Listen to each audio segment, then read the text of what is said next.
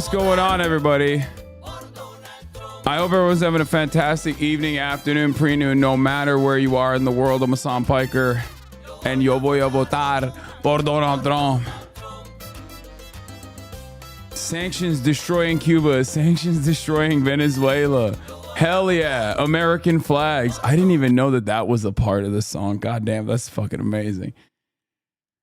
Oh, what's up, everybody? I hope everyone's having a fantastic evening, afternoon, pre-noon, no matter where you are in the world. I'm HasanPiker, and this is the HasanAbi podcast coming to you live from Saudi. Kind of cold, but still sunny California, Los Angeles, folks. We're live and alive, and I hope all the boys, girls, and MBs are having a fantastic one because today's a beautiful day. Today's a wonderful day.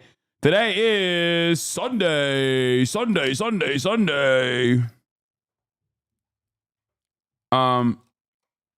We're live and alive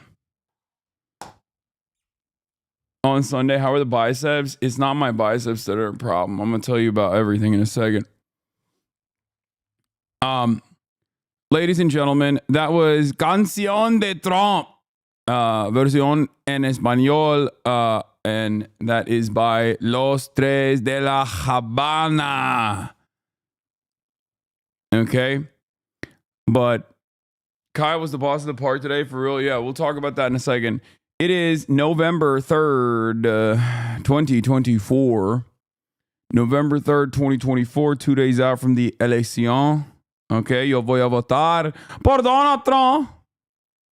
You absolutely smoked the turn and burn, but you did look pretty sad. Did you also do a Zercher bench press? No. Anyway, I'm a little tired, and there's a really good reason for that, and I'll tell you all about it. I'm going to tell you all about that in a second. But yeah, this is the part of the broadcast where I tell you a little bit about my personal news about what's going on in the world of HasnAbi Piker. In between time period, press the stop streaming button, press the start streaming button, and there's a lot that has happened in the universe, so I'm going to get right into it. Ladies and gentlemen, you definitely need a better entry for the IRL, but it was still fun. Yeah, I was tired because I had played basketball earlier in the day. So here's the thing. The human body is a battery.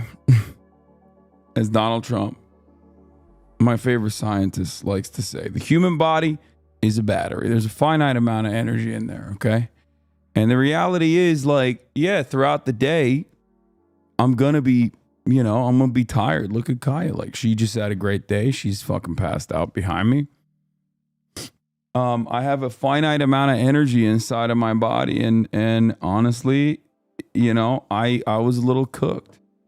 I was a little cooked at the gym. Yesterday, we cut short the political commentary 3 days out from the election so we could do some fun shit. I went to the gym. I was supposed to link up with Agent. Agent came 2.5 hours too late, unfortunately. But I went with Miskiff and March and Will, and we worked out. And we did Will's routine, and he's an absolute madman. And I hope that... So the stream will be shorter? No, not today.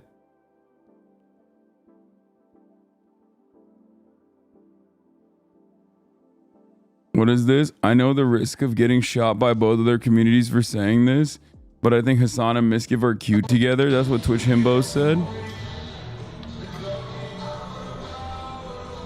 Yeah. Girls are gonna see you on the stream. Yeah. And they're gonna be like, damn, that guy's hot.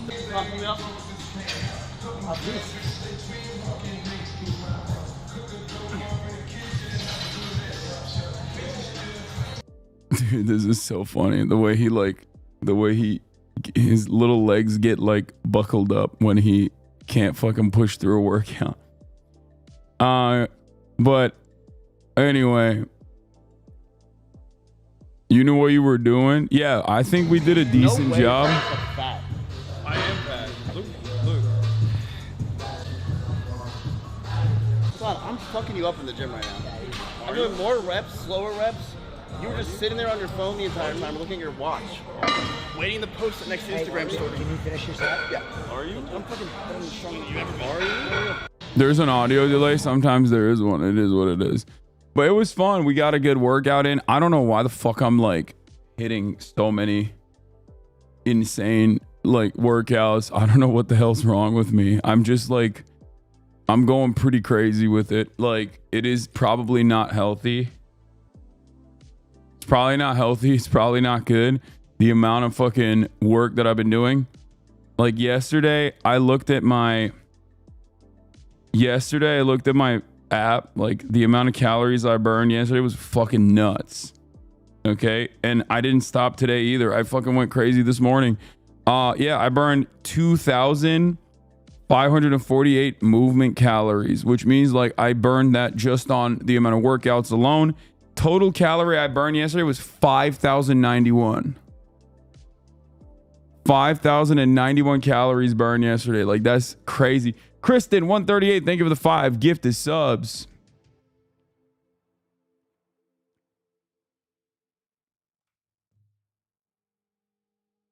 Do you have rest days? No. Yeah, dog, you need to chill the fuck out because you need to prevent getting rhabdo. I'm not going to get rhabdo, dude. That's crazy. I don't work out that much. Bro, did you even eat that much? No. You're still 225? Yeah. I did get misgiven myself. After the stream ended on my end, we pulled it over to Will's stream. 5,000, that's on par with Michael Phelps. No way, that's actually 5,000 calories, my brother in Christ. No, my daily, the amount of calories I expend just obviously being myself is like probably around 3,000 calories anyway. Why do you think you're fat? I mean, I have a little bit of body dysmorphia. Also, Michael Phelps's workouts were like 8,000 calories, I think. And yes, I do use, I do use creatine. Did you not make him get sushi? Nah, Agent was not allowed to have anything anyway. His chef was like, no way. And also on top of that, his chef seems strict. No, it's good. It's good that he's strict. That's his job. But beyond that, yeah, we did a lot of workouts. We did a lot of workouts. You literally have an eating disorder. Please get that checked out. Dude, shut the fuck up. Like, okay, take another week off sheltered, Rosebud. Oh my God. Like, you can say I have body dysmorphia, which is correct, but you can't say I have a fucking eating disorder. What the fuck are you talking about? Like, dude, people who like are just like, I'm woke. I can say whatever I want. Just like speak out of turn in the most insane ways possible sometimes. It's like, the fuck? Check yourself, please.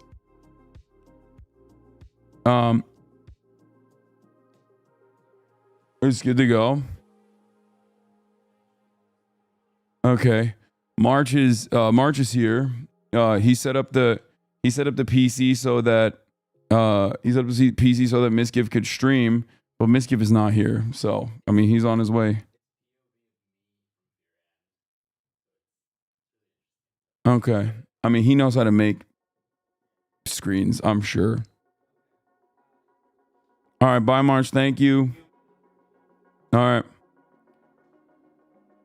You're live on a Sunday? Yeah, I'm always. Weighing your chicken tastes good when you don't have a bitch in your ear talking about ED. Yeah, it's crazy to say I have an eating disorder when, like, my disordered eating, if other people also followed through on, would be infinitely healthier. I track my macronutrients. I don't have, like, orthorexia or whatever it's called. Like, I simply track my macronutrients and micronutrients. I supplement with fucking vitamins and shit. And I was just about to explain to everybody that because I had a fucking massive day of working out, I was like, yeah, let's have some fun. Which is why I got misgiven myself chicken katsu Japanese curry.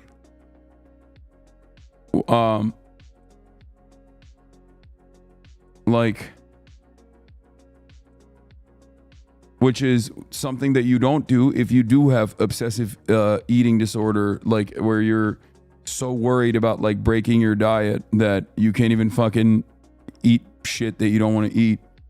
Most annoying part of food weighing is scale shit to me. I mean, it doesn't matter.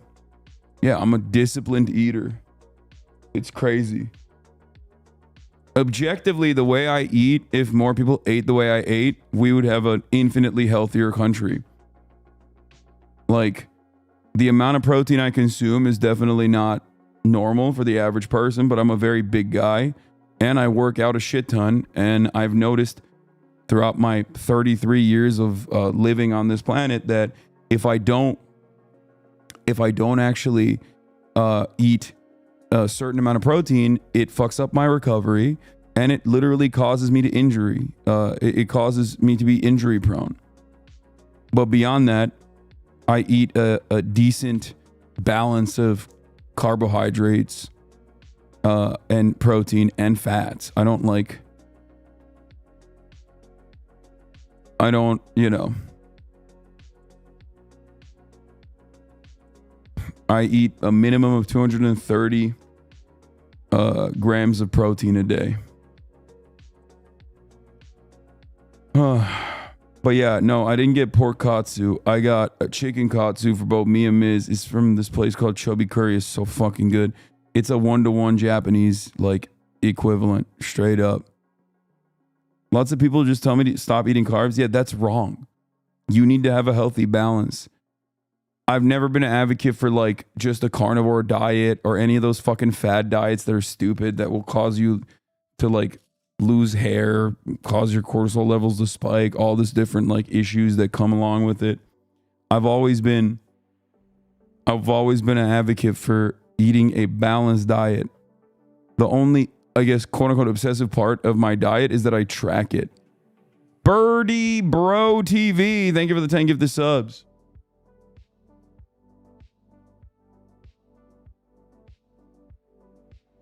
I don't even do keto or nothing like that. I don't even do OMAD anymore. I do 2 meals a day. I don't eat brekkie. I skip breakfast. That's the one part of my diet that maybe some people might disagree with, but I skip breakfast. I work out fasted, usually, unless it was yesterday, but I work out fasted usually. And I eat one big ass meal full of chicken and protein when I'm hungry. Oftentimes it's after 3.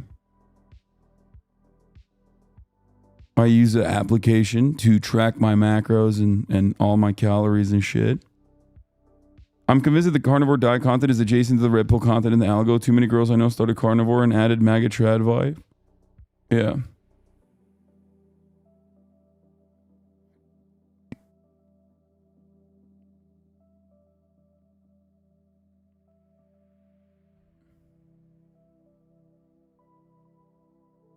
I think you should lift fed. Don't need a lot of calories, 200 to 300 an hour before it. I mean, I don't know. I've just been doing.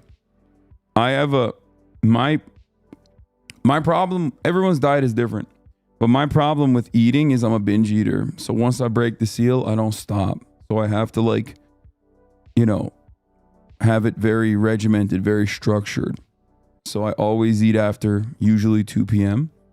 Sometimes that's when I break the fast. But I'm still hitting my daily macro goals anyway. And yeah, it's fucking working, you know?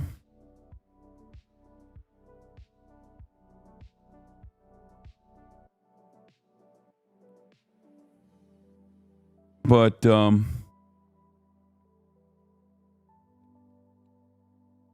Walls talks to undecided more voters for more perfect union. Nice. Anyway, so last night I didn't really do much. I hung out with Miz. We had some chicken katsu. It was absolute bomb. I went to bed, woke up early, and I didn't realize. Let me tell you how fucking structured I am. Okay, let me tell you what my regimen looks like. As you guys probably know, if you've been in here early on, this is when I talk about my daily news before we get into the news, right? I wake up at 6:30 every morning to take a piss. But this morning I woke up at 5:30 to take a piss. And I was like, what the fuck's going on? Why am I waking up at 5:30 to take a piss? What the hell is happening? Okay. And I had no idea. Okay. And I was like, all right, this is weird. And then I tried to force myself back to bed. Mars said, rock hard. It's true. Bro, aren't you driving right now? Focus on the road. Focus on the dang road, March. Anyway.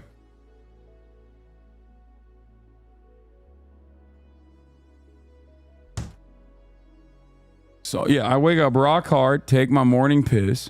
I go back to sleep and I'm just like, what the fuck is this? Why am I up so early? Is it because I'm really excited about the election? It's finally going to be over soon. And I guess sometimes it's like that. like that someone said STI. Yeah, dude. I wake up every morning at the same time to take my morning piss, and that must mean I have a sexually transmitted infection. Fucking stupid idiots.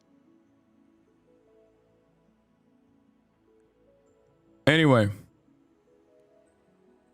so I take my piss, I try to go back to sleep, and it's like I feel like time is running really slow. I'm like, what is happening? It's like barely 8, because usually that's like when I go out and work out, right? And I'm like, what the fuck is happening? Like, it's almost like 8 a.m. and I don't know what the hell is happening.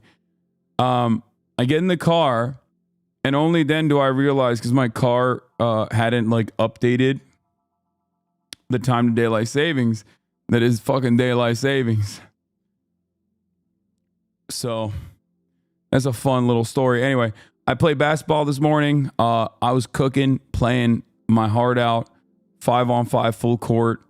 But while I was playing 5-on-5 full court, I had a situation. Where this dude, I'm coming off a fast break. I go up for a layup left-handed. I jump up off balance, and this dude just trucks me. Like literally while I'm in the air. Both legs are in the air, and he just goes, not even for the ball at all, just straight up for me, for the body. I fucking fly off. Okay? I fly off. I was able to flip and like recover pretty fast, but I still hit the ground. On my ass, on my right ass cheek, basically. Playing against Draymond. Yeah, it was crazy. I mean, I know the dude. It's fine. He's like a cool dude.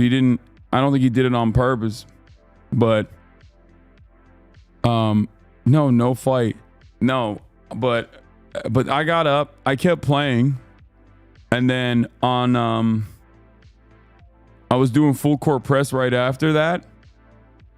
And I pushed with my, like, as soon as I exploded to try to intercept the pass coming in, I felt like I felt the pain in my butt, and I was like, all right, I'm done.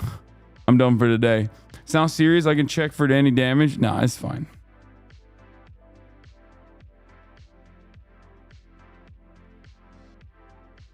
I don't understand how you're 30. Dark MAGA coming for you.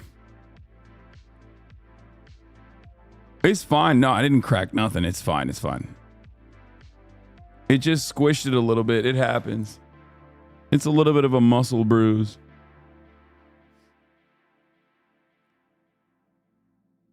So, did you cry? No. My ass is not broken. Everything is fine. My hands hurt a little bit too, though, because I was like, you know, I was able to balance it a little bit. You're viral on Lib Twitter. Yeah, I saw this. Let's go. My old Charlie Kirk interview. Charlie Kirk storms off stage during a panel discussion after he was confronted with a tough question. I live like a capitalist every single day, Chank. I live as a capitalist, okay? I live what I believe. No. What do? I get charity every single year. Hold on. What's my salary? Less than his. Charlie, come on, Chank, let's go. Yeah, Lib Twitter, let's go. Lib Twitter going crazy.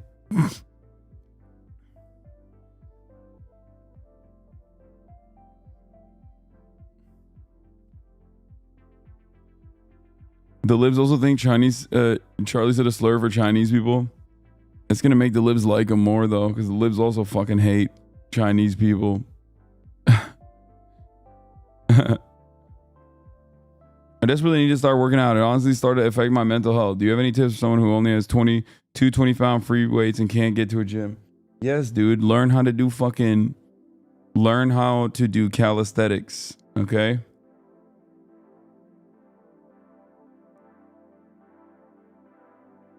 Trump done did it again. Anyway, it is what it is. So, folks, do you take ashwagandha? I do. How many days a week do you lift? Usually 4. Yeah, I got the playlist, the Macy's. Thank you. We got Lib Watch. We're gonna do SNL Watch. Obviously, we're gonna do Poll Watch. Before we get to Lib Watch, I think I'm gonna start it off with the Seltzer poll, and we're not talking about the Alka-Seltzer. Okay. Now, something very big. People were waiting on. Okay, people were waiting on something real fucking big. Oh shit! Before I forget, let me blast off that I'm live. I forgot. Holy shit! What is happening? I'm all over the place today. Goddamn. Goddamn. Can we do a meat watch? Sure. Okay.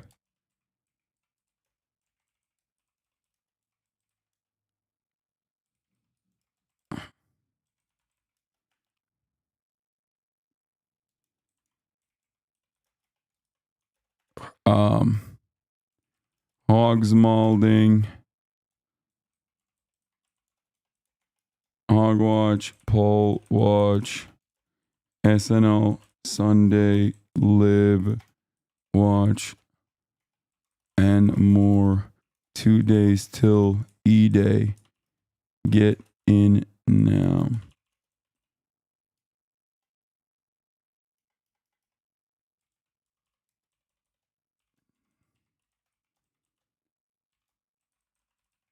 Okay, twitch.tv/HasnAbi. What's Meat Watch? Don't worry about it. Do we have a blast off meme? Can you explain why Mike from PA seems to take all pro-Trump data as fact and all pro-Kamala data as fantasy? I don't think he does that. I think that anyone who tells you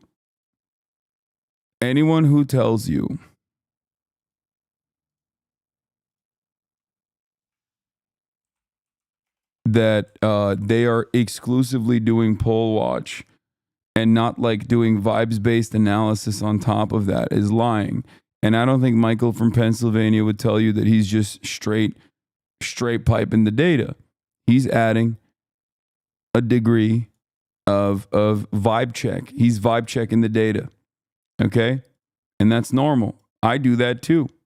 That's precisely the reason why, and I've said this already. That's precisely the reason why I have said time and time again.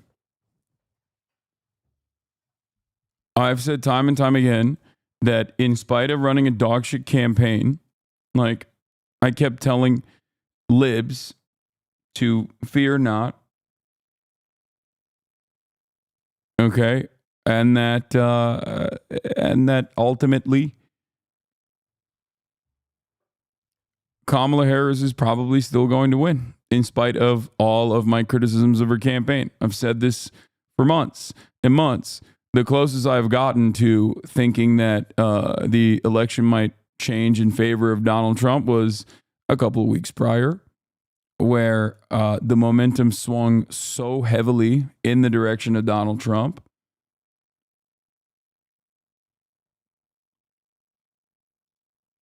You know? And I think that this does not mean that like Kamala Harris is absolutely 100% going to win.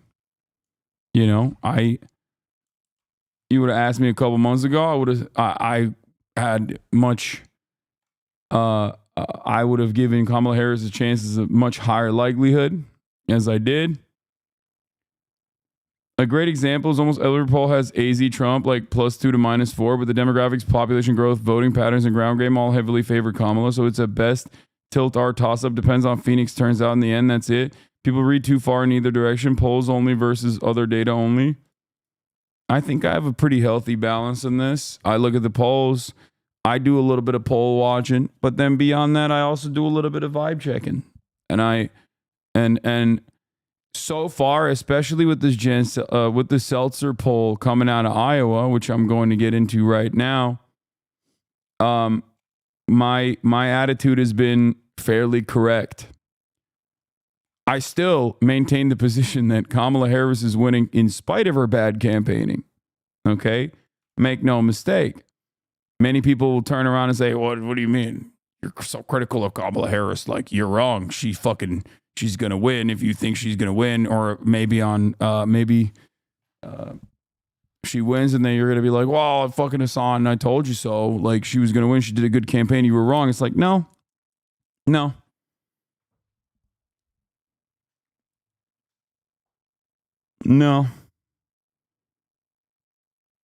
It's not just about winning. It's about how you win. It's about what margins you win with. It's about what base of support you are capable of activating in that process. And I think Kamala Harris should not even be on shaky ground at this point. That's my point. That's my issue. This should not be a close race.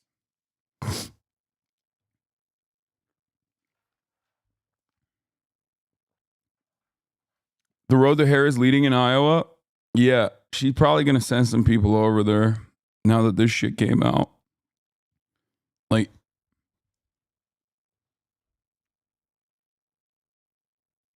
once you saw the polls not move after Trump got shot, you've been saying it's Kamala's election to lose. I mean, no. Trump gets shot. He's going up against Joe Biden. Trump is still going to win. 100p. It's so obvious that he's still going to win. It's so obvious that he's still going to win that like Joe Biden has to drop out, right? After that occurs, Kamala Harris made up like 10 points. It was crazy in a matter of days. And then they just cast aside all that momentum for no reason.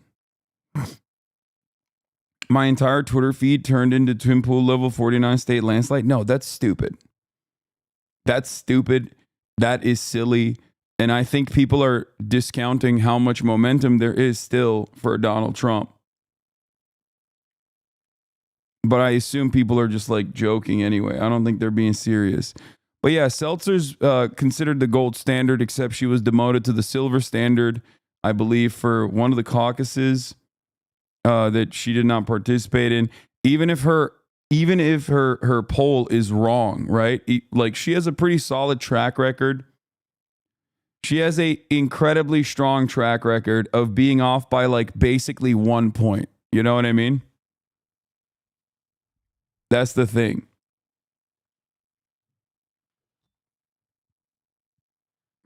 If you look at like her last Iowa poll versus results here. I mean, this is a good example. 2022 Senate R+12, R+12. 2020 President R+7. Turns out it was R+8. 2027 R+4. Turns out it was R+7.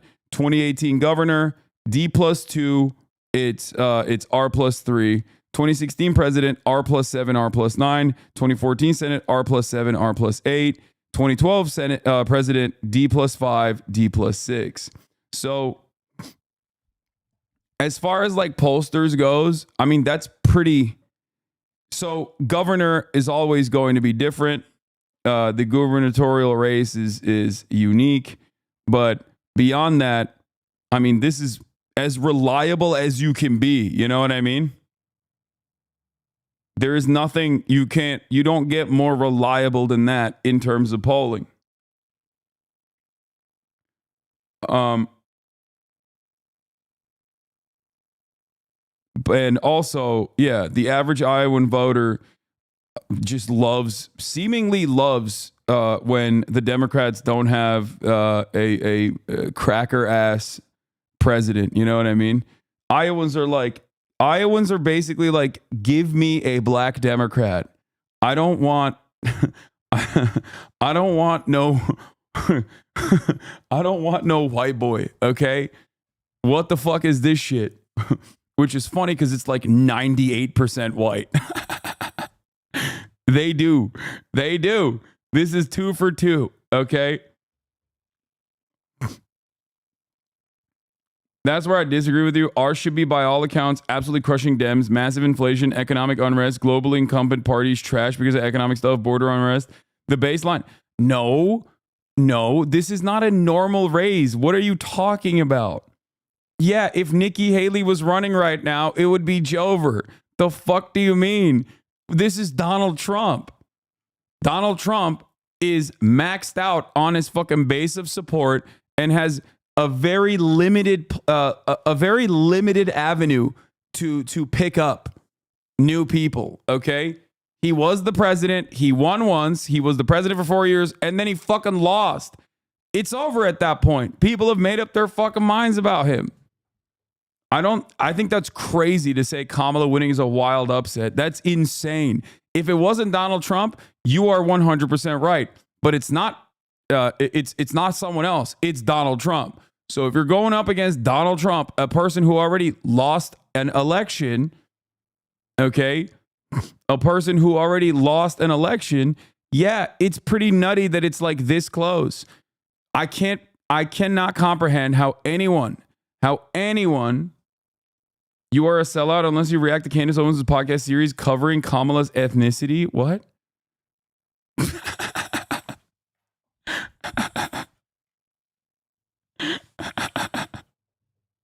That's awesome. Yeah, dude. I don't give a fuck. What are you, crazy?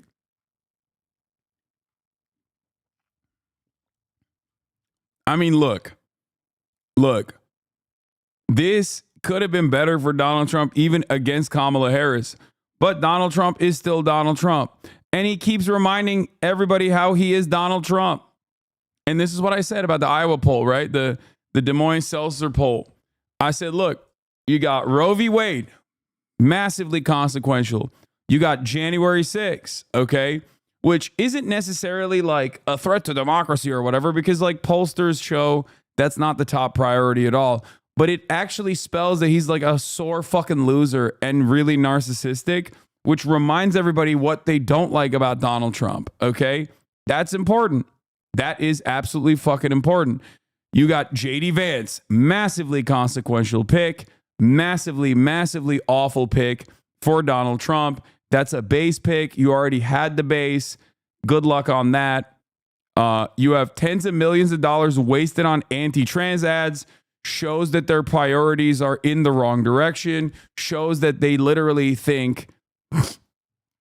Shows that they think that these are the top priorities. It's like, you're fucking stupid. Just talk about the economy, jackass. You fucking idiot. Talk about the economy. Talk about how you're anti-war. But you won't do that because you're Donald Trump. Then you have anti-immigrant screeds instead of messaging discipline on economy. Dog shit tariff plan, which was effectively countered as a mass sales tax, which I really liked. Kamala Harris's campaign has had a couple big W's. That was one of them.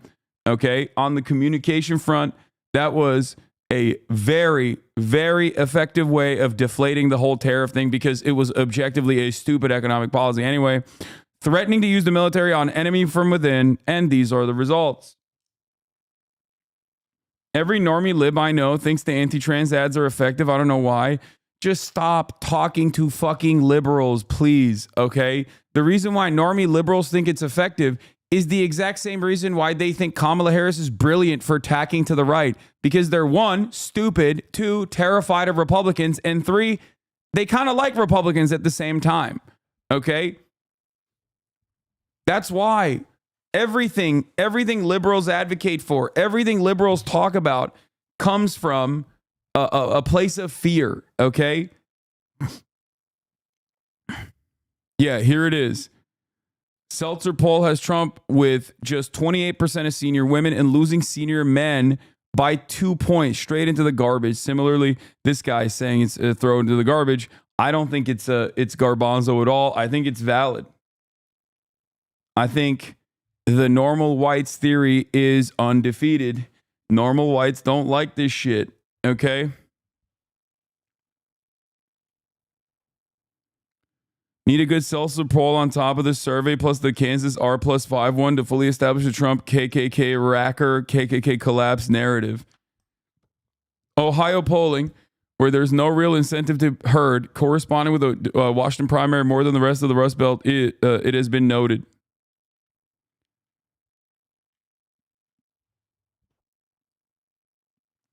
Like, that's crazy. Ohio being only +3 is crazy.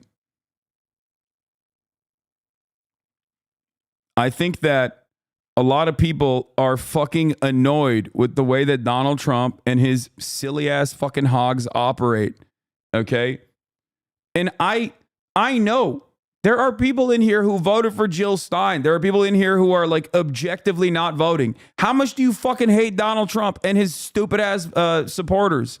If you feel that way, then yeah, you think people who don't give a fuck about Gaza are not feeling that way? Of course they're feeling that way. It's like very little to do with people going out and voting for, Kamala Harris's wonderful $50,000 in tax cuts for startups policy, and everything to do with, I don't want these fucking freaks anywhere near a position of power.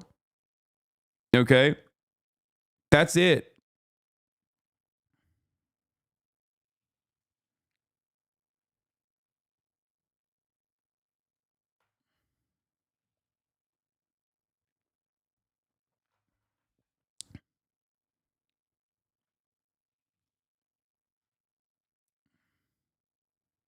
MAGA is claiming Diddy paid Ansel. Wait, what?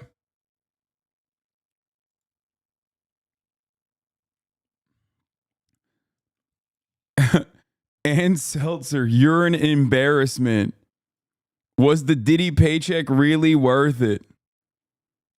Ann Seltzer, after P. Diddy invites a random Iowa pollster to his pedophile ring parties for some reason. Okay, so there's a 56-year-old woman here. The reason I was turning blue is abortion. Yes.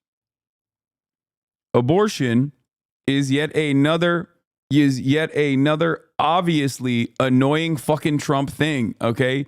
People are annoyed. People are mad. People are grossed out by the way that the Trumpian Republican Party operates. This is literally not anything different than the 2022 midterm red wave turning into a fucking baby puddle. It's the same shit. The only difference between that and what's going on right now, and it's not like this isn't in the bag. I know that like libs are doing victory laps as though like the election is over, they're going to win, whatever. It's still close. I don't think people understand. It's still a toss-up, in my opinion, but I still favor Kamala Harris on it for how badly Donald Trump has presented himself this entire time. He's done no convincing whatsoever that he would be different somehow, or at least like try to remind people of all the good stuff about how the economy was good when he was president. And instead doing like the worst campaigning possible by sucking the microphone and complaining for 45 minutes about like audio people, or just being a fucking racist piece of shit that is really annoying and people don't respond positively to.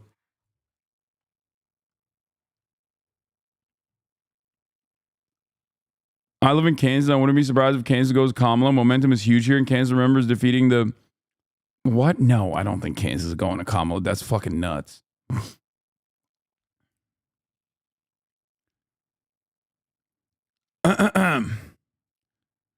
Harris has to be up 10 to 12 points nationally for this result, and she's simply not. I don't believe she's winning senior men in Iowa, or that over 55s are voting 10 points left of under 35s. Polling is just broken. I don't know how to process this at all.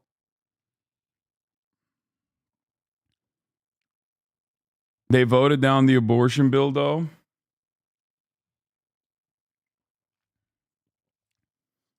Yeah, but that doesn't. But that was separate. Is there a ballot measure in Kansas for abortion this time around? Final New York Times polls, Edinger Momentum was waiting on them too, shows a tie in Michigan and PA.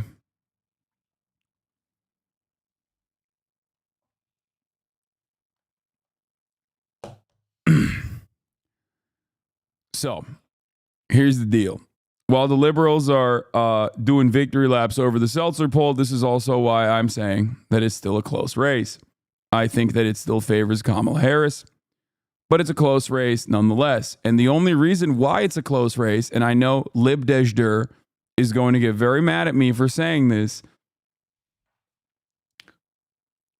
but it's because Kamala Harris has not done enough messaging and communication beyond harm reduction for the base voters. You can't rely on the base specifically because you're a younger black woman and then assume that they're going to come out and vote for you in droves. That's it. That's it. That's the only reason why it's a close race. Donald Trump is an unimaginably bad candidate. He is not a strong candidate. He's a bad candidate. Okay? JD Vance is also not great either. This is why I said she should have been communicating a different message forward for the black voters, brown voters, young voters in general. Okay? But she didn't do that. She didn't do that at all. And these are some of the consequences. If she does not bring the same margins from the Philadelphia Philadelphia base of support, young voters, college educated voters, like voters that are going to college, college students. Like if you don't get turnout from your base, you're kind of cooked.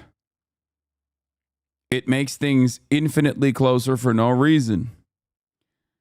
And that's where we're at. And I think that's why these polls are showing this insane tie this close out.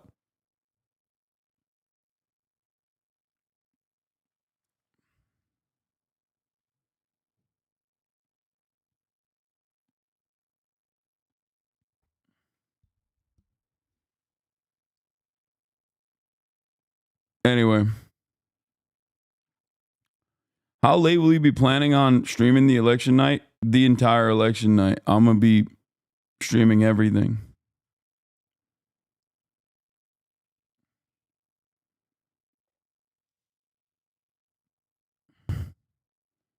Mearsheimer and Jeffrey Sachs both state Trump will be better on Ukraine. You guys were all screaming copium yesterday, but Trump is literally lesser evil voting.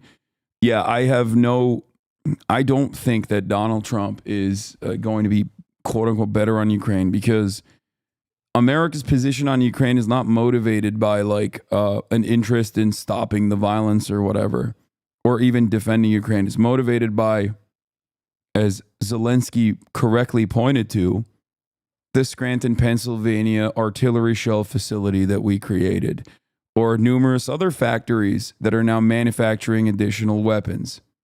Okay? This is it. That's what it is. America has ramped up production and manufacturing in an effort to continue doing war. This is very positive for the military industrial complex. It's just not going to happen. You're not like Donald Trump is not going to put an end to that. Okay?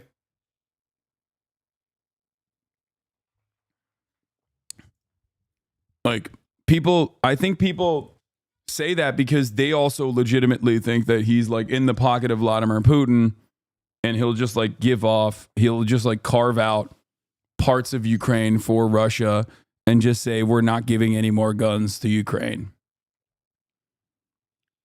But the reason why we're giving guns to Ukraine is not because we are interested in Ukrainian emancipation. Sure, I think that we're interested in, having political influence over Ukraine as a way to wither away our foreign adversary in Russia, and as a way to make sure that we have influence over a massive country that's like very close to Russia. Okay. But more importantly than that, real reason is money. And I don't think that Donald Trump in any way, shape, or form is going to make a decision in the opposite direction.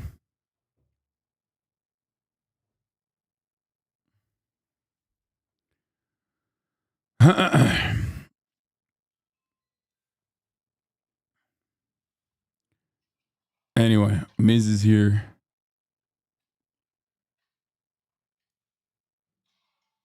Okay, here's a tracker of all states with an abortion item on the ballot.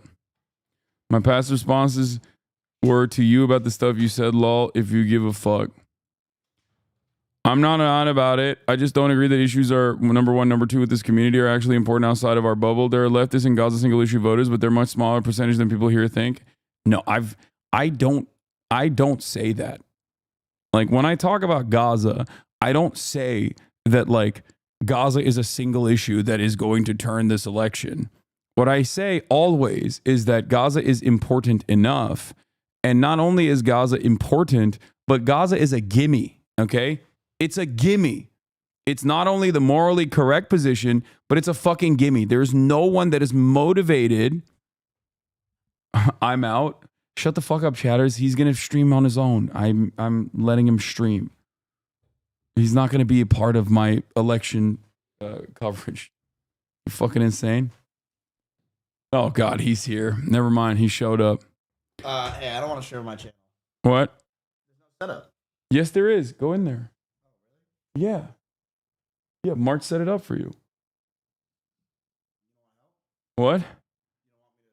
No, I don't want you to help. Go do your stream. How long are you going to stream? Okay. I told me I have to rage afterwards, right? I don't care. Have you shown Missy the oh my God I will vote yet? No. All right, let's continue. Hi, Chad.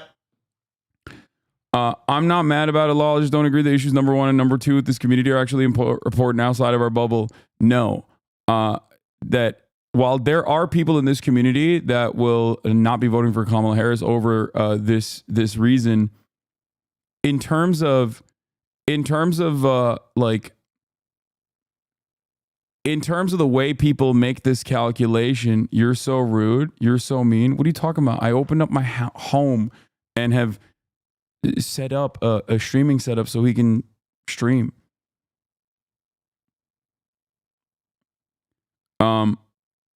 I have time and time again said that it's a gimme in the sense that it would change the calculation. It would change the way that people are responding to her. It would help her.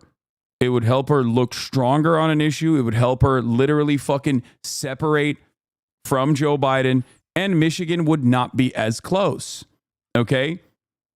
There are leftists and Gaza single issue voters, but there are a much smaller percentage than people here think. I do think she should have played the base more, but her strategy, in my opinion, was a good one for a year where fundamentals were anti-D. No.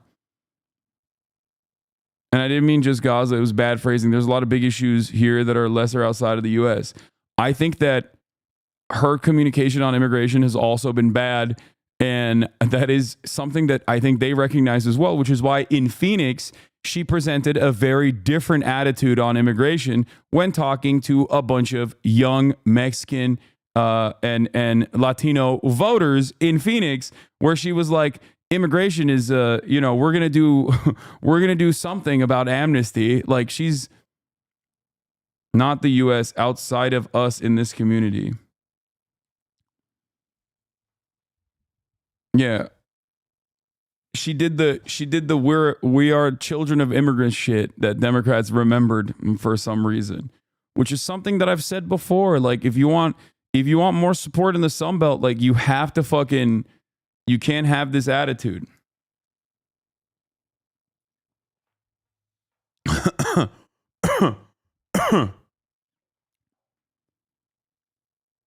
Anyway, my point always was, okay, that this race should not be close because of Donald Trump, because Donald Trump is ass. And that much is 100% correct. Donald Trump is an ass candidate, and he doesn't have the juice that he once had. He has no way of like presenting himself as a fucking moderate. Like, he's not doing a good enough job with that. And he's trying to fucking pick apart in this incredibly limited base of support that he has. He's trying to pick apart like conspiracy voters. And that is a notoriously unreliable type of voter to try and win over. Okay? They will support you. They'll go out and say, They love you, but will they go out and vote? We'll see.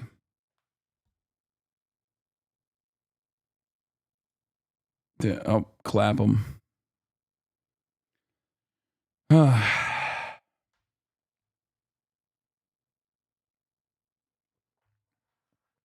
Get the fuck away from America. America, stand behind me. I'll protect you.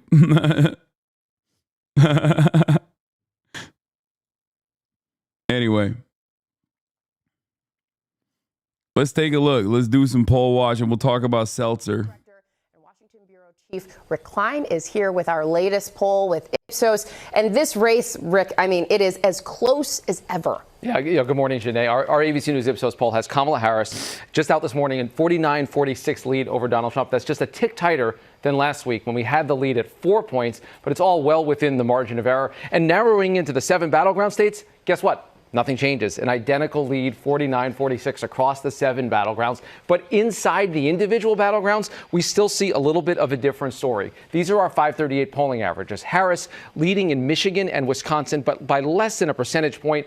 Right now, trailing narrowly in the polling averages everywhere else, including Arizona. That's 2.5 points. But again, all of this is within any polling margin of error, and there's new polls even out this morning that would suggest a tighter race, even if that's possible here.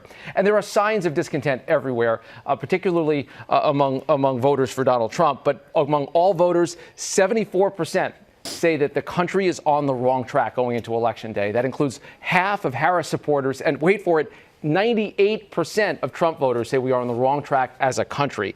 And 60% of voters say they are still dissatisfied with the candidates. And we finally found an area of bipartisan unity. 61% of Harris supporters and 57% of Trump supporters agree that they are dissatisfied with the candidates they are voting. Damn, dog. Damn, dog. I thought people loved Harris's campaigning. I thought that they thought that she was fucking hot shit. That's crazy. I wonder why people are saying that. I wonder how we got here again, dude. How the fuck did that happen? Now, listen, and I've repeated this time and time again. She is not Hillary Clinton, okay? She doesn't have the metric ton of dissatisfaction, distaste, anger, resentment, hatred, and conspiracy theories that Hillary Clinton had, which is why it was fucking insane for the Democratic Party to be like, this is the candidate, and you're going to shut the fuck up, and you're going to vote for her. Okay? She didn't have that. She doesn't have that, which is why, you know, this is not the end all be all, okay? It's not the worst thing. She, however, is not a very good campaigner. She's just not. She's not very, doesn't have a lot of riz. She's black. America's racist. Oh, no, for sure. That definitely plays a role. America's also sexist too. But guess what? Guess what? What do I always tell incels? Okay? You don't look at the situation. You don't look at a situation that's like built against you and turn around and say, well, any guy can be 7. I do say that. You got to play to your advantages and you got to overcome your disadvantages, you know? That's it. I would never be like, oh, this person is a black woman, so she shouldn't run for president, especially if they have dope policies. You know what I mean? It don't matter. Like what? You think she didn't realize that America was racist and that she was a black woman running in a racist country? No, of course she knows that. What the fuck? That's precisely the reason why she didn't do the I'm with her style bullshit in the way that Hillary Clinton did. Okay?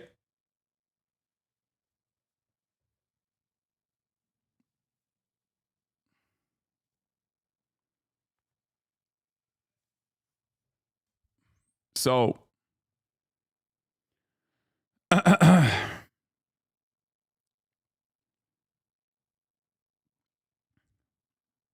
don't think the race is going to be close. I don't understand why they don't factor in the Supreme Court and Congress when they talk about the country being on the wrong track.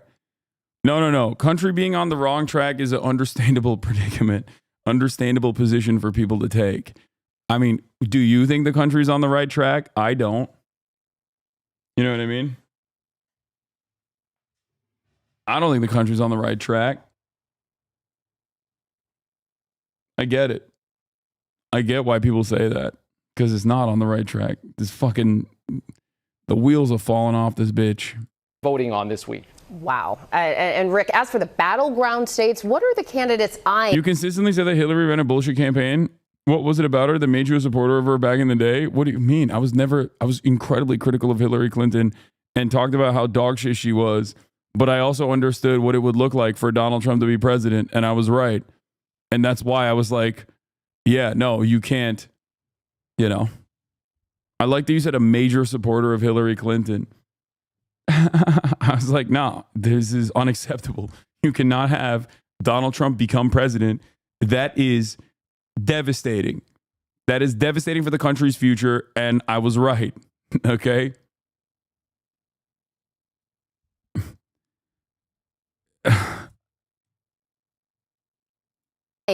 As their likeliest paths to victory at this point. Yeah, and you heard Selena lay it out a little bit, but if the polls lined up exactly where things are in the Electoral College, if basically if the polls are right, which is a big if, you'd have Donald Trump winning right now. 287 electoral votes, that's more than 270. But the polls, of course, are often off a little bit. So here's the scenario that Selena was talking about, the blue wall. Wisconsin, Michigan, and Pennsylvania, if they all go for Kamala Harris, that is 270 electoral votes exactly. That means the presidency for her. For Donald Trump, a couple of different paths, but the likeliest, let's say he carries Nevada and Arizona, where he's been leading in the polling averages, Georgia and North Carolina in the South, historically more Republican. He just needs one more state, and it could be any of the big three. Pennsylvania, the likeliest and the biggest prize. That is the biggest battleground, and it is close to a must-win as we see for both candidates. There's agreement on that this year as well. And Rick, you know, we were talking about this behind the scenes this morning, that poll out of Iowa that now shows Harris leapfrogging, leading Trump. I mean, 3%. What can we? So like, this is because Seltzer is like a very reputable pollster. Like people were looking at Iowa being deep red, normally. People were looking at this poll and being like, oh, it'll be like +5. If it's like +5 Trump, that is good for Kamala, right? That means that there is a lot of still like resentment for Donald Trump from the base. Maybe some people are not going to go out and vote. And people were looking to extract some kind of data from this that would be helpful for a like national snapshot of what the broader electorate looks like. So for this poll to just fucking come out +3 for Kamala Harris, okay, it was nutty.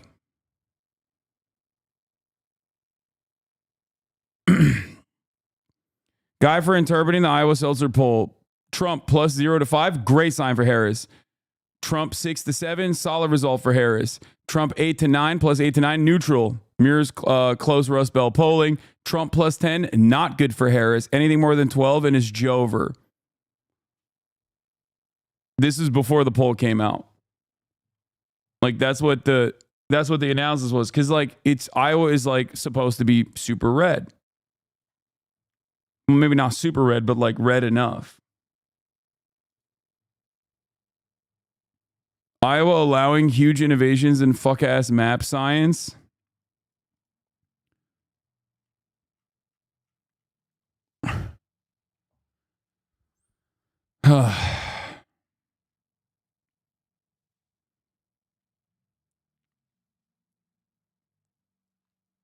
Caitlin Clark is Iowa's GOAT. Huge asterisk, +3 within the margin of error, so it was better to call this a dead even poll than Harris ahead by 3. It doesn't matter. The point is, this is unexpected. This doesn't mean that like Texas is gonna fucking turn blue or whatever. Okay? This doesn't mean that at all. What this simply says is that Trump's base in like deep red places, at least like in the middle of the country, is kind of withering away a little bit in comparison to like places like Florida where he's obviously cooking. Okay? Like I don't think Kansas is going to fucking turn blue Like, that's not what I'm saying at all. I'm simply saying that things are not looking good in Trump world. And you can tell that things are not looking good in Trump world because they're freaking the fuck out over this. And early voting data showing like a lot of women coming out and voting also does not look good for the Trump world, because the Trump world keeps complaining about how men need to go out and vote. Please go out and vote. If you don't vote, you're gay. Like,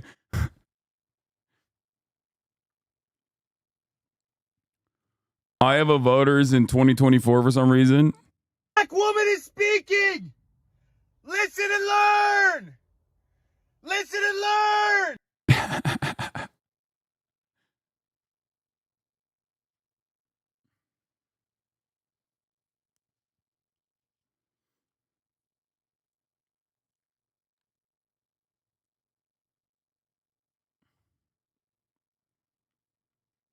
Anyway, do you think the other big pollsters are just hurting with the conservative Harris lead? I mean, that's the assumption right now. I mean, that's like, and pollsters have said as much. Like, they do have a Trump bump that they baked in because they don't want to fuck it up. I'm really glad it's close. And they keep saying it's tied. It will get more people to vote. Remember in 2016, they said Hillary had a 90% chance to win, and I think it hurt her chances. A lot of people just decided not to vote. Yeah, there were a lot of issues there. I think the lack of motivation to go out and vote wasn't because Hillary's definitely going to win. I think it was people also despising her and despising Donald Trump too, but definitely despising her.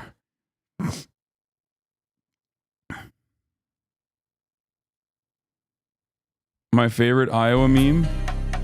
Pennsylvania. We're the nation's closest swing state. We don't like Trump, but Kamala hates fracking. This is so difficult. Iowa.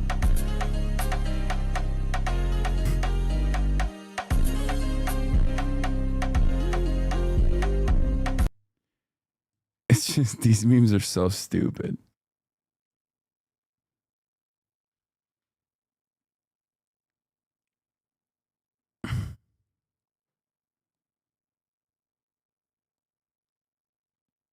Anyway.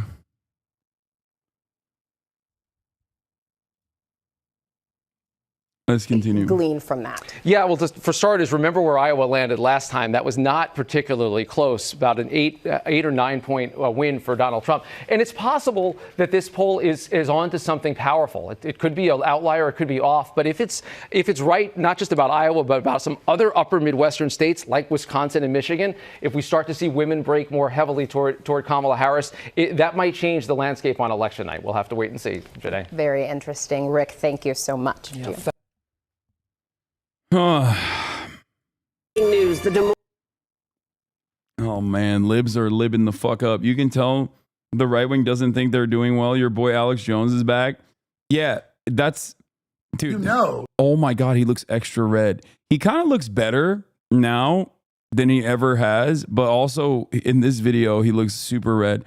Other key findings in the Iowa poll: independent women back Harris by a 28-point margin. Senior women support her by more than a 2-to-1 margin, 63% to 28%. 97% of them support Harris, while only 89% of Republicans support Trump.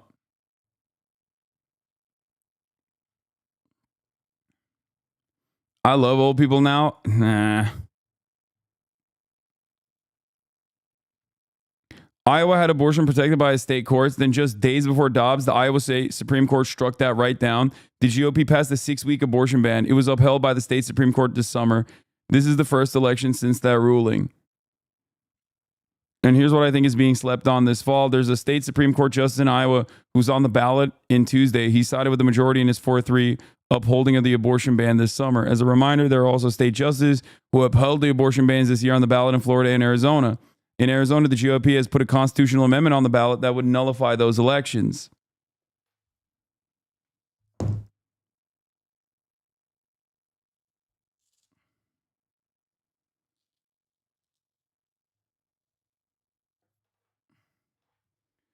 If Kamala wins white women vote, it is an abortion. She should think it's Taylor Swift. No, dude.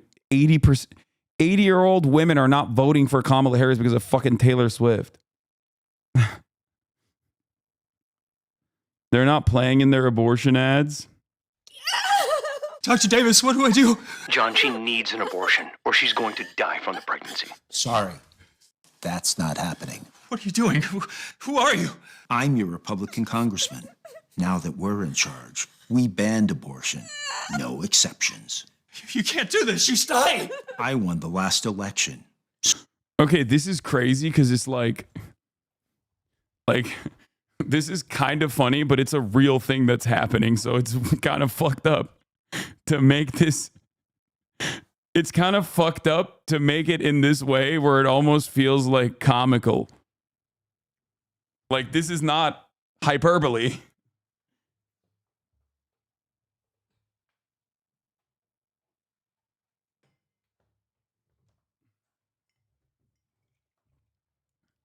This is not the A24 style horror flick that we saw with the other like cop pulling a young lady over with her dad when they're crossing the state border. So it's my decision. But don't worry, you can still have children, just not with her.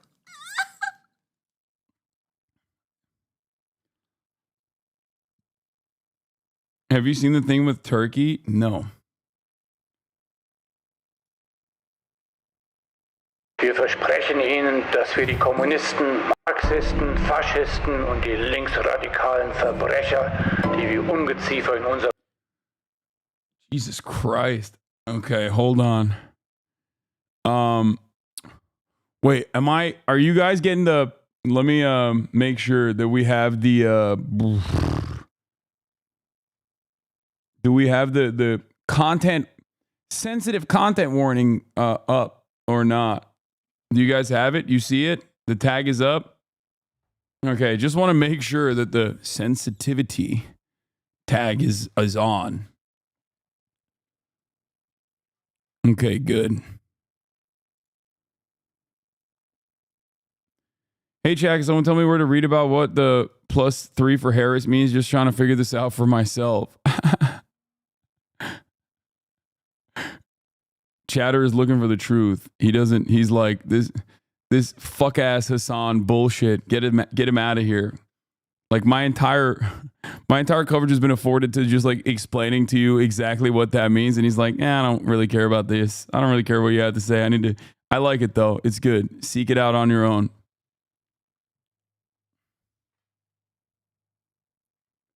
unserem Landleben ausrotten werden. Aber wir holen sie nicht aus den verseuchten Ländern. Ich weiß nicht, ob man sie Menschen nennen kann. In einigen Fällen sind es meiner Meinung nach keine Menschen, sondern Tiere. Sie vergiften das Blut unseres Landes. Yeah, they're poisoning the blood of this country is like a direct verbatim Hitler bar. So that's like, that was pretty crazy. That was pretty fucking crazy. Wir werden die größte Abschiebeaktion durchführen. Wenn ich nicht gewählt werde, wird es ein Blut. I mean, I think they're just saying Donald Trump's this is a Trump speech just in German, but the enemy from within poisoning the blood of this nation, like America for Americans.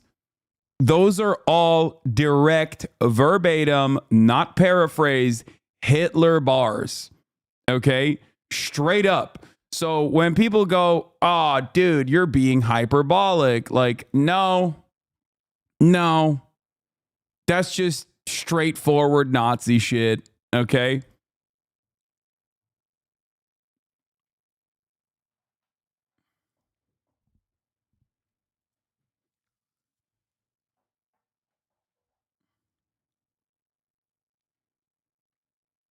Blutbad geben. Ich bin eure Vergeltung. Ich möchte nur einen Tag lang Diktator sein. Fuck you, Hasan. I'm a canvasser in North Carolina. If you gotten, oh my God, I will vote for Donald Trump stuck in my head, and I've been singing it on the field. If North Carolina goes red, it's your fault.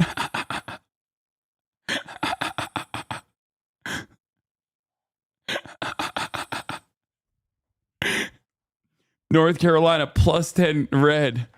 I made every North Carolina canvasser have the fucking song stuck in their goddamn heads. It's not my fault. It's a banger, dude. What do you mean? What the fuck do you mean, dude? You can't be getting mad at me for that. Oh my God, I will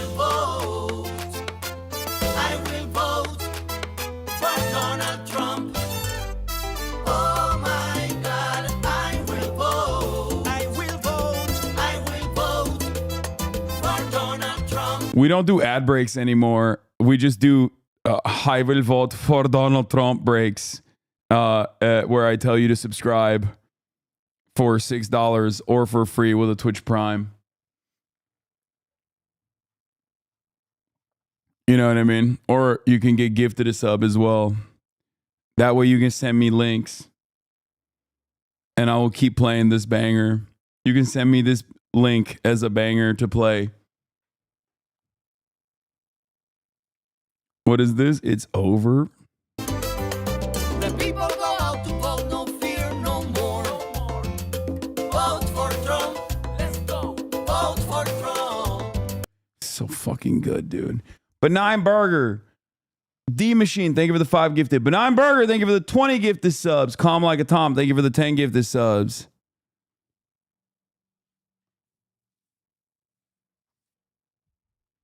Oh, God. Oh, no. They were expecting thousands of people at the JD Vance rally with Don Jr. in Pennsylvania. Only tens of people showed up. Oh, no.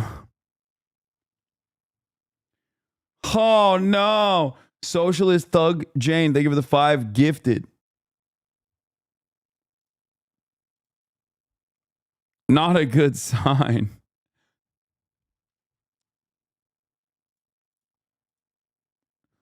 Oh my God, I will vote. I will vote for Donald Trump. Thing is, Nazis committed genocide. It is kind of extreme to link a person with those guys just because your ideas are nationalist, don't you think? Brother, what do you... I hate this argument so much. I hate it so much. You're literally saying there is no reason to learn about history in order not to repeat the mistakes of the past, okay? Someone does not have to have a goofy-ass mustache and you can present the situation like as the final solution being activated for you to be like, okay, now he's Hitler. Like, what do you mean? I hate this fucking dumbass argument, dude. You think they still weren't Nazis before they killed 6 million Jews? Like, how do you think we got there? Why do you think there is like laws and guidelines surrounding what constitutes a genocide that Israel is violating on a regular basis? But that's besides the point. The entire goal is to stop it from happening before it actually gets to that point. You know? All you're saying to me in this circumstance, okay? All you're saying to me in this circumstance is like, you're basically saying, let Trump mass deport and maybe execute a couple million migrants first before you can correctly call him a Nazi or Adolf Hitler. And like, how many millions does he have to kill before you decide, okay, he is Adolf Hitler? Okay? Because, you know, not only is he quoting Hitler, but his policies are also one-to-one directly Adolf Hitler. Okay? It's not like Adolf Hitler originally started with like, we're going to kill every Jewish person. You know, he definitely wanted that for sure. But the original goals of the Nazi government was to do mass deportations as well. Okay? Like, you don't arrive at let's execute every single migrant before you arrive at they're dehumanized, they're not real humans, they're eating cats and dogs, they're doing barbaric, horrifying rapes. Okay? You kind of have to get there. You kind of have to gear the crowd up to be open to the mass execution policies. There's a reason why it's called the final solution and not the first solution, okay?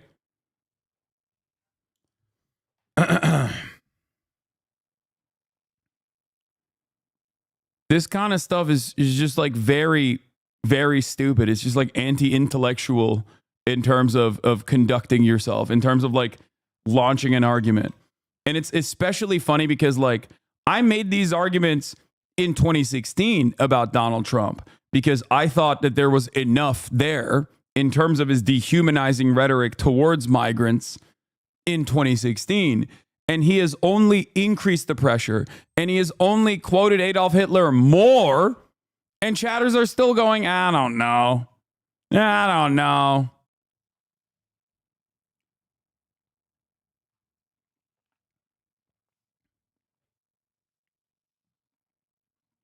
Radical police, radical, wee woo, you're being too radical for Twitch, informed Dan Clancy. Yeah.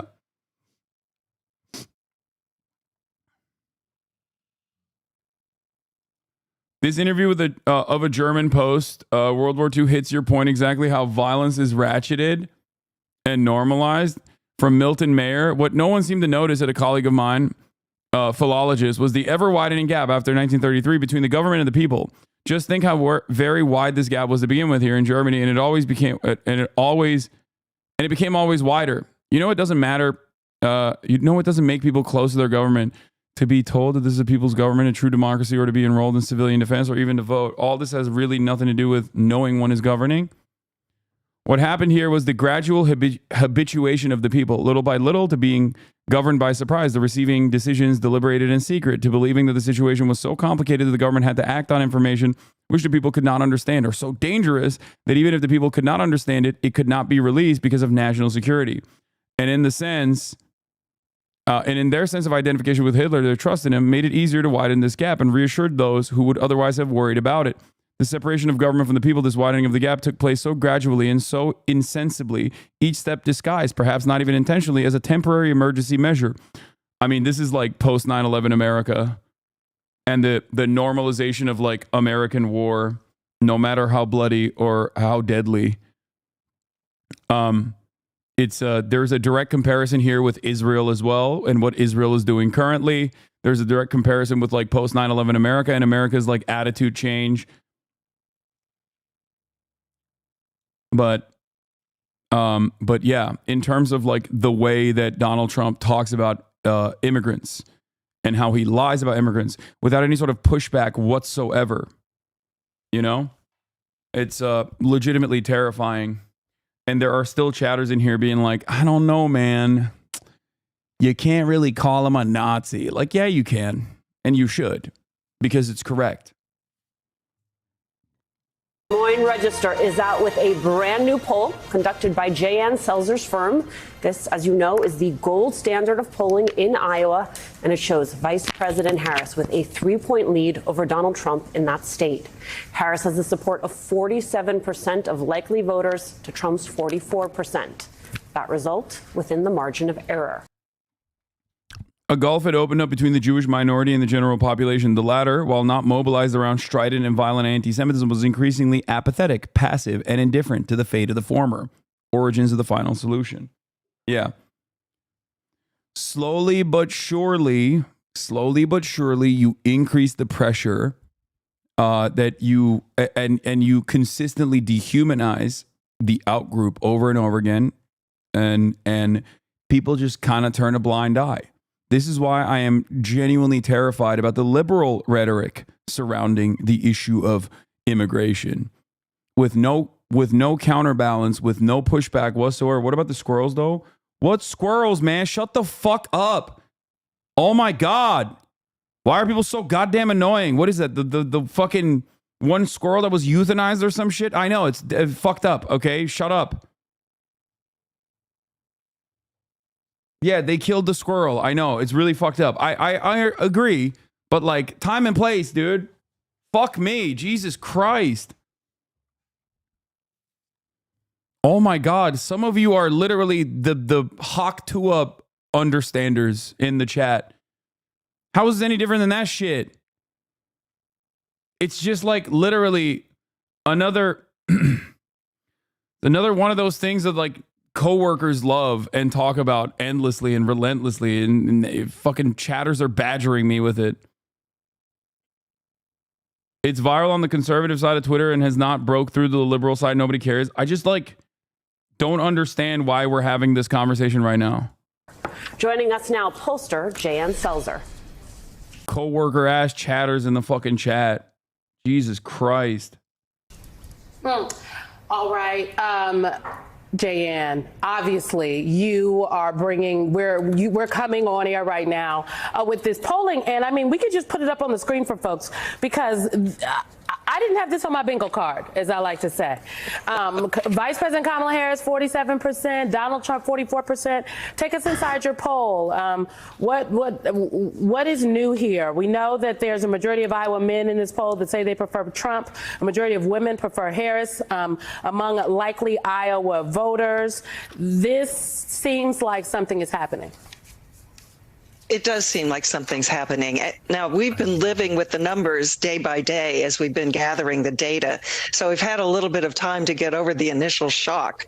You know, Iowa is a very Republican state. There's only one person at statewide office or federal office who is a Democrat. So to have the presidential candidate lead by a substantive margin was shocking to begin with. One of the reasons she is leading is because of her strength with women generally, even stronger with women age 65 and over. Her margin is more than 2 to 1.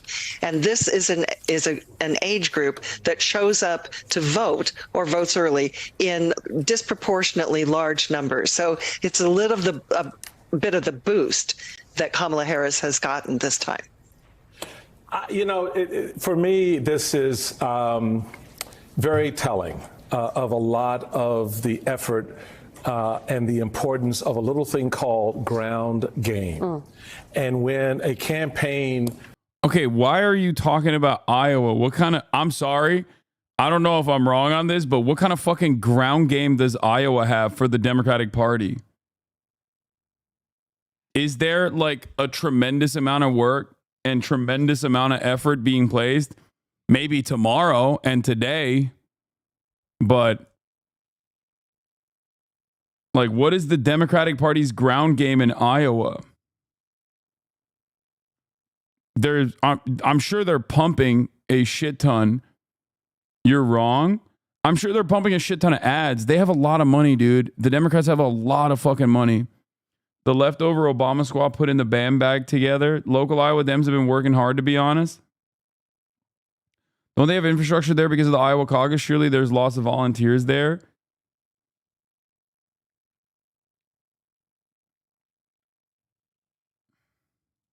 What is this?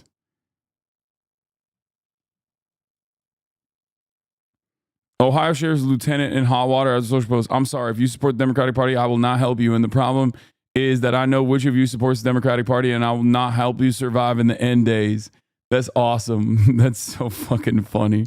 Dude, these people are so... God, I love hogs so much. Why do I love hogs so much? Oh my God. Oh my God, I love my fucking hogs. Oh, wonderful. Fantastic. Yeah. Did you see Trump coping about Iowa? Yeah. Yeah. I know. We're going to get there. Hold on. Coming in with 107 days to make the case to communities across the country. And we know the importance of communities like ours. Iowa is a bellwether, particularly as you get closer to the election, as it is in the beginning, right? So here we are at the end. What's your take on that aspect of this, that the numbers have changed so dramatically from the 18 points that Donald Trump had to now Kamala Harris over Joe Biden, 18 points, to now having Kamala Harris up by 3? It's, you know, clearly there's something going on here if our poll numbers are correct. And it's the same method that I've used really since I started polling. So we have a good accuracy rate. We're comfortable with what it is that we do, which is to allow our data to reveal to us what's happening with the future electorate. So that may be the little lucky charm here, is that we're able to uncover the change that's happening on the ground. We certainly know anecdotally, as you drive around the metro area, you see far more, I guess I'd say far fewer Trump signs than we've seen in past cycles. But, you know, it's hard to put too much faith in that. So now we have some hard numbers. We'll see. I will just mention that neither of these candidates gets to 50%. So there still is some swing left to be determined on election night. It has been fun to watch all of the folks who follow polls on Twitter try to decide what your poll means for other states. And so I wonder, when you look at white voters specifically, if you think there is something in your poll that you can extrapolate out to Michigan, to Wisconsin, to Pennsylvania. Well, as your graphics are showing, there is clearly a gender gap there. Iowa is predominantly white, so there's not much analysis we can do on the non-white vote. But I think what it does say is that polls that are deciding that they know what the future electorate looks like may be basing it on past electorates. And in some cases, that would give Harris an advantage, and in some states, that would give Kamala Harris an advantage, or some would give Donald Trump the advantage. So we'll see how that plays out. I just feel like these numbers represent, our last poll in September had Trump leading by just a 4-point margin, when Joe Biden back in June had lost by an 18-point margin. So we're certainly seeing an upward, almost linear shift in the Democratic strength in Iowa. You know, Jan, I just want to note that the only Democrat elected statewide in Iowa, Rob Sand, when your poll came out, he texted me, and Rob has been saying for a very long time, he is the state auditor, that there have been many close losses in Iowa, and Iowa is in fact a place that's in play for Democrats. And this poll to me indicates perhaps Rob Sand is right, you know, by putting in the work, infrastructure, as Chairman Steele just noted. Have Democrats made Iowa more competitive because of their presence there, and also the issue of reproductive rights? 21% shift because of abortion seems a bit much, though.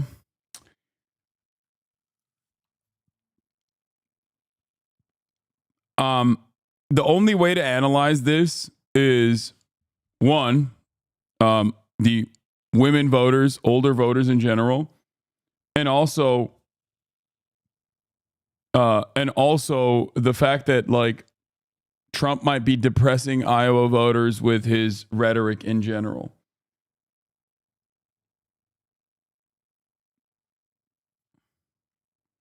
But abortion is pretty consequential. Abortion is pretty consequential, and Donald Trump is running a dog shit campaign. The Democratic Party really hasn't done shit here, and honestly, the state party hasn't done much shit either. More the local county party apparatuses. We hate our governor, so we've been trying to flip our local Congress. That possibly trickled up to the top of the ticket. Source, M. Iowan.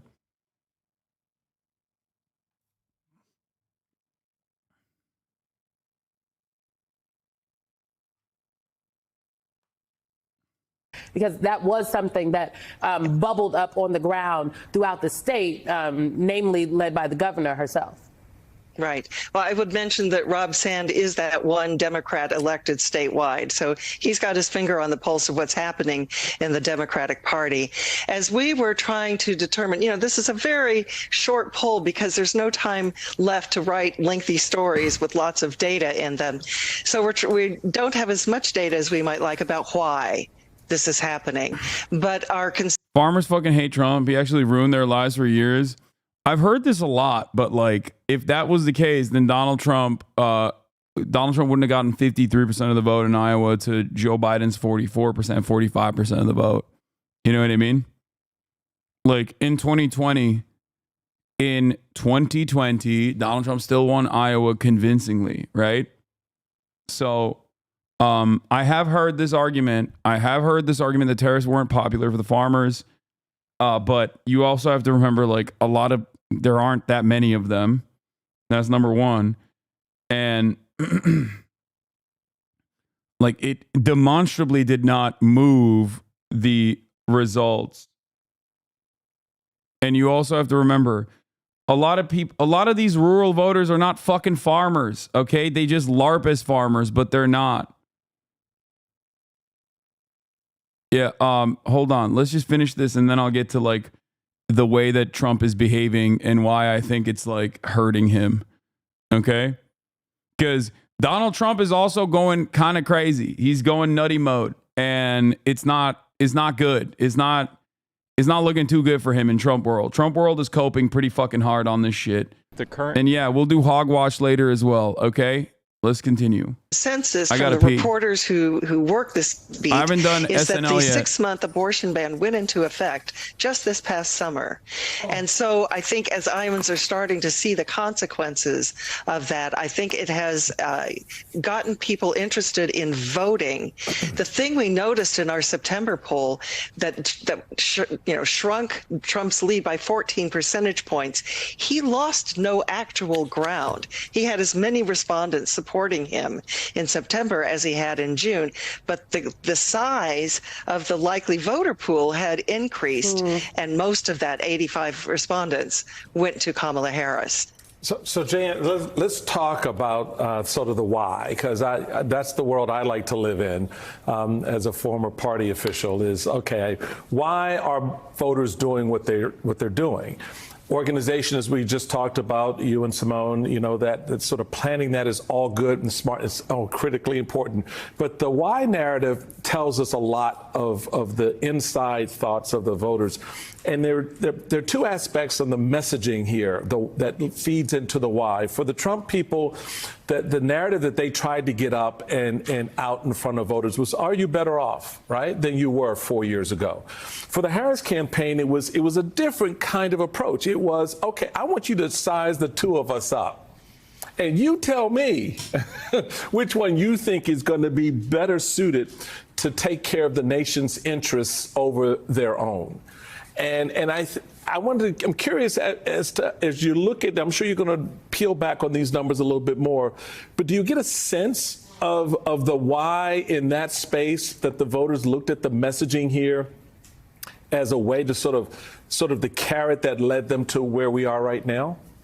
Well, I think that question about are you better off, that people tend to think, well, that's your pocketbook. There are other ways that people are not better off. And again, I go back to the Dobbs decision and the 6-week abortion ban, which put women of childbearing age into a danger zone. Some might feel it's that way. The thing I need to point out, and it was pointed out to me by one of the Register reporters, is that this change, I think, is largely organic. That is, the presidential campaigns haven't visited. They're not putting money into this state.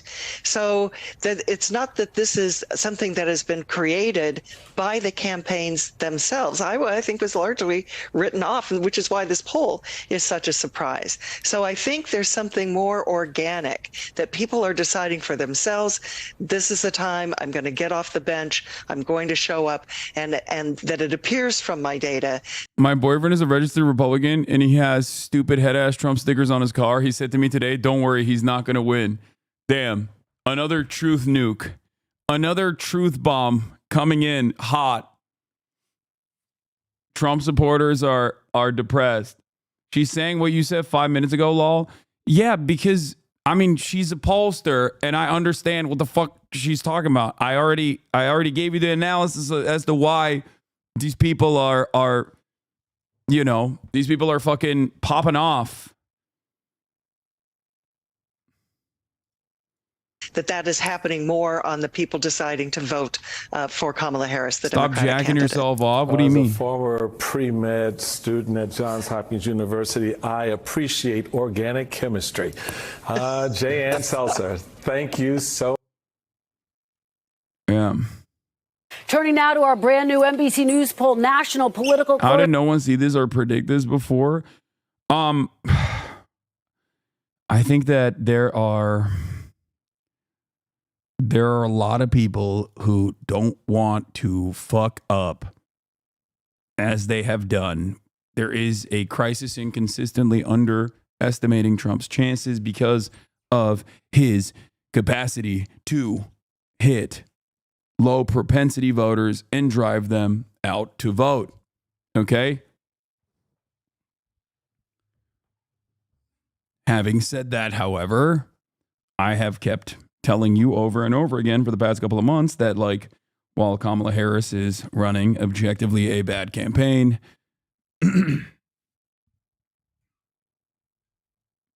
Are why gonna talk about Ethan? Love you.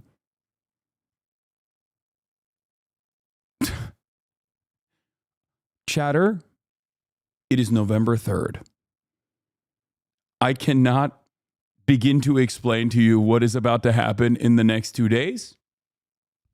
I am a political commentator. I think we're going to keep talking about the election. Please take a deep breath. Okay.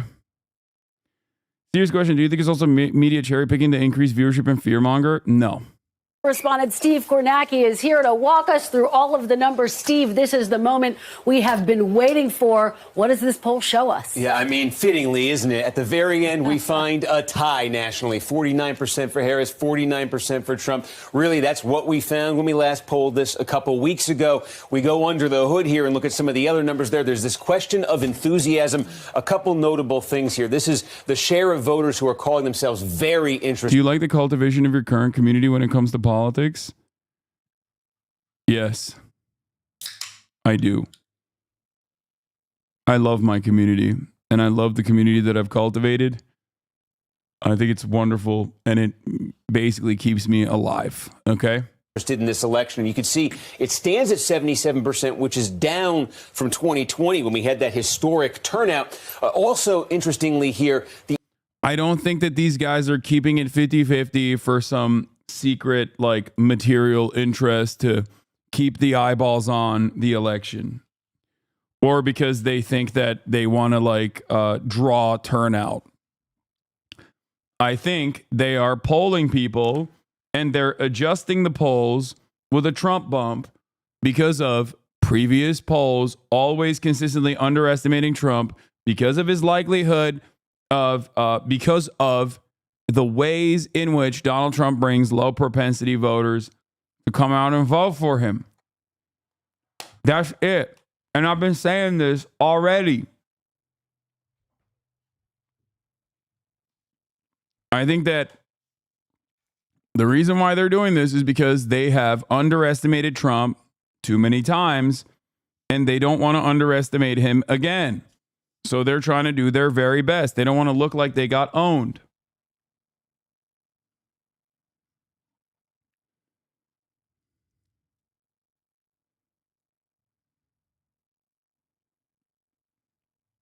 Kanal gördüm senin yayınını yayınlıyor. Bir kişi izliyor. Muhtemelen o malum yayıncının ezik kitlesi. Moderatorlara gönderirsen hangi kanal olduğunu banlarız. Ban çekeriz. Kardeş. The interest is lower among Hispanic voters and black voters. Typically, you would say that is bad news for Democrats. But this year, keep in mind, among black voters, that could be very troubling for the Democrats. But among Hispanic voters, the Trump folks are hoping for big strides. They've been seeing that in the polls. If that does not translate into Election Day votes, that could be trouble for them. Then we come to the issues that voters say that matter most to them. Polling is not cheap, but I don't think this comes at the expense of journalism. I think the way that the Times uses polling to drive subscription and grow audience pays for the journalism, not the other way around. I would, however, like to have a better idea of who's going to win. News orgs pour tons of resources into polling at the expense of covering real issues, only to say 2 days before the election, we really have no idea if we're right or wrong. A final point that I hope is obvious from the whole of my work, but may not be obvious if you only read individual snippets. I have no idea whether our polls or any polls might be right. Polls be right, too good for Harris or too good for Trump. No one does. This cycle, I've tried to offer real meat to these scenarios with evidence, not just abstract 30% Harris landslide, 30% Trump landslide, 40% too close. If you personally found some of that evidence more convincing than others, that's great. Me, I have no idea. This is why I'm Mr. fucking vibes-based analysis post polls, okay? That's it. Because even like the top pollsters, like Nate Cohn is the poll guy for the New York Times. Dave Wasserman, poll guy. Even the fucking top pollsters or the top analysts for polls is turning around and saying like, I really don't know what the fuck's happening here. To be fair, I've always sprinkled vibes-based analysis on top of the polls. I cannot express how insane it is that Trump does good numbers with Hispanic voters. It makes sense.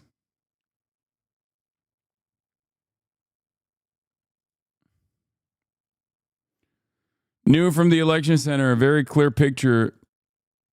What?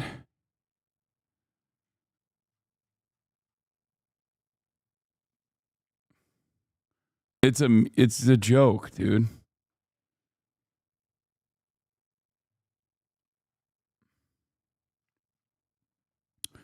Quick summation of some of the points. There is no reason to believe pollsters fix what went wrong in 2020. There is some evidence.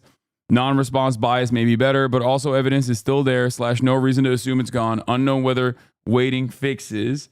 Many pollsters, not us, have adopted heavy-handed practices that yield more Republican-leaning samples out of potentially, but not necessarily justify fear of systematically failing to reach Trump voters again. This is what I've been saying, okay? A lot of pollsters underestimated bigly Donald Trump in 2016. They still underestimated him in 2020. Okay, Donald Trump still outperformed the polls in 2020. The difference is Joe Biden won, just not by the margins that polls were showing him winning by. And that is precisely the reason why pollsters were like, well, you know, Trump is Mr. Turnout in the general, especially. So we got to do something about it. And I think that the reason why the 2022 midterm polls were a lot closer wasn't necessarily because they had pollsters had overcorrected or had figured it out. The reason why 2022 polls were a lot closer within striking distance than like 2020 was because midterms have high propensity voter turnout. Okay? Those guys are easier to predict. Those guys are easier to analyze. This is why I think that the midterm election polls were a lot closer to what ended up happening, whereas general election turnout is very different. Okay? That's it. That's the way I see it. And in order to, in my opinion, in order to make sure that they don't fuck up again in like or even be closer to the margins of the end results than even in 2020, they're overcorrecting with like at least a 2-point bump for Trump. And considering how close of a race this is, that obviously matters a lot.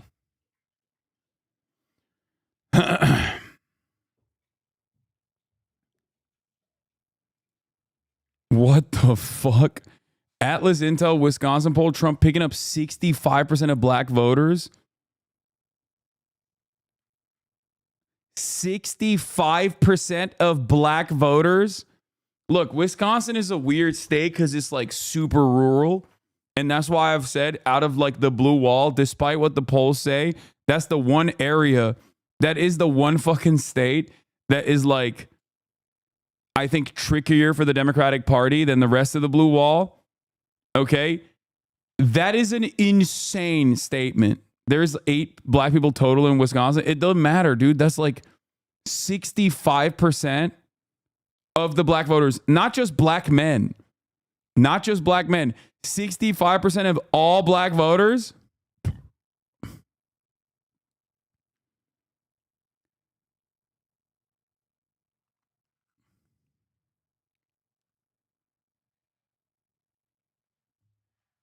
That is not, you know,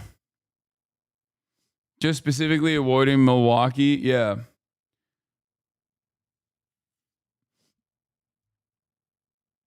I'm from Wisconsin. I just don't believe that. Yeah, no, it's an insane.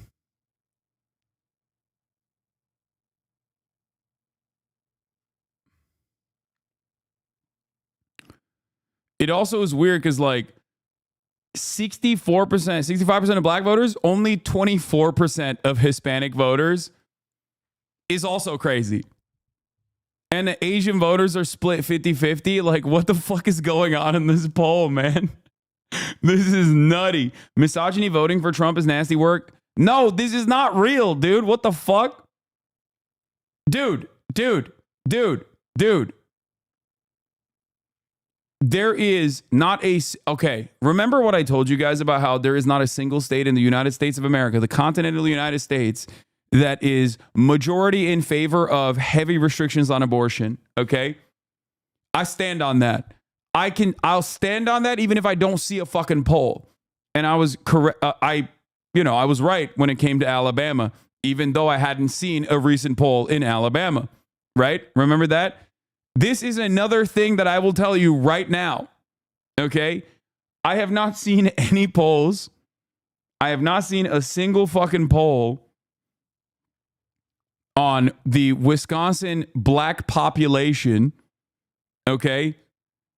And I can assure you that there is not a single fucking, like, I mean, this is crosstabs anyway. And it just is, this is just an unreliable ass poll overall, because I can tell you with a 100% certainty that there is not a single state where the majority of the black population, which also includes black women, okay, higher likelihood of voting and will vote by 80 to 90% for Kamala Harris.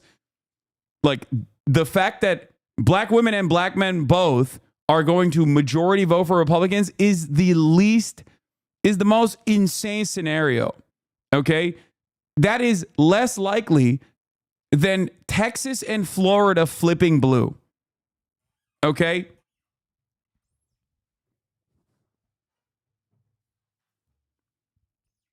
Stop sending me the fucking 2014 religious landscape study. You're so...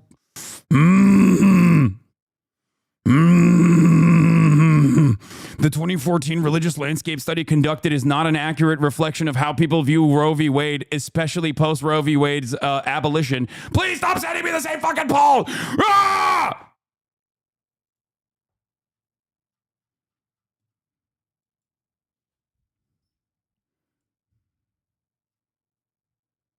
You guys hear me say something, turn around and Google something else. You guys literally put the keywords of what you have heard me say into the Google machine, and then you come back with the first result without looking at what's up. Yeah. What's happening? Yeah, we got a problem. What is it? I can't even watch NMP clips, so I can't find out if he's dating Nora or Kachi. Hold on here. Just speak into this microphone so people can hear you. What? I try to stream, but I can't because I'm trying to watch There's no, wait, there's no, oh, it was muted. Oops. Say it now. Say it again. Okay, so I'm live. Mm-hmm. Okay. That's it. Are you just trying to farm people that are 2 days out from the election to come and watch drama clips? Well, what would they rather watch? Drama clips or drama clips about the president? Drama clips about the president. But NMP might be dating Kachi. Okay. You don't think that's important? What I was going to say to you is the internet is lagging. Wait, really? I try to watch like I'm going to give you, I'll give you March's, phone number and you can text him and he can come and help you potentially. He said he would be down to do that, but I'm surprised that it's lagging. Did your internet lag ever? No. But I think it's because I'm Ethernet cable connected. You might be streaming off of Wi-Fi. You did this on purpose. That might be the reason. So you did this on purpose. Yeah, totally. I wanted to cook you. Well, if you wanted me to help with the election, you just had to ask. We could do stream together. Okay, I'm sending it to you. I sent him his number to you. Okay. Text him, and he'll try and help. Chat, I will say this though, Hasan a few years ago was not the best host because you were always on your phone.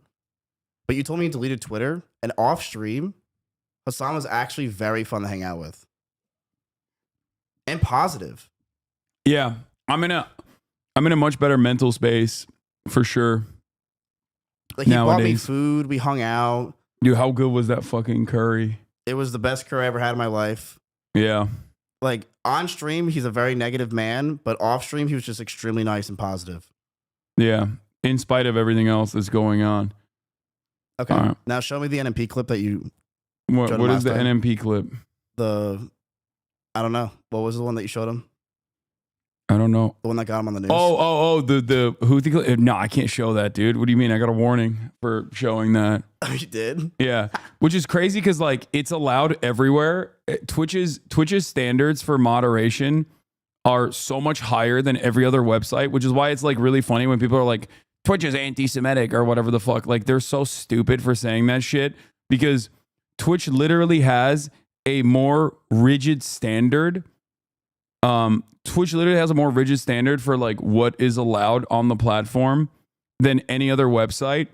And normally that shouldn't even get you banned. Like that video, showing that video should not get you banned. It doesn't get you banned on YouTube. It doesn't get you banned on Twitter. It's literally on every other website. But in this circumstance, it's like, it's Twitch's hyper rigid rules. So yeah, he was really fun to hang out with off stream chat. He got me chicken, like really nice guy, and very sweet. That's all I wanted to say. All right, thank you.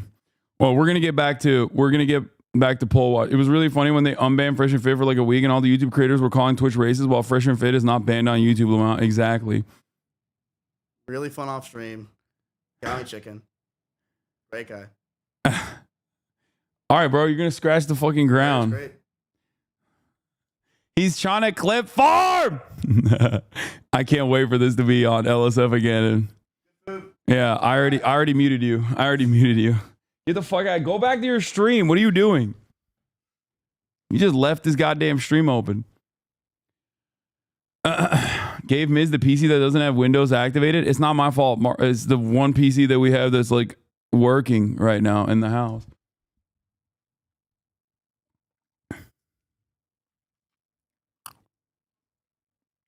They've also pretty much made all LGBT streamers segregated into the politics category. Yeah. Well, no, they're just saying like, don't you dare talk about that gay shit. Okay? If you want to talk about that gay shit, you're going to get a content warning. They're doing don't ask, don't tell. Twitch's policies are blast from the past where they're like, hey, content warning.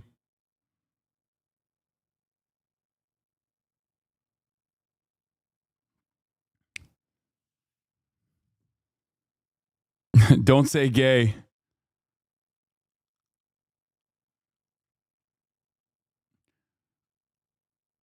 Wait, so you even have a secondary stream set up for your streamer friends? It's kind of awesome. Yeah. Yeah, if you're gay, if you're queer, your existence is not political unless you start talking about it. Okay? Unless you start talking about that gay shit. In which case, don't do it. Because you will get content warning. What is this? The garbage truck bit only hurt Trump more with Puerto Rican voters. Oh my God.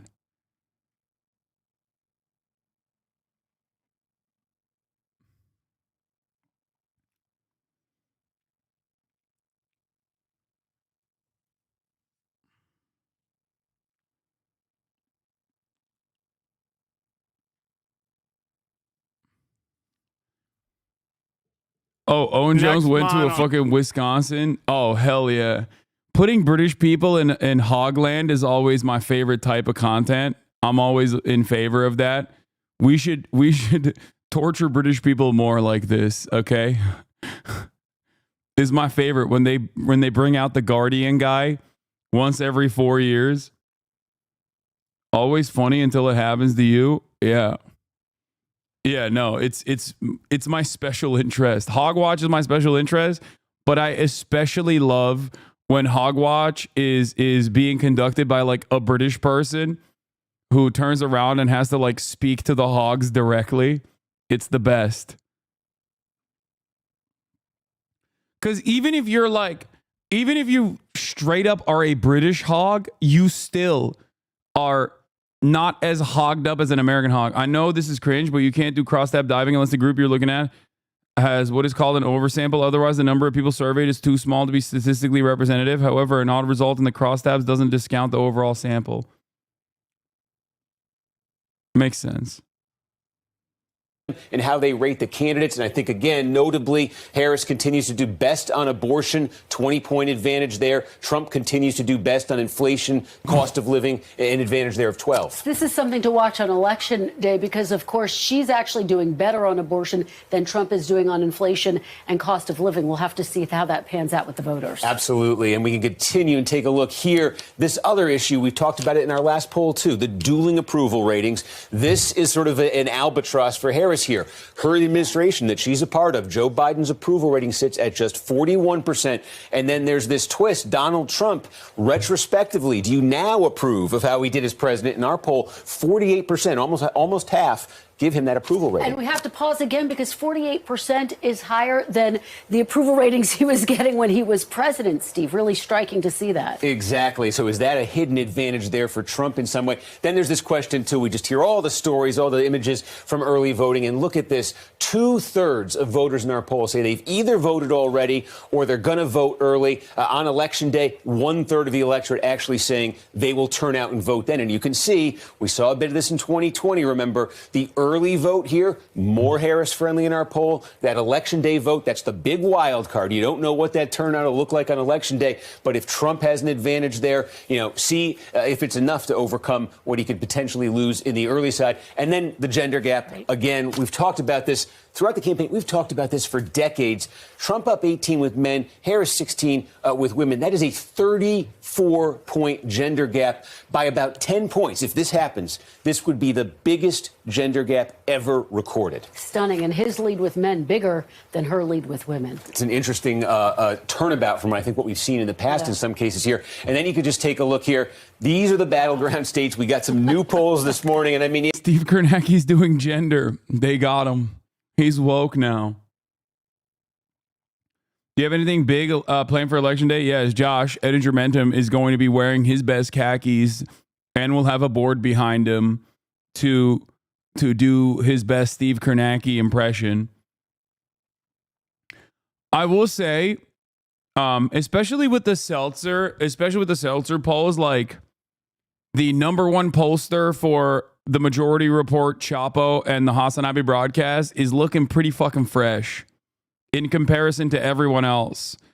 Now we'll see. We'll see. On Election Day, he's either going to win big and become a legend, or he is going to have egg on his face.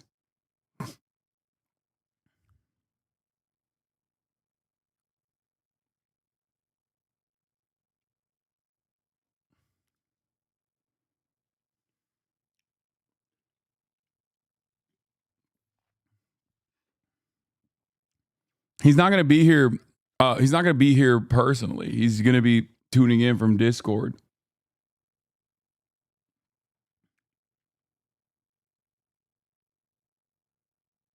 What crossover ep DSA LA? Why did you film it like this? Like, oh my God, DSA LA, you fucking boomers. Jesus Christ. Why is there Vaseline over the camera? Yeah, what can you say? These are the averages. And look, the most lopsided, quote unquote, 1.9 points for Trump in Arizona. So razor thin in the battlegrounds. Yeah. Thanks for watching. Stay updated about breaking. This is funny. I kind of want to watch this. When was the insurrection? House divided. My parents split. My parents and I are split between Trump and Harris. Will you be bringing the gay on Tuesday? Yes, I think so.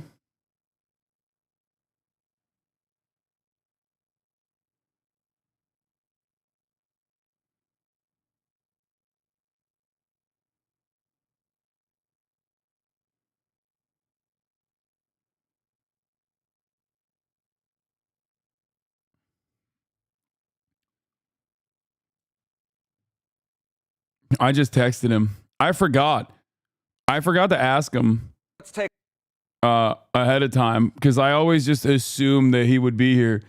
Luckily, we already have a content warning in terms of like talking about politics, so him bringing up gay shit won't be won't get a slap with an additional content warning.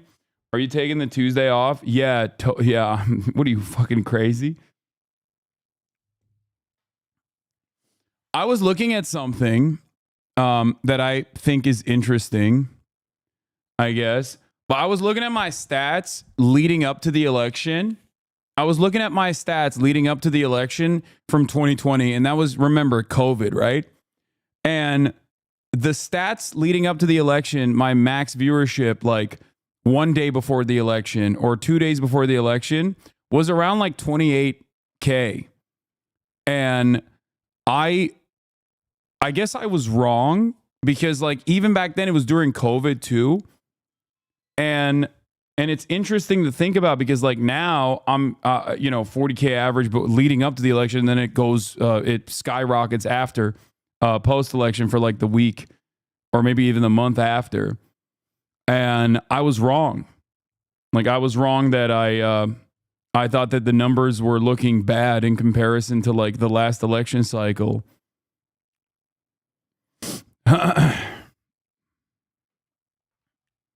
And yeah, I did peak more than the election night with January 6th. Let's take continue. a look at the polling aggregates across those 7 key battlegrounds that we've been talking about, right? In your Sun Belt, you see a little bit more red than blue. In fact, there is no blue in the Sun Belt. But again, it's way too close to call. Trump by 3 in Arizona, 2 in Georgia, 1 in North Carolina, a tie in Nevada. Come over to those Great Lakes and a little bit more blue here. But look at this, just a point in Michigan. But in 2021, there was a long period where you were 40K. That's why you're probably confused. Yeah. Less than a point. When you're breaking out this symbol, Jessica, the less than, you know how close the race is. And then, of course, in Pennsylvania, I was canvassing the other day while wearing your merch, and everyone out with me said they'll be tuning to you on election day. Hell yeah. Your numbers for the Never Kevers were hilarious. Can't believe people cared so much about that shit. Yeah, it was really funny. What was your peak during the Kevin McCarthy Speaker of the House situation? Hashtag Never Kever. Yeah, there was a lot of fun. There's been a lot of fun moments on this broadcast. Let's be real. We'll see. We'll see what happens with the election. Do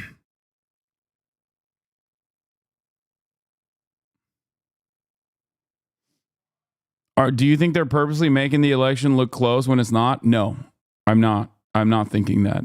I do think that they are slanted in favor of Donald Trump a little bit, but that doesn't mean that they're doing it for like some secret reason. It is close. I think it is definitely a close election. Now, same day voter turnout is important. What is this? What is it going to take for Mike from PA coverage? Oh yeah, dude, of course. Dude, especially, listen, Michael from Pennsylvania, especially if fucking Kamala Harris is winning, I'm a fucking posterize your ass. And you can come talk shit if Donald Trump is winning, okay? I'll give you your fucking flowers. You know that I agree with your analysis. We're almost completely aligned on this. Okay? We're almost completely aligned on this. You are, I would say, like you and I are right in the fucking center where I have been leaning in favor of Kamala Harris winning the election and you've been leaning in favor of Donald Trump winning the election for the exact same reasons that we've talked about. The predictions for an unknowable outcome are close, but the results won't necessarily be. It's just not going to be reflected in any of the predictions because that's not how it works by definition.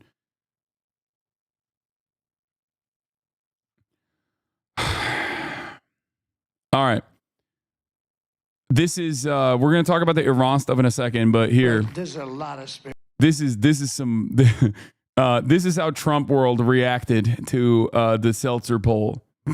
He's right. Well, there's a lot of spirit here, and we even have the polls up, but I think it's much more than the polls. No, the polls, I'm telling you, you can make those suckers sing. You get the right pollster, you can do, and you really do inflict damage, when you do like this person from Iowa.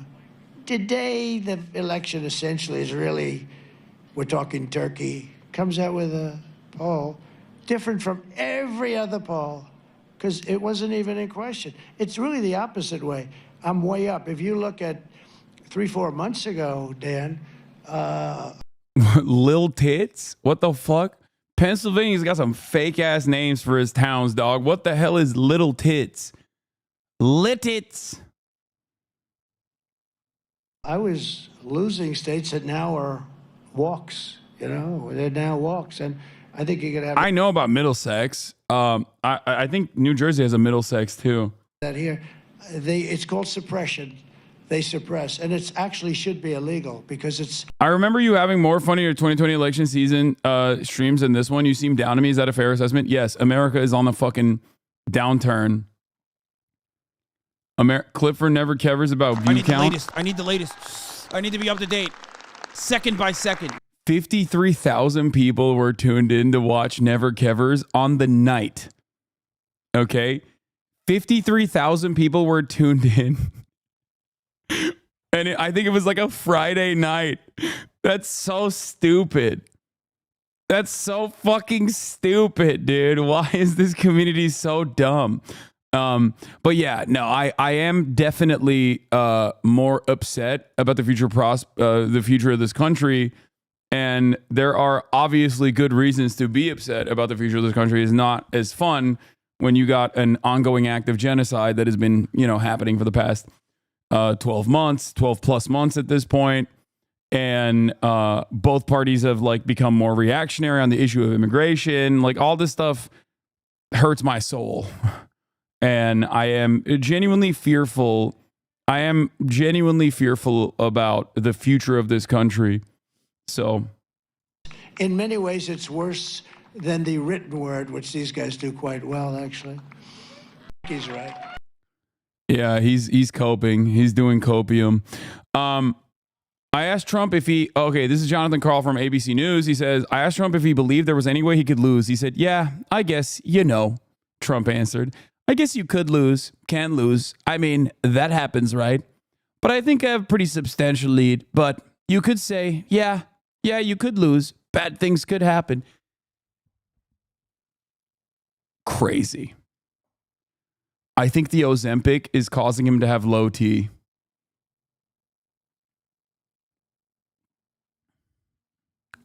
That's a wild take. That is a wild take because Trump world has been running with, we're winning every state. We're going to win New York. New York is a swing state now. It's so funny that he's depressed. There was an Emerson poll at the same time where he was up 10, Lamau. That's what I'm saying. I think, oh my God, a chatter is correct. Remember what I told you guys about the golf thing? You're right. It is no golf. Oh my God. Oh my God. It's the no golf. Oh my God. It became true. The prediction is real. Him not being able to golf anymore because of fucking credible threats to his life is literally causing him bodily harm.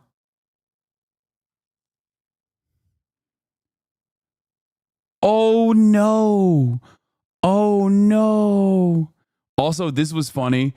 NTD fucking woke cameraman hurting Trump. 9 years, we've had the biggest rallies in history of any country. And hold on. every rally is grab my full. food. You don't have any seats that are empty. You don't have anything. I mean, the one we had today, you missed a beauty. We could have filled that place up 20 times. I mean, that was beautiful. And the Virginia rally, did you hear about the Virginia rally? That was on. Glenn Youngkin did a great job, the governor of Virginia. And they had a crowd there that was incredible. And then we came here. And we don't want to be late, but it's very hard when you do these things. It's very hard, and you don't mind a little bit. We weren't very late. Just a few minutes. You can't be doing a full minutes, pan. depending on your definition of when it's going to start. But we've been doing. I was talking to some Grand people. Text, thank you for the 10 In a way gifted. it's sad, and in a way it's beautiful. It's just beauty. We could have filled that place up 20 times. I mean. He's like, the crowds is so crazy. We've filled the entire arena. It's never been this full. It's never been this full ever. That was beautiful. And the Virginia rally, did you hear about the Virginia rally? That was on. Glenn Youngkin did a. What? It's funny because he's getting fact checked in real time by the NTD camera person, which is wild because NTD is like the Falun Gong operation.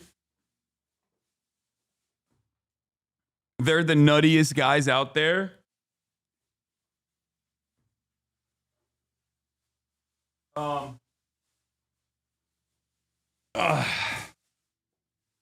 Boys, my food is here.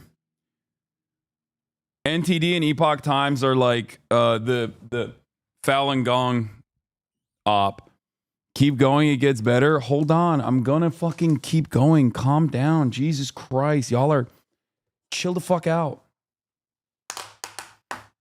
These are like, this is Trump world shit. This is like right side broadcasting, going against what Donald Trump is saying by showing the rally sizes not being as big or the room not being as filled. The governor of Virginia, and they had a crowd there that was incredible. And then we came here, and we don't want to be late, but it's very hard when you do these things. It's very hard, and you don't mind a little bit. We weren't very late. We weren't very late. Just a few minutes. Just a few minutes, depending on your definition of when it's going to start. But, you know, we've been doing, I was talking to some of the people. It's sort of, you know, in a way it's sad and in a way it's beautiful. I was talking to them and I said, you know, this is coming to an end. These rallies are coming to an end. We've been doing them. Oh my God, they're showing people leaving. Oh. Oh, dude.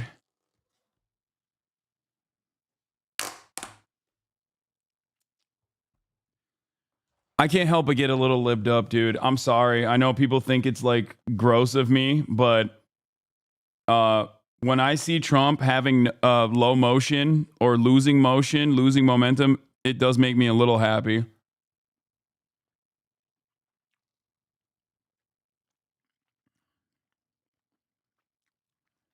Years. We started a year before, and we've had tremendous success. In 2016, we did phenomenally, right? We went in, they said, they gave us a 3% chance, and sort of like amazing, right? 3%. That means 97% for crooked Hillary and 3% for me. And I was saying, well, I went to Iowa and I had 48,000 people and she had about 300 people. And then we went to another one in another state. We had 49,000.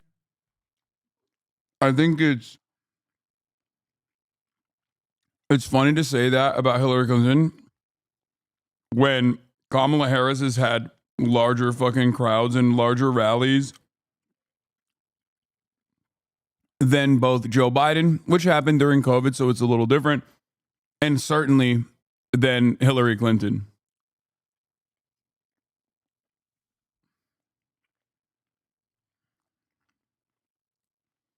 Thousand people. She had 243 people. And I kept saying, why are we going to lose? Why? Even the viewership declined. It went from 4.8K to 4.4K in this time frame. Why are we going to lose? And we didn't lose, you know. We ended up winning, and we ended up winning the presidency, right? And that was an exciting night. Remember how it started? It started with a bunch of fake news. Look, there they are. That's a lot of fake news.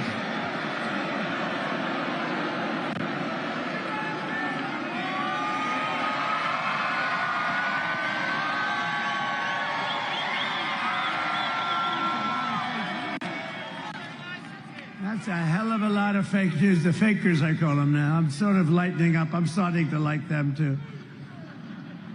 I don't know what it would be like to get good publicity. I really don't. They treat me so badly. Wait. They cut it off?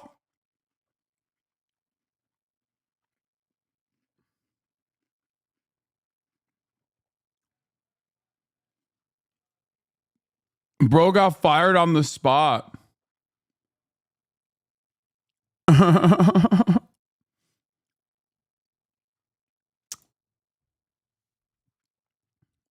That's crazy. Okay, another point for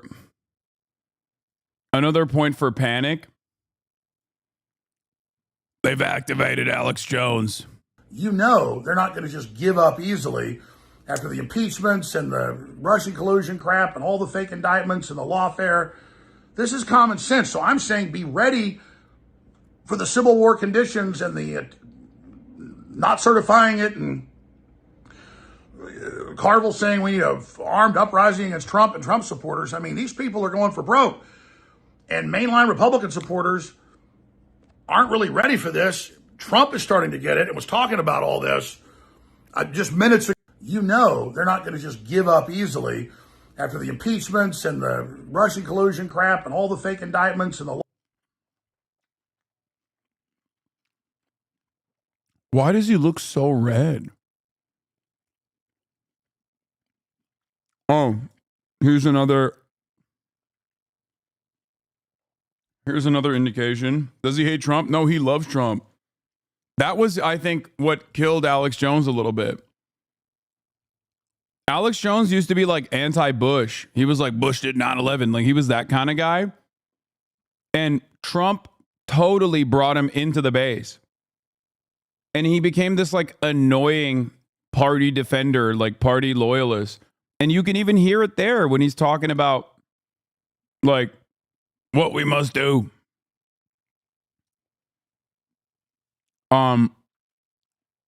It's just, he sucks.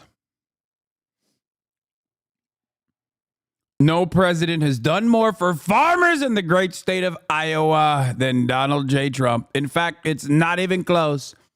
All polls, except for one heavily skewed towards the Democrats by a Trump hater who called it totally wrong the last time, have me up by a lot.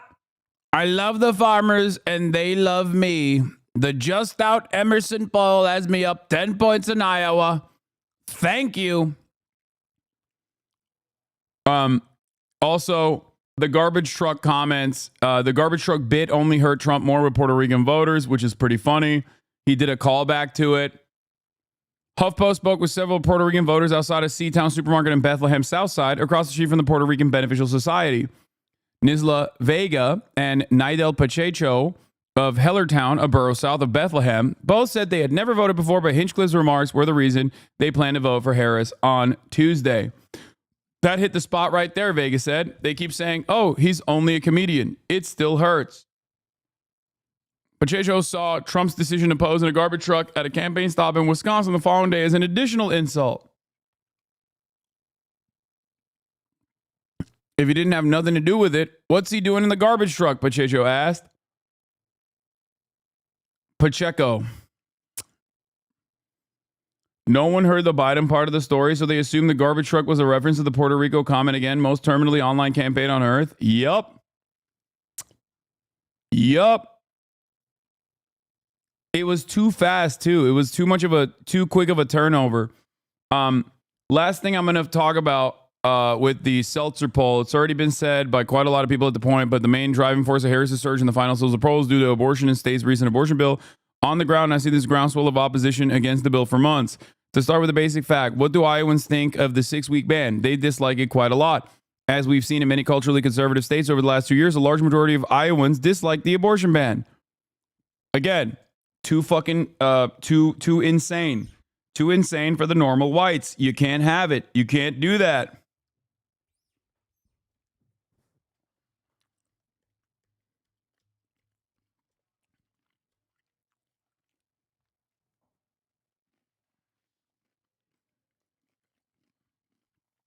Can't be doing that. Even a plurality of men opposed the bill. And an incredibly large majority of women in the state oppose it. Okay?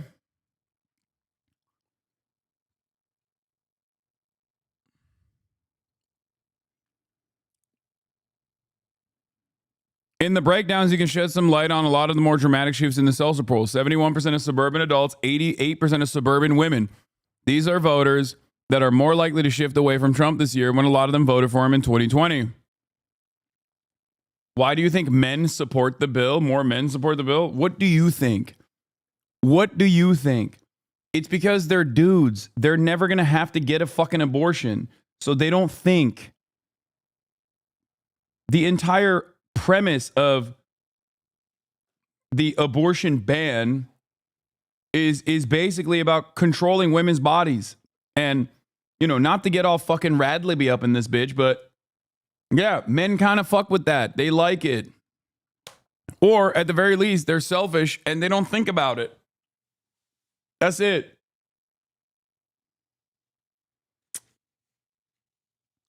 Yeah. For them, they either A, don't give a fuck because it's like, it don't bother me. I don't give a shit. Yeah, it seems like life is life. We should preserve it or whatever the fuck.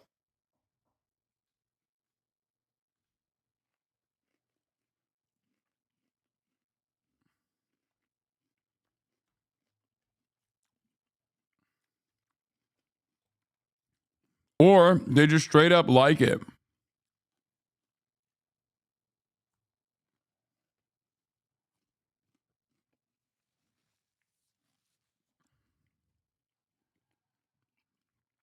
Even pro-life advocates believe the bill is uniquely harsh. It single-handedly helped crash Kim Reynolds' approval rating. There are things Seltzer and many other people around here pointed in regards to the results of the final poll. And while it's easy to sift through the crosstabs and call bull, there are very good reasons to believe that the overall shifts are happening. To end, I'd like to note one little part of the Seltzer poll I found interesting. We didn't see Trump lose support. We saw Harris gain support. She surged with new voters and independents. In my opinion, that grants the poll different credibility than if Trump had lost a lot of ground. If you want more decent Iowa politics coverage, I might try to focus on it. Okay. Now let's get back to Harry Enton. We're doing poll watch, baby. Important Pennsylvania. Todd. Why is caring about things that specifically affect women rad-lib and therefore bad? Genuine question. No. I consider it rad-libby to make like hollowed out reductive analysis to be like, oh, men are bad. Okay, that's it. That's why I'm saying not to get all rad-libby, but, you know, men are kind of bad. Anyway, is there any more selfish, narcissistic, self-centered fucking critical analysis that you would like to contribute while we are looking at polls? Or should we get back to poll watch?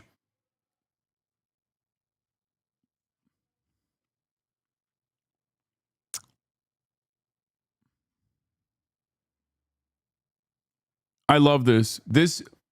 The increased interest in the election has brought back some of the most annoying fucking type of rad-libs and people who are ostensibly leftist. Rad-libs and people who are ostensibly leftist who are like, I am going to use woke emancipatory language in an effort to just, you know, bring forward a very selfish perspective here that is going to derail the conversation. Welcome back. The reality of the matter is we don't allow that type of shit in here, you know?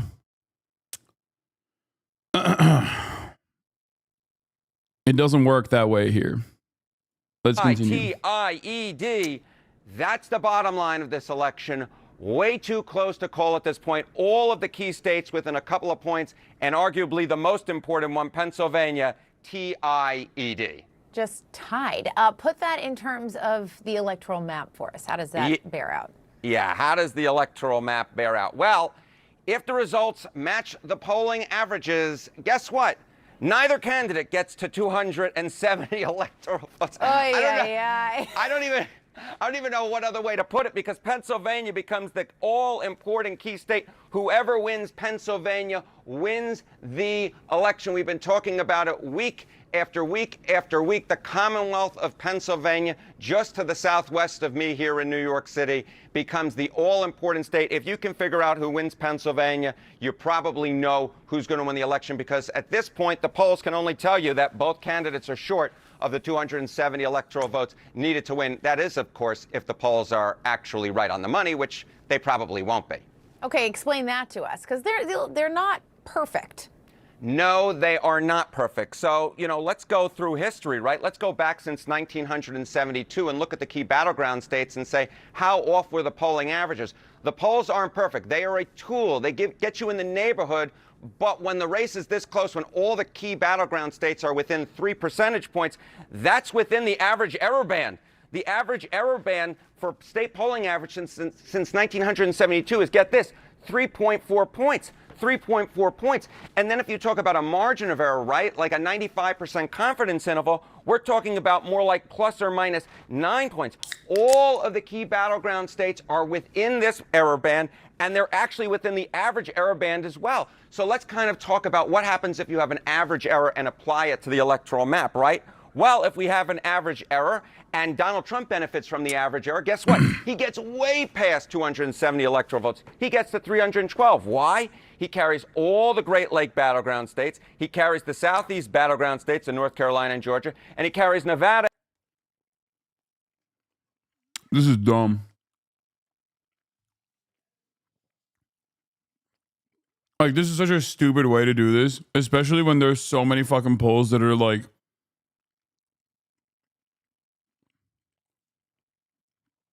there are so many polls that are junk. Like, I think this time around especially, there are, like, back in the day, you had Trafalgar, you had Rasmussen, you had a couple, like, very obviously right-wing slanted polls. Now it's like, it's insane.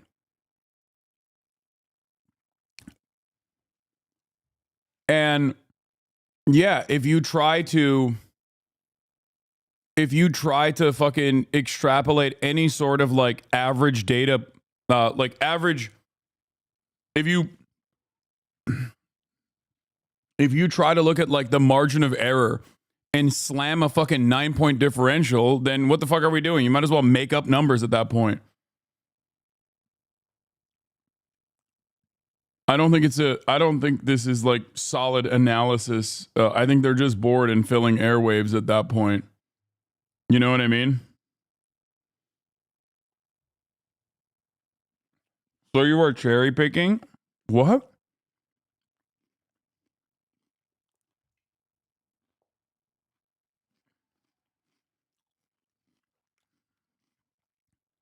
I think poll grading kind of matters, don't you think? Like,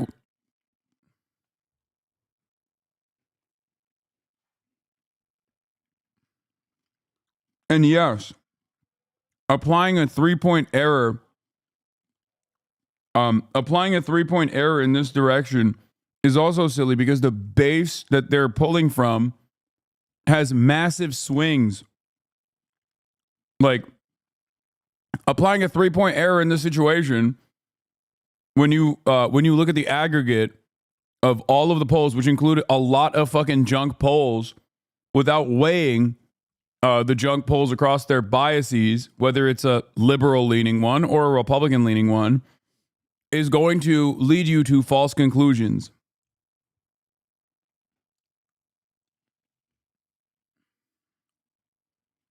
I think. And Arizona out west.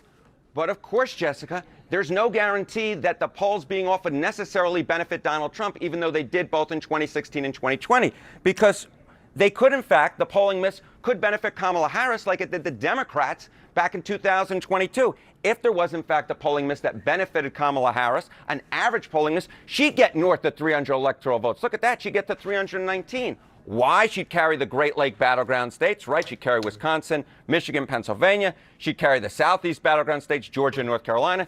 And she'd carry the Southwest battleground states of Nevada and Arizona. So the bottom... Yeah, no shit. Yeah, it was a close race. If it swings 3 points in one direction,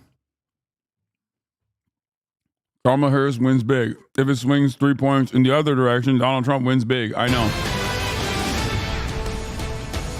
All right, North Carolina. So we have All right, let's look at the other side of truth world, okay? Even Patriot polling is hurting. New Patriot polling, swing states poll. Arizona, +3 for Trump. North Carolina, +2 for Trump. Georgia, +1 for Trump. Pennsylvania, +1 for Trump. Michigan, tied. Wisconsin, tied. Nevada, tied.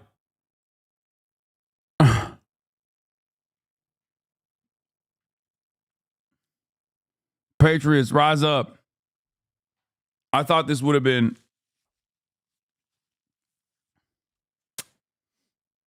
I thought this would have been plus 10 for Trump everywhere across the board. What the hell's going on?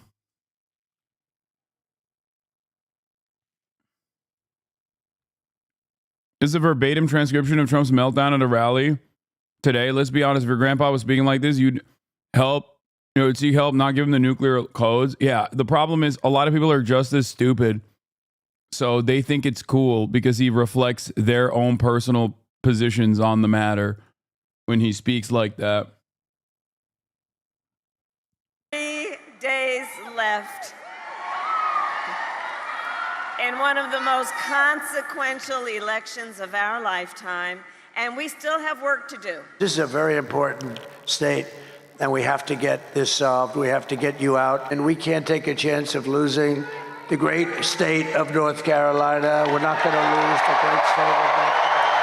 So here we go now, 2 days and counting. Remember we were starting this thing like 60 days ago? Home stretch right there. State of the race. Come on over here, Jimmy. This is what our forecasts have been looking like, and this really goes back more than a month. All right. We think everything in gold and or yellow is a toss-up, right? But about a week ago, we had Arizona lean Republican, so we gave it that little rosé red color there. I don't know what's going on in Iowa, Dana, right? I mean, we've got it likely Republican. You know, Trump won at 9 points in 2016, won at 8 points in 2020, so we'll see how that goes. Here's another thing to look at, all right? You know, this is New York Times from overnight, okay? These are all the swing states. Everything's super close as best as we can tell. Look, someone's going to be right, someone is going to be wrong. That's just what it comes down to. They've got Trump ahead in Arizona. They've got her up a point in Georgia. They got a dead tie in Michigan. They got Carolina Harris leading there by 2. They got Harris up 3 in Nevada, but if you look at some of the early voting in Nevada, Republicans have done a very good job of turning out their voters. In fact, they've got a lead right there by about almost 5 points right now in the early voting in Nevada. Pennsylvania, flat out tie right there. I'll come back to that in a moment. And they've got Wisconsin up too. So what do we know? James Blair might know a few things. Political director, RNC, Trump campaign. James, good morning to you. Just give us your state of the race right now. What does your campaign see?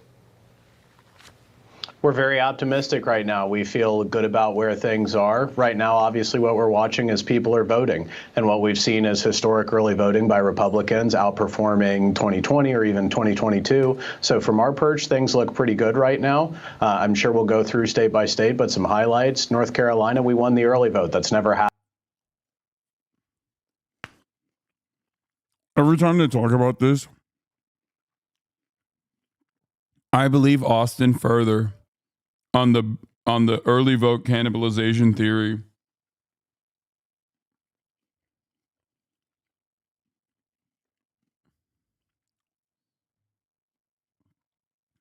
Like, we'll see, but you want to believe them?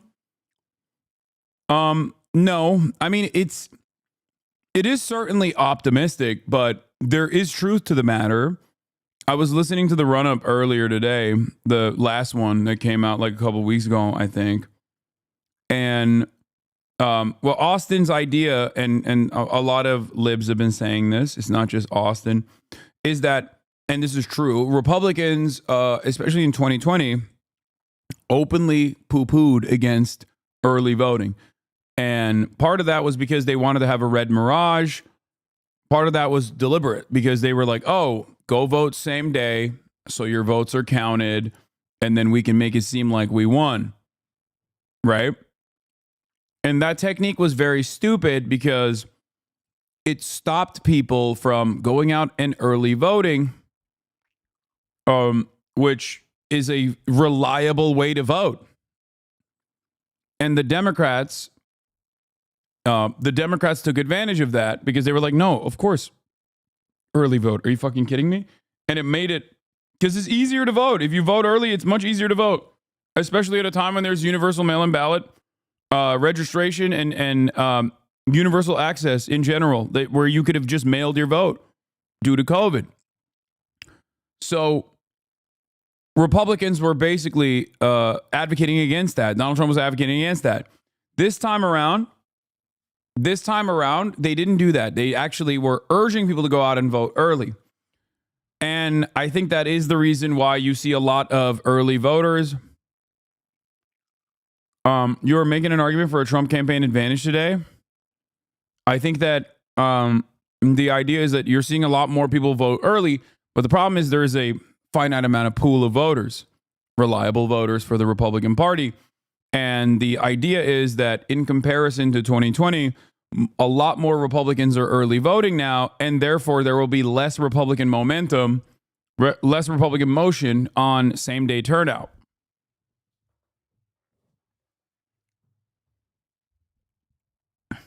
So we shall see if it's true or not on election day, but I feel like it might be correct. Happened before. In Nevada, the mail dumps are coming in and they're not as blue as the Democrats would like them to be, and there's not as many of them. So lots of good signs in our direction right now. Okay, I want to read this from Nate Cohn. This is on the New York Times polling that I showed our viewers here. Across these final polls, white Democrats were 16% likelier to respond than white Republicans. That's a larger disparity than our earlier polls this year, and it's not much better than our final polls in 2020, even with the pandemic over. It raises the possibility that the polls could underestimate Mr. Trump yet again. We do a lot to account for. That's so funny because the entire underlying premise of Nate Cohn's article is that they're just adding like 2 points to Donald Trump across the board due to fears that they're getting it wrong.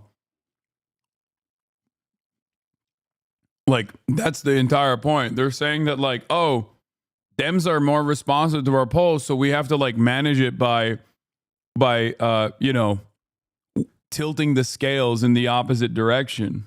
For this, but in the end, there are no guarantees. How do you read that? I think it's covering. I think that they know where things stand. Look, in all of those polls, in all the battleground states, I heard Carl before this talking about the recalled vote, they've set the electorate to the left of 2020, which doesn't comport with what we know, which is that all of these electorates. This is such a funny way to lie to your own audience, by the way. And it's the entire issue with like the way that Fox News does news coverage. Because like if you just rob the entire article of its like underlying premise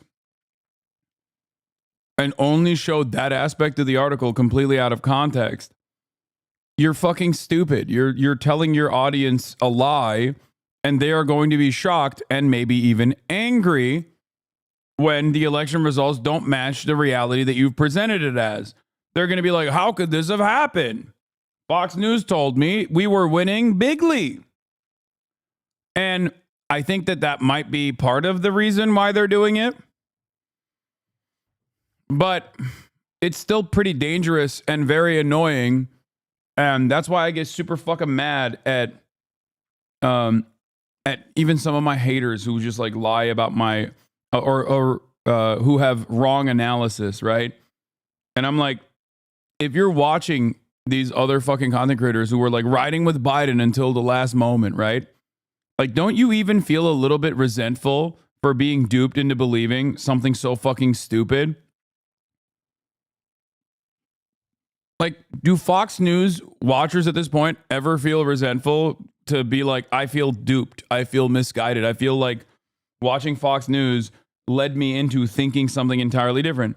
Now, I don't think they do that because there's no self-reflection involved, obviously. And the other reason why they don't do that is because Fox just doubles down.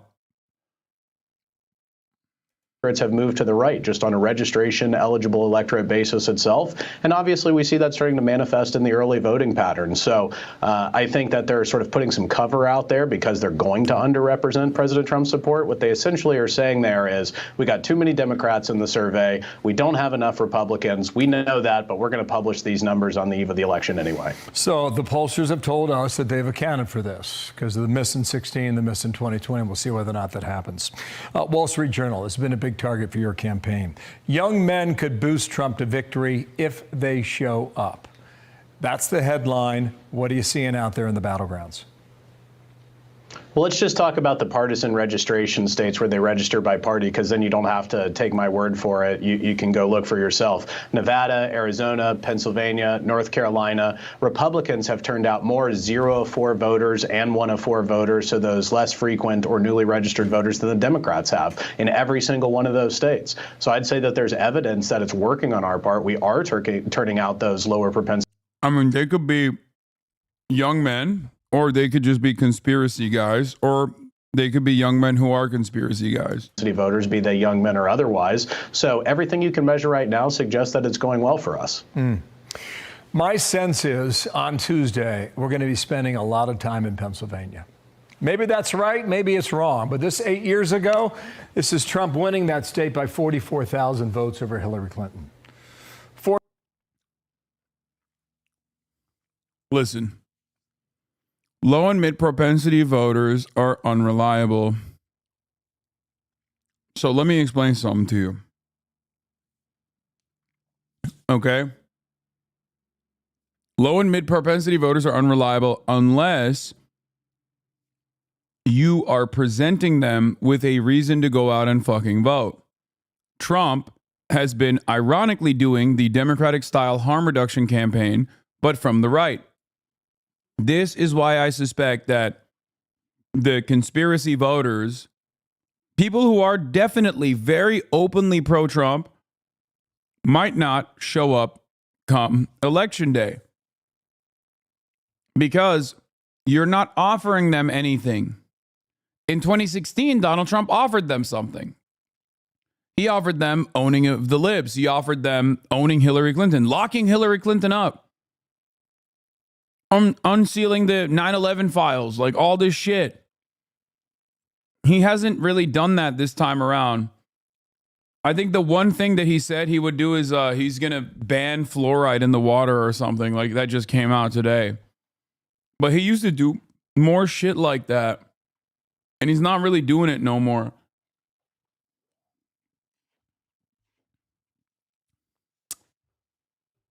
He's just constantly talking about how shitty Kamala Harris is and how she's a dumb broad. And while that might be enough for people to be like, yeah, I'm pro-Trump, I don't fucking care about her, she's a whore or whatever. I don't think that like that's enough of a motivator to get people to go out and vote. 4 years ago, this is Biden winning the state by 81,000 votes in 2020. We'll see, but it's just my sense that the Keystone State will be very critical and key come Tuesday. How much can your campaign do in the closing 48 hours? A lot. We can keep getting out the vote. And let's talk about Pennsylvania. Right now, there's nearly 700,000 registered Democrats in the state of Pennsylvania who had cast a vote by this point in 2020 or 2022, and they haven't cast a vote yet, and they don't have mail ballots. That's a huge hurdle for them to climb. Secondarily, again, we've talked about the voter registration before, Bill, but just to put a fine point on it, there was 685,000 more registered Democrats in the state of Pennsylvania 4 years ago than Republicans. Today, that number has been cut to about 280,000. So a huge swing in our direction. James Blair, thank you for your time. I know you're working day and night. Thanks for coming on today, and we'll see who's right. Thanks. I'm Steve Ducey. I'm Brian Kilmeade. And I'm Ainsley Earhart. And click here to subscribe to the Fox News YouTube page to catch our hottest interviews and most compelling analysis. I have a piece of glass over here, and I don't have a piece of glass there.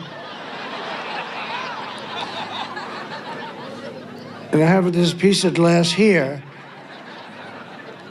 But all we have really over here is the fake news, right?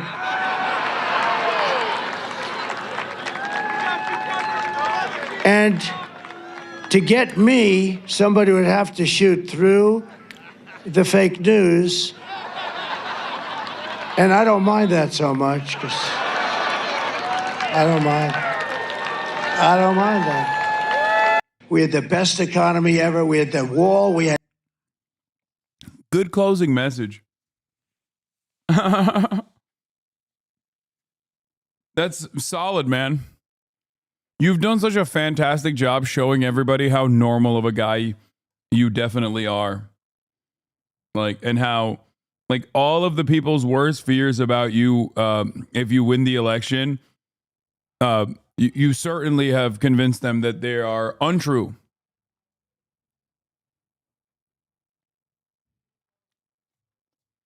Good job, sir.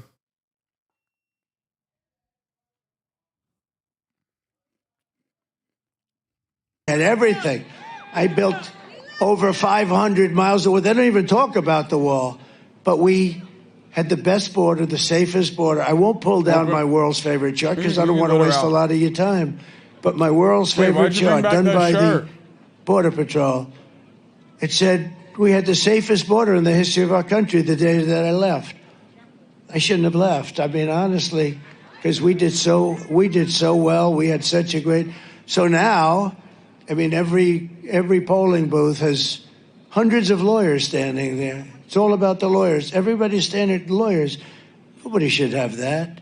You should have a damn ballot and you hand it in. Do you know that in Arizona, where I'm winning by a lot, but it takes 4 hours to fill out the ballot. They've got page after page, and people are complaining they don't have time. It takes 4 hours to fill it out. Why is that? Why is that? I can tell you why. But so many places. Pennsylvania, I love Pennsylvania. I went to school here. I think the people are incredible.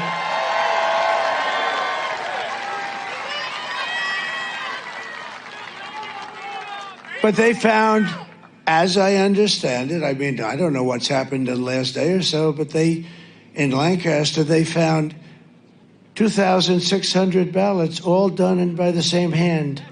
In other words, the same exact penmanship, the same. No. This is not good, man. Oh, my God. Oh, fuck. This motherfucker knows he's going to lose. And the more he knows he's going to lose, the more he's beefing up the fucking election is stolen shit already. All right, buckle in. Buckle in for some motherfucking unrest, dude. A Brooks Brothers riot in every corner. You know? Oh, yeah, it's a chicken katsu from my favorite curry place. Damn, dude, you're eating it cold? You fucking animal. There's also curry if you want to dip it in the curry. Oh, Miskip's here. He's streaming from the podcast room. Maran, you look skinny as hell, dude. What size is that shirt? God damn. Same hand, the same everything. It was all done by the same pen, the exact same pen. And then they go and they say, well. Yeah, I'm going to be honest. Like, call me libbed up, whatever. This is very dangerous rhetoric. He is very clearly, very deliberately trying to. He's kickstarting the process. Like, when he thought he was winning, you didn't hear this shit that much.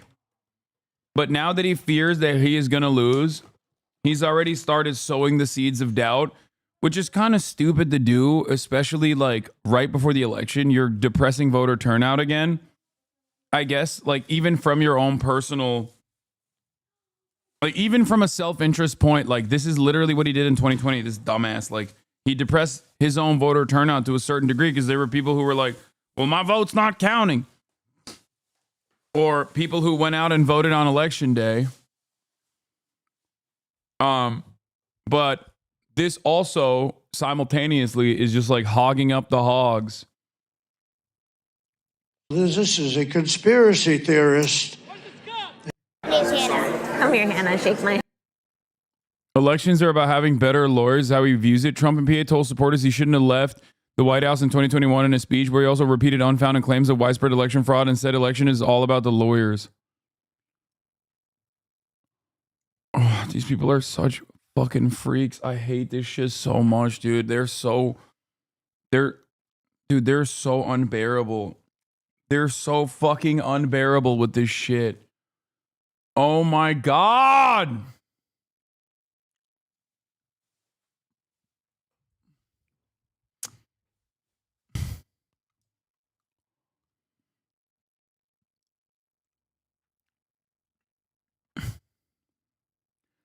My dad is kind of an ex-libertarian MSNBC liberal who's trying to convince me that the state and local officials all over the country have changed the law so they don't They won't recognize the results if Trump loses and that he can be easily able to overturn it. Wait, what? No, I don't think that's not.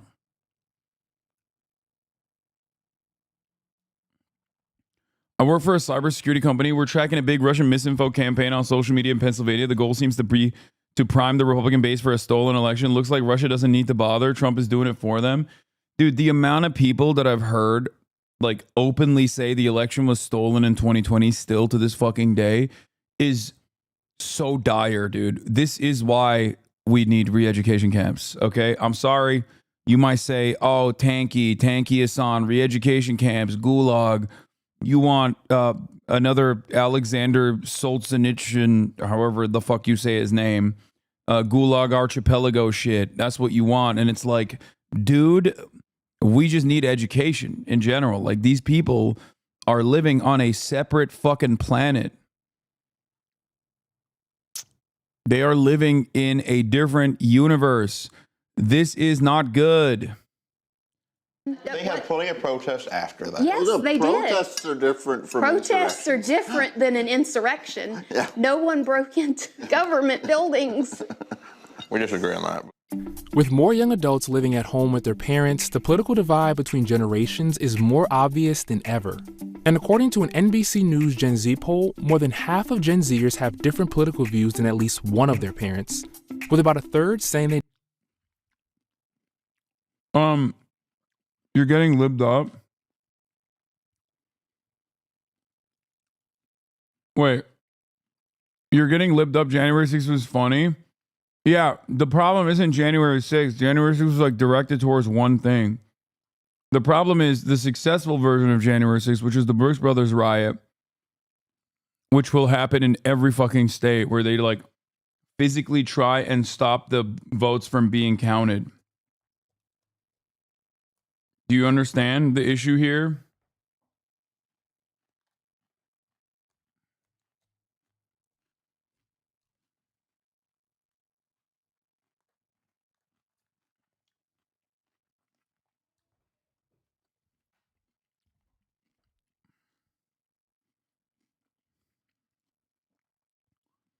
Remembering during 2020, there were different parts of America screaming, count the votes and stop the votes at the same time. I do remember that, yes. Those votes with my AR-15.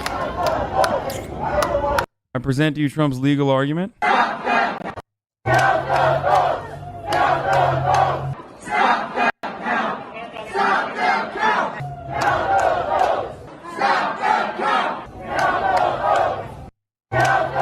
That's pretty good.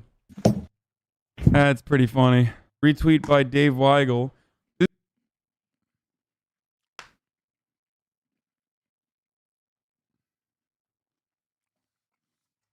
Not a single one of those motherfuckers that went to those rallies think that they were wrong to do so. And they personally believe that, like, the election was stolen.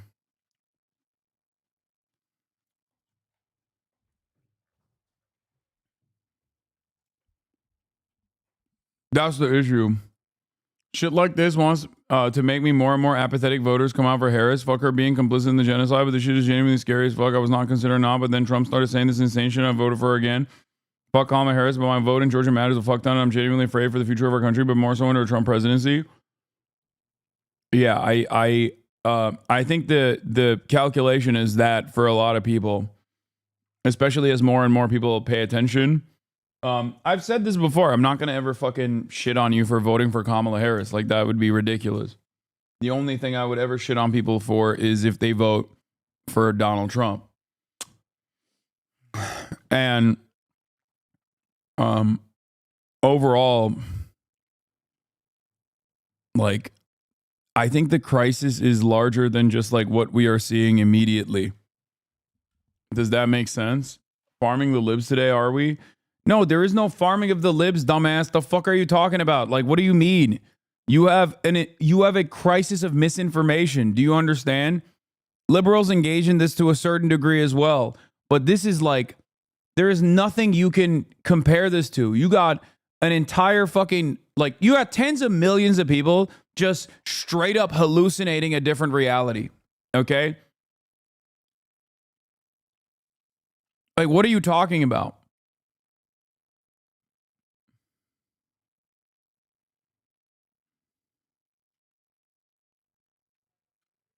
I don't think it's okay to say you will never talk shit to those who vote for Harris. I mean, your vote is your vote. I understand why people do the harm reduction voting. What do you mean? I have maintained this position over and over again. I'm never going to stop. I'm never going to tell you not to vote for Kamala Harris. And I said that from the jump.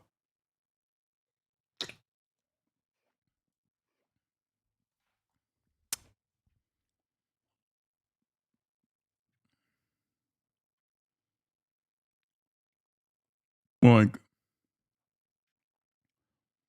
there's never been a moment where I've even remotely considered the positive side of a Trump presidency. The thing I will shit on you for is if you personally come in here and you're like, I voted for Kamala Harris because I'm saving this country. I voted for Kamala Harris because she's going to stop the genocide in Gaza. Like, all that stuff is ridiculous. You're nonsense. You're pushing nonsense. I won't let you like outflank the campaign's own communications because I'm always going to be truthful. Like, I'm always going to be honest with you. That's it.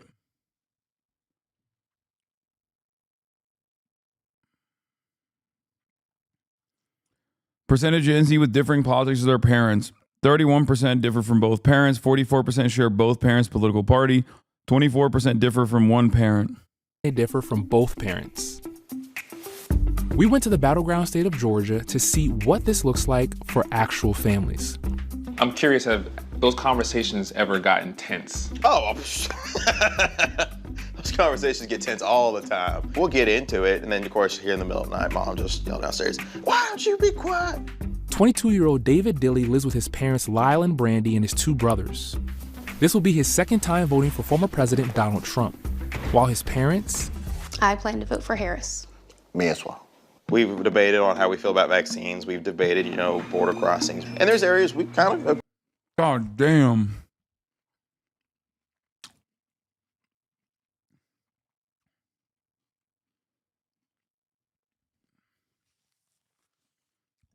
Dog, that shit's crazy. Like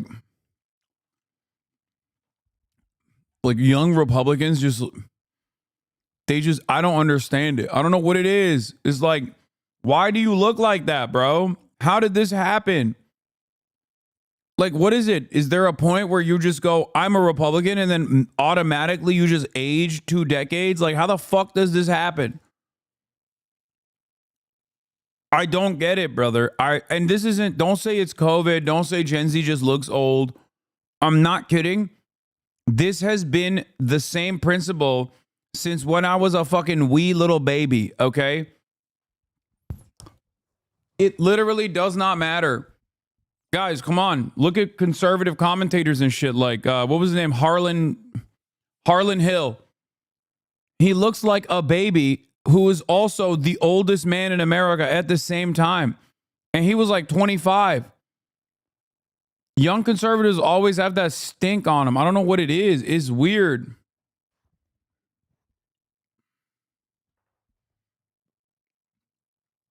Agreed on the middle, okay? But we usually end up disagreeing at the end of the day. When you learned that your son wanted to vote for Trump, he voted for Trump in 2020, how did that land for you? I was a little surprised. I would never place a vote for Trump. The way he represented a member of the news media. Our oldest son has cerebral palsy. And so to see him be like, that's okay, I'm still gonna vote, that hit me a little hard. Has that changed the relationship at all? No.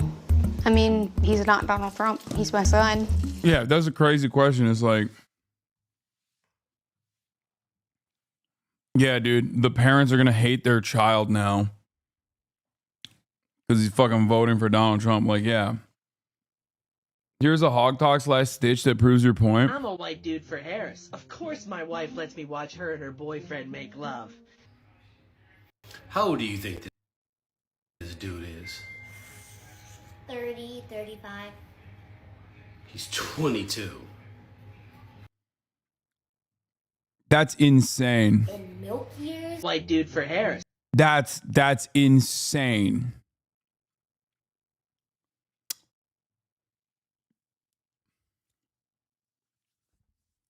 Okay, I mean, dude, Dude, there's something going on. There is something going on, brother. We need to figure out the fucking crisis that is happening to our young men. They are all looking like old men. Okay? We need to figure this out. We need to put a shutdown on Conservatalk until we figure out what the hell is going on.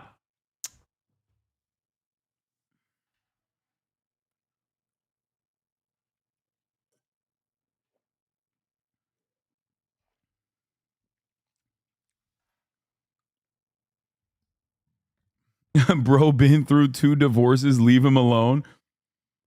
It does. It looks like he has. How's that even possible?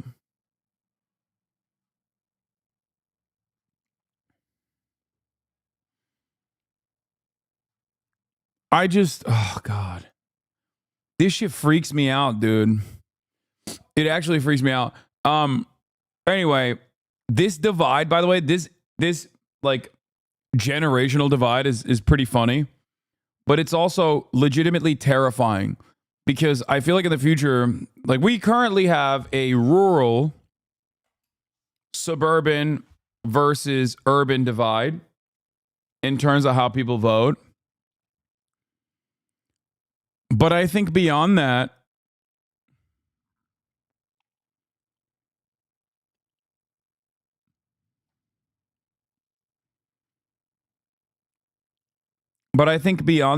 there is going to be a gender divide, especially in the next generation. It's kind of fucked up.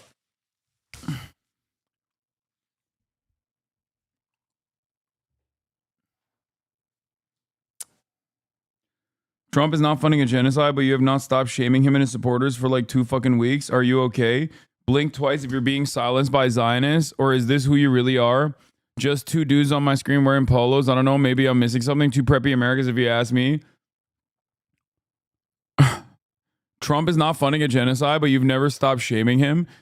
Do you actually think Donald Trump is the anti-genocide vote? Are you out of your fucking mind? You're really that horny for genocide that you're going to chastise people for voting for a Republican and generalized conservatives? Are you fucking brain dead?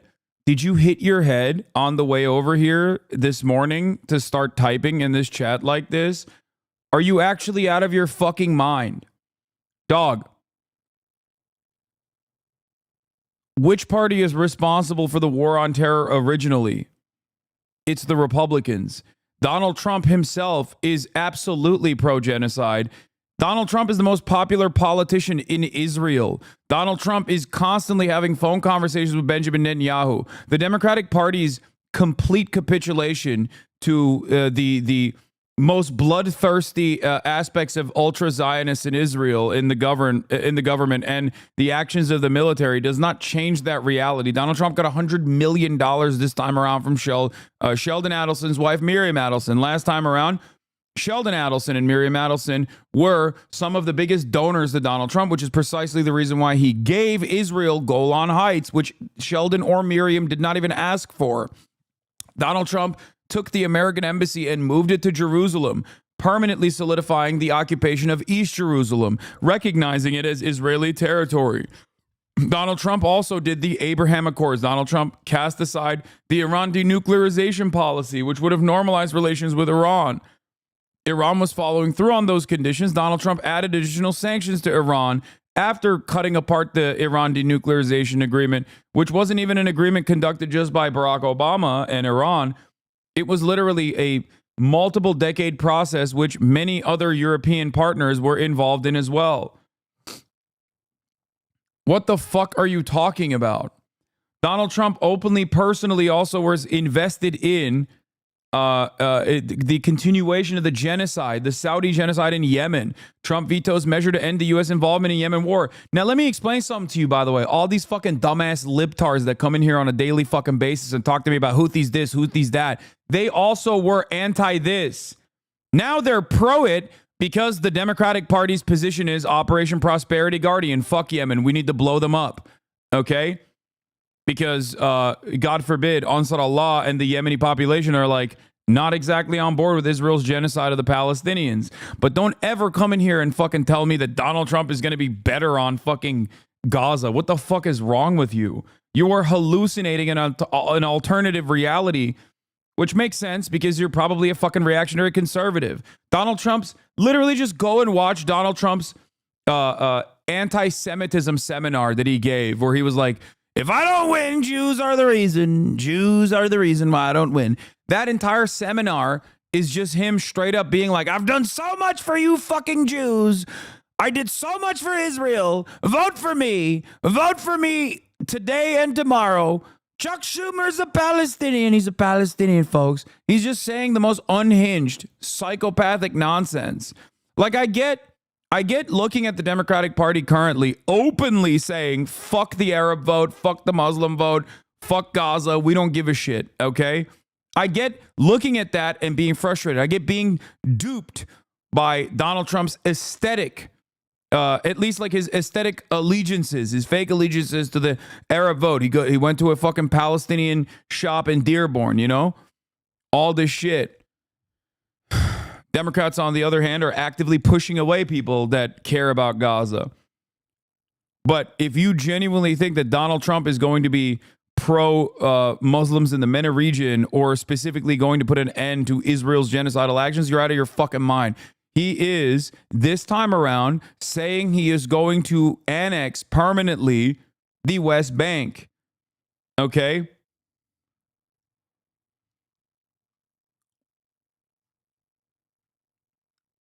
That's what Miriam Adelson wants this time around.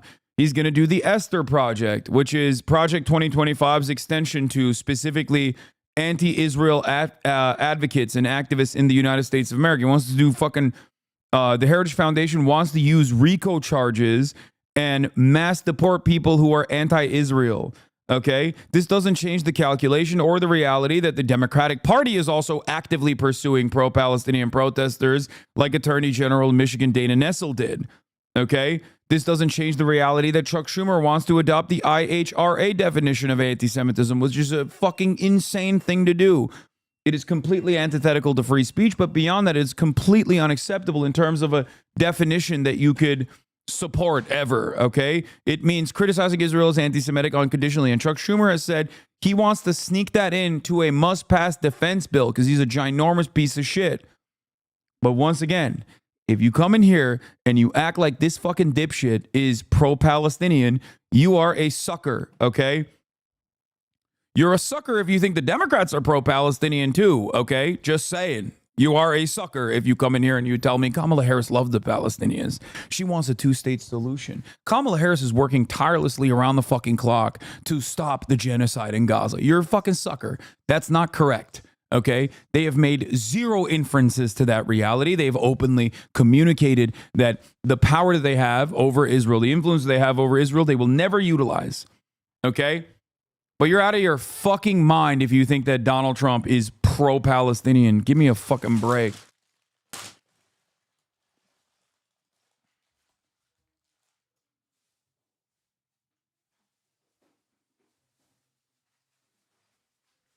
I love the reality that the Democratic Party is so overtly pro-war, and they certainly are, and it's very frustrating. But the Democratic Party is so overtly pro-war that you now have dumbasses who can come in here and unironically argue that they think the conservative movement is anti-war.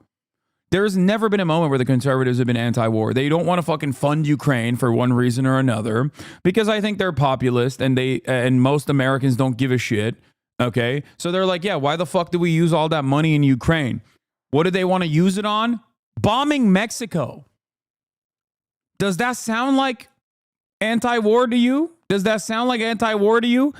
The rhetorical trick that Republicans used to always apply, and they still are doing this to this day, and I saw Glenn Greenwald use this trick the other day, and I thought it was like really fucking crazy. That was the reason why I also clocked Tulsi Gabbard as a phony early on. Is this, okay? When you hear someone say this, understand that they are not anti-war unconditionally, and they're simply a charlatan masquerading as someone who is anti-imperialist or anti-war. Okay? when someone tells you this is a bad war and allows it and makes it seem like there is a good war, a useful war to be engaged in instead, know that they're not anti-war. They're anti that war, potentially. Okay? But there's definitely wars out there that they are for. Tulsi Gabbard did this expertly as well. A lot of people fucking stupidly thought that she was anti-war because she kept saying, oh, well, I'm for just wars. You know, there are just wars, but this war is bad. But there's a just one out there. She would always say like, oh, yeah, you know, any kind of combating of Muslims, that's a good thing.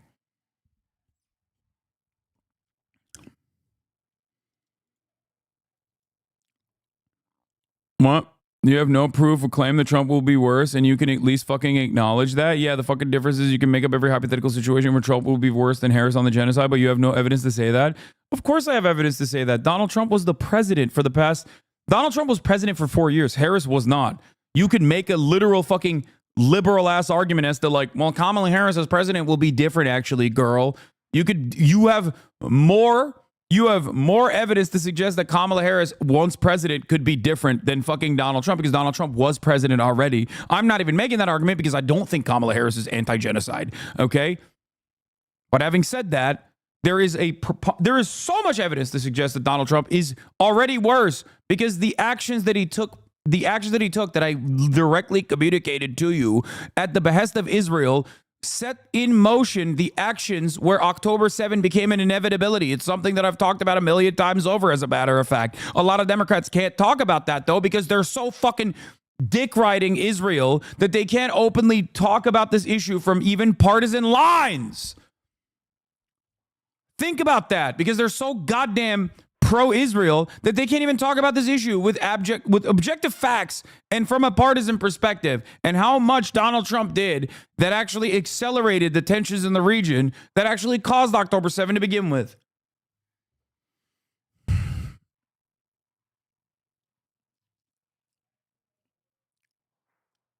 You have no proof to claim that Trump will be worse. You can at least fucking acknowledge that. But do you condemn conservatives? Do you condemn Hamas? And Hamas civilians are terrorists? What are you saying? This person went from being like, Trump is going to be better for the Palestinians, to literally, to straight up turning around and being like, do you condemn Hamas? What the fuck? What happened? So I guess you weren't fucking pro-Palestinian emancipation at all. You just are pro-Trump.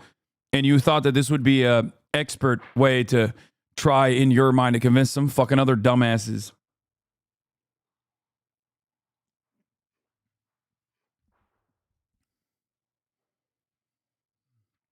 Yeah, the neocons are all endorsing Harris because they think Trump will be exactly the same. There's no deeper ideological reason Dick Cheney is riding with Kamala is just for shits and giggles. No, I think that the Democratic Party has adopted the framework of the neocons 100%. But if you think that Donald Trump is going to be fucking any different when it comes to war with Iran, you are the most delusional person ever. What the fuck are you talking about? Dick Cheney wants managed fascism.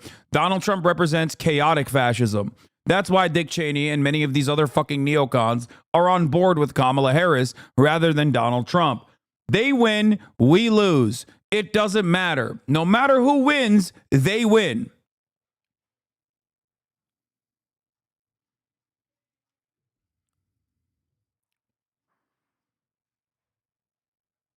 I never fucking said that Trump would be better. Nope, I'm very pro-Palestine and registered to vote. What? You're upset that I've been shitting on Donald Trump and you're saying that I'm fucking libbed up.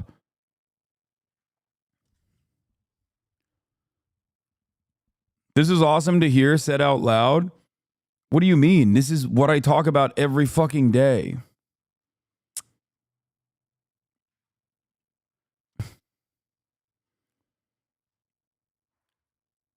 Is there a right-wing version of getting libbed up, like a disillusioned groiper hearing someone insult Bush and getting really angry or something? I don't know if that analogy works. That's funny.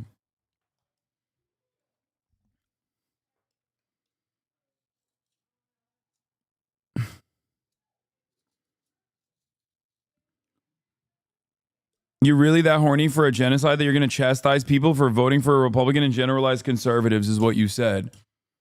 As in, the implication is that the anti-genocide vote is a vote for conservatives, and you are delusional for saying that.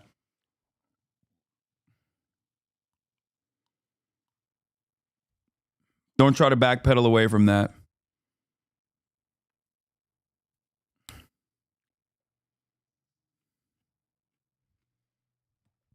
Anyway.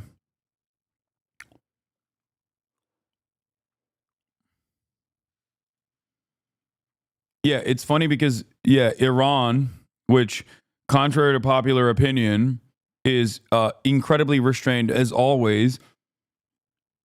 A lot of people, including Elite News, has been saying that like Iran is going to attack before the election. Iran is going to attack before the election, and I haven't put a lot of emphasis on that coverage because we found out together, one, that it was actually Israeli sources that was saying Iran is going to attack before the election, and two, that is unceremonious for Iran to do so because they have demonstrated restraint time and time again.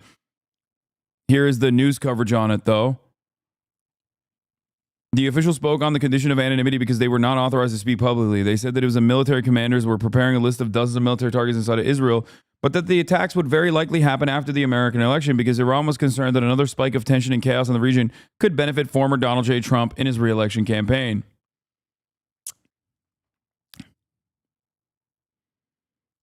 What? Just like Ukraine, right? What do you mean?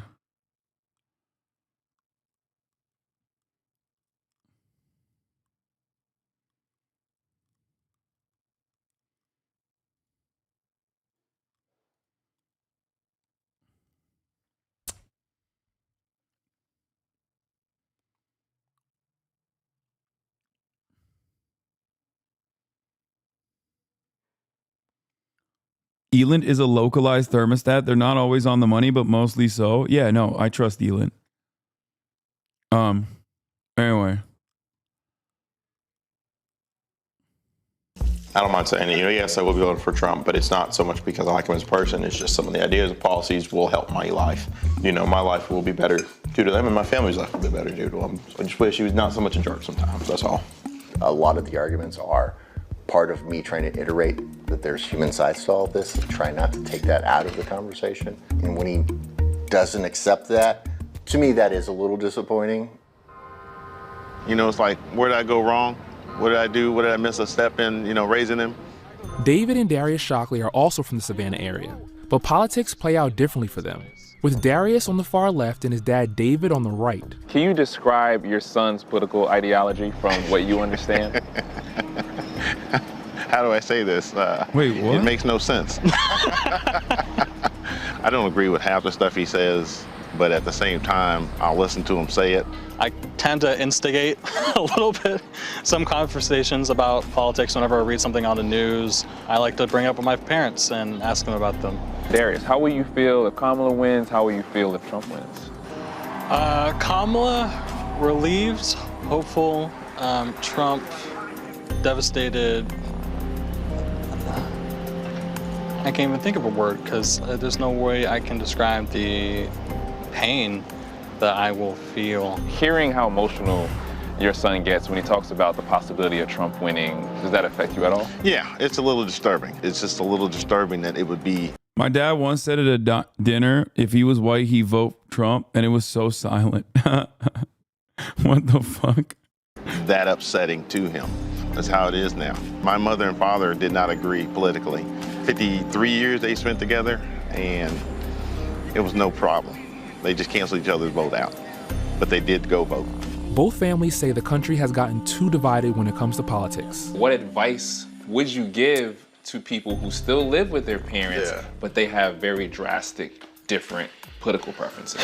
Just get over it. Your family's not going to agree 100%. You will never agree. If you hope in this life you will find somebody you agree with 100%, you'll be searching for your entire dang life. What's up with you? Amen. Amen. Just a scoop of that. What are you all united on? We're family. I don't care who you're voting for. If you're a good person, you can sit at my table. It's extra crazy that his brother has cerebral palsy and he's voting for the guy who made fun of a dude with cerebral palsy. Like, on the optics alone, like, that shit makes no damn sense. Like, you are directly... I usually say that like Republicans only care about shit when it like directly impacts them, and then they change their minds because they're like deeply selfish people. But this guy has gone above and beyond where he's like not even demonstrating empathy for his own brother. It's kind of crazy. Invite people over and we don't discuss ideologies. We want to love them for them and not worry about politics. We'll deal with that later. I guess I was raised up to believe that as long as you think that what you are doing is right and you stand behind what you're doing, we're behind you.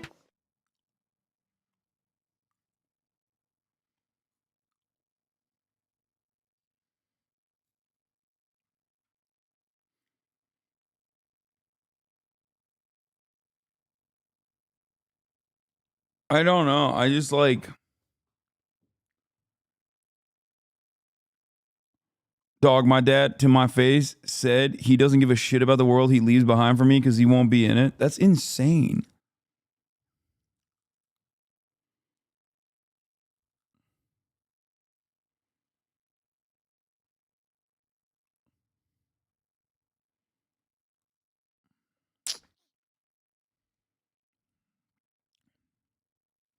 All right, let's look at these rallies. So-called president of the United States called Trump supporters garbage.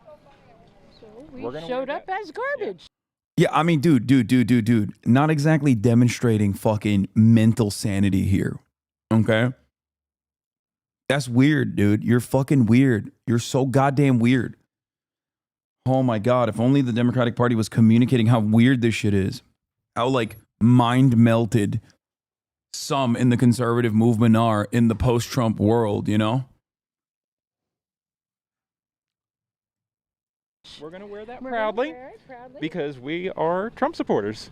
And so, can you tell me how wearing the garbage bags proves that you're not garbage? Oh. Just as the back says. Right.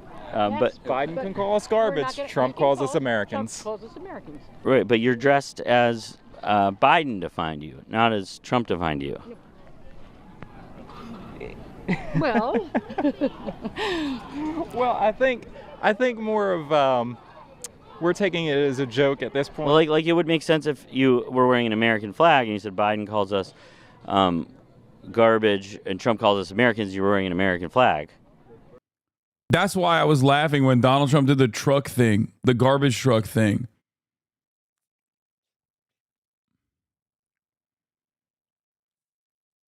Because, like, you're kind of calling your own supporters garbage now. Like, it is, you're too angry to make, like, a funny joke out of this.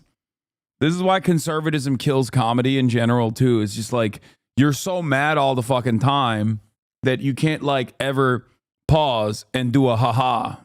Okay? Like, you heard the garbage and you're like, oh, they call it garbage, I'll show you. I'll show you garbage. I am garbage. I'm garbage as fuck. I'm living in filth. I'll prove to you that you're right. It's like, okay, you're just, like, they used to do this, owning, like, wearing a diaper to own the libs was the thing. Remember when Charlie Kirk wore a diaper to own the libs? God, I that's why we call Turning Point USA like the toilet paper USA.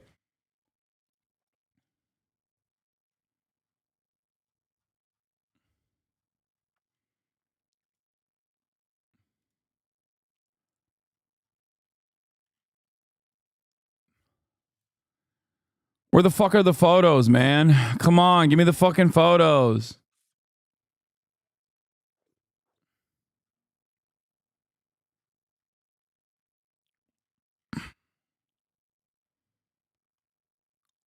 I'm sure someone can find the photos. I remember very clearly.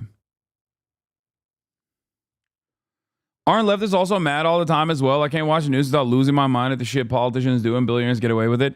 Yeah, but I think that you can still make jokes. I mean, I at least still make jokes, which, you know, people punish me for anyway. Yeah, here it is. I thought Charlie Kirk was also there wearing a diaper, but maybe not.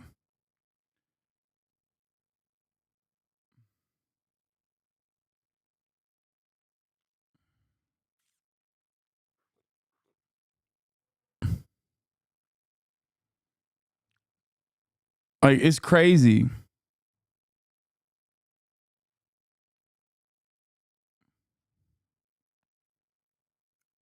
Yeah, and then the group got disbanded. Turning Point USA chapter at Kent State disbands over diaper debacle. Yeah. It's like, what the fuck are you doing? Wow, you really own the libs that way, dude. You own the libs by fucking saying you're trash, you're garbage.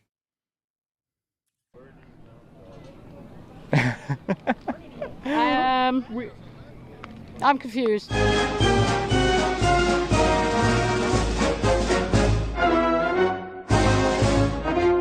Could you read your shirt to me? Oh, it's going to take a felon and a hillbilly to fix this.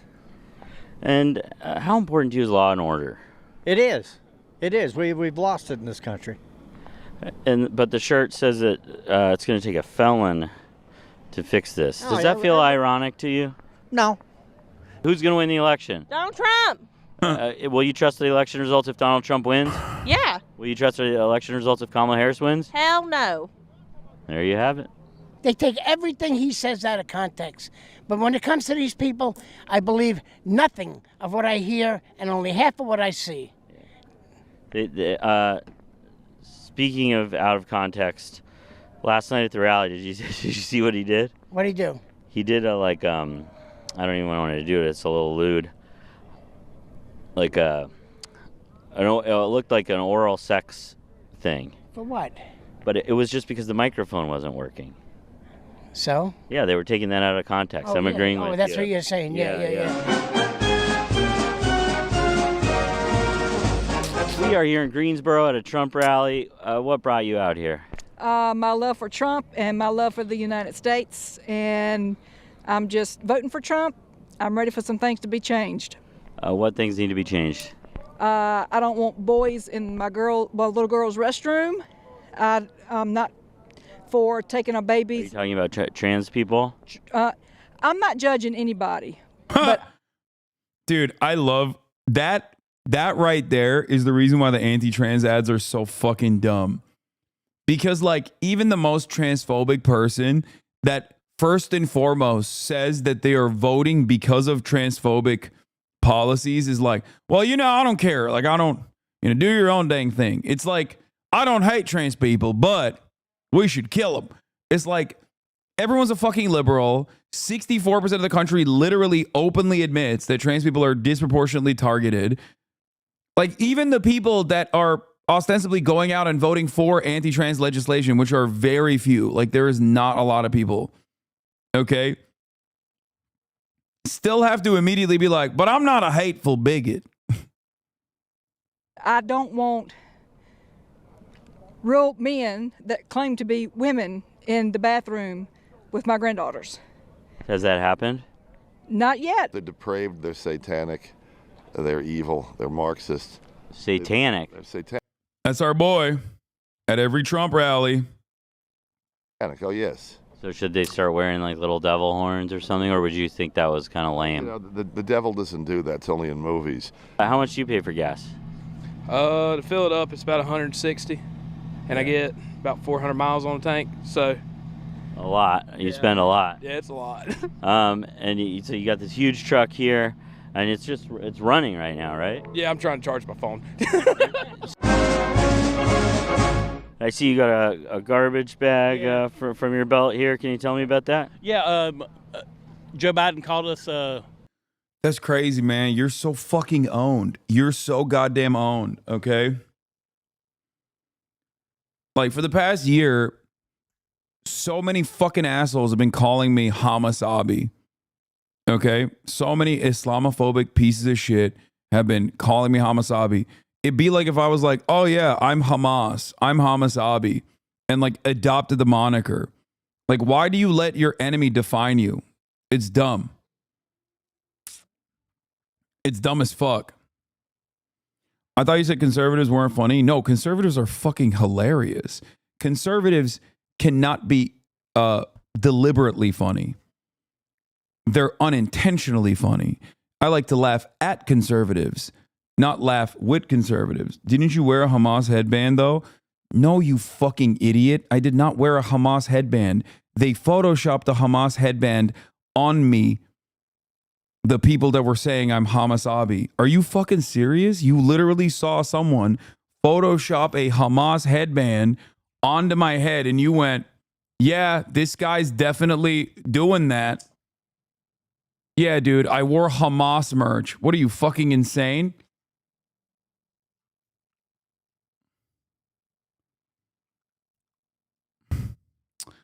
Shut the fuck up, dude.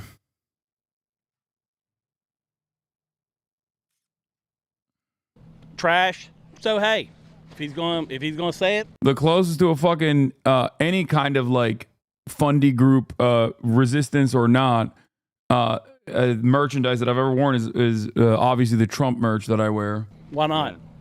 All right, so you're kind of owning that. Yeah, absolutely. If he Now, wants to call us you know, that. Trump has called liberals scum and that kind of thing. Did that bother you? No, it doesn't, because he's exactly right. Can you tell me why you're wearing the garbage bag? Because I'm proud to be trash if it's under Mr. Trump. Absolutely. Okay. We are here in Greensboro, North Carolina, outside a Trump rally, and you, sir, you're wearing a garbage bag. Why? Well, because Joe Biden called us garbage, and we're deplorable. We're garbage. We're anything they want. But what we are as Americans, we're Trump people. And do you feel like you as Trump people are garbage? Hell no. But liberals are satanic, and they bathe in the blood of the infants that they slaughter to pay homage to Moloch, their demon god. Are you being serious right now? Yes, I am. So Donald Trump says Elizabeth Lynn Cheney is guilty of treason.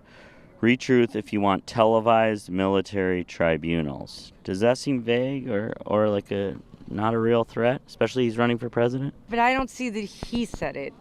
This is him retruthing it and asking other people to retruth it. People are saying that Joe Biden called Trump supporters garbage. People seem to have an issue with the rhetoric. Let's check out what kind of merch we got here. Says, fuck Biden.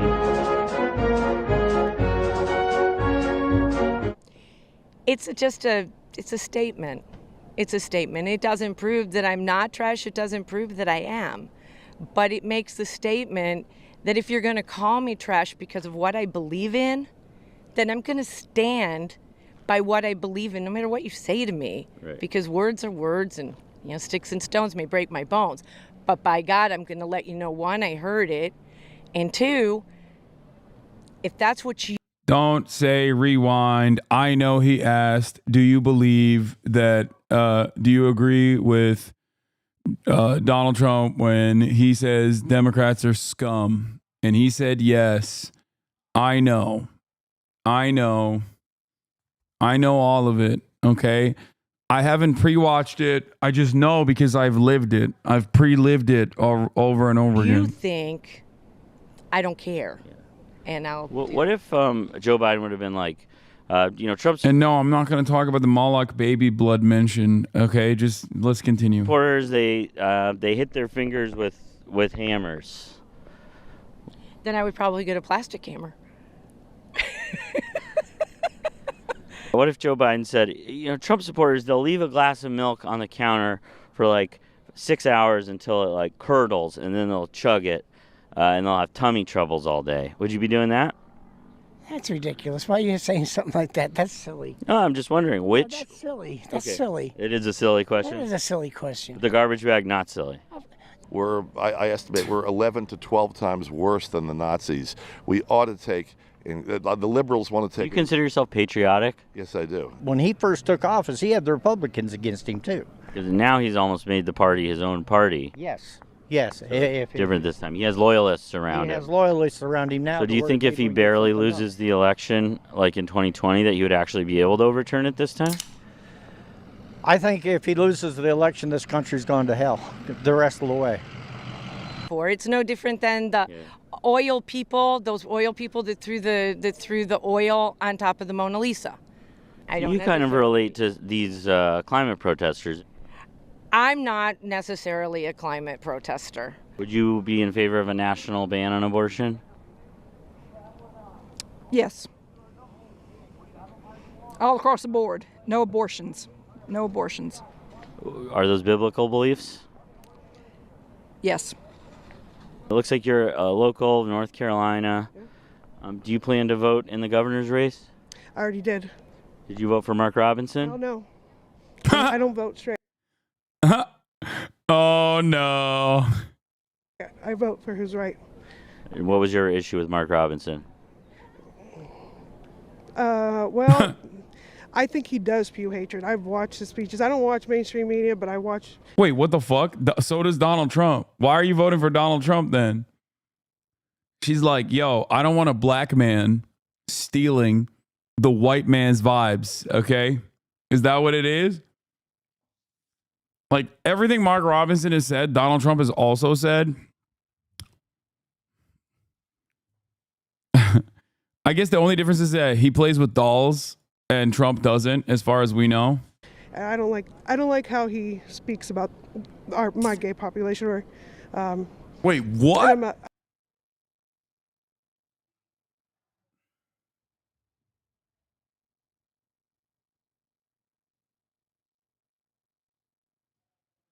Plot twist. Hello? A North Carolinian Trump supporter who is a butch lesbian. That's amazing. Anti-Mark Robinson, pro-Trump. Fuck, man. I love this shit. Fuck. God, American politics is so awesome. An educator for 20 years. And Mark Robinson was just too extreme. Wait, you're a gay teacher and you voted for the gay teachers or pedophiles party? This is like a rare Pokemon, dude. I feel like we just found like a shiny Charizard, you know what I mean? That is whoo, that's so sick. Yeah, Charizard. Fuck you. Shut up.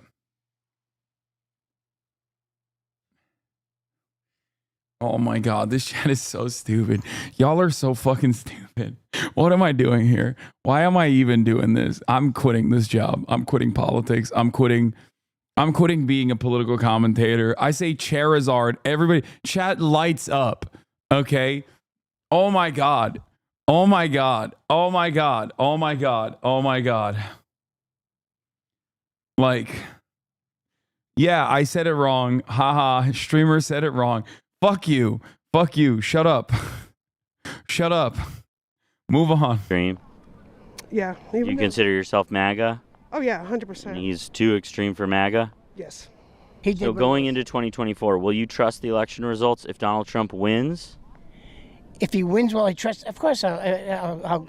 Oh, this is a very common thing for the record. Like what he's asking them in a joking fashion, like people have been asking, like journalists have been asking to Trump supporters in a very serious manner. Like Ested did this in Georgia in the last run up that I was listening to, and it's legitimately fucked up how many people unironically repeat what this man is about to say. And I know exactly what he's going to say, even though I haven't heard him say it yet, which is when asked, oh, will you trust the results if Trump wins? They say yes. Will you trust the results if Trump loses? They say no. No, it's stolen. I'll trust the election results if he wins. If he loses, Kamala, I will not trust the election results. So if But he was like, oh, let me clarify. Like, I don't want you to be even a little bit confused about this. Heads win, heads, I win. Tails, you lose. Okay? That's it. No other way out of this.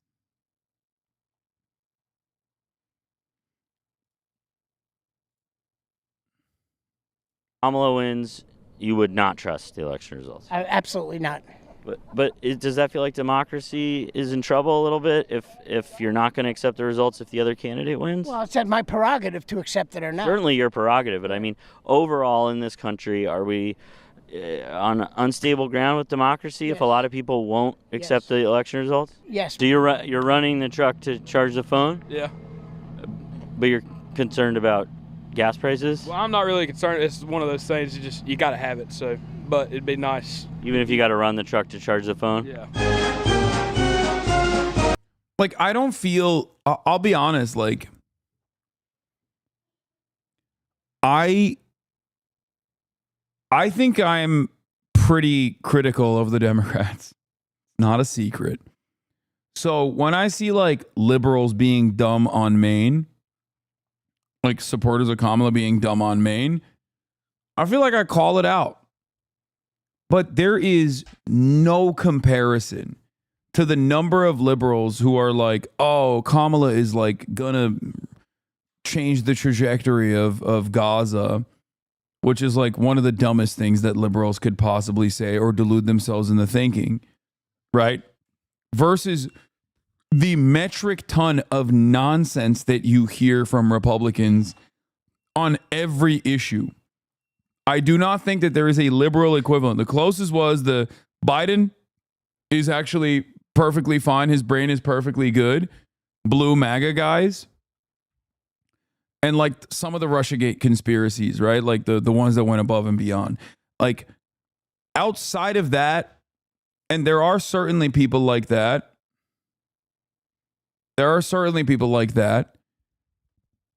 Like there is no one-to-one comparison with the way that Republicans operate. Yeah, for each Harry Hasan is a great example of this. Okay? Harry Hasan is a party loyalist.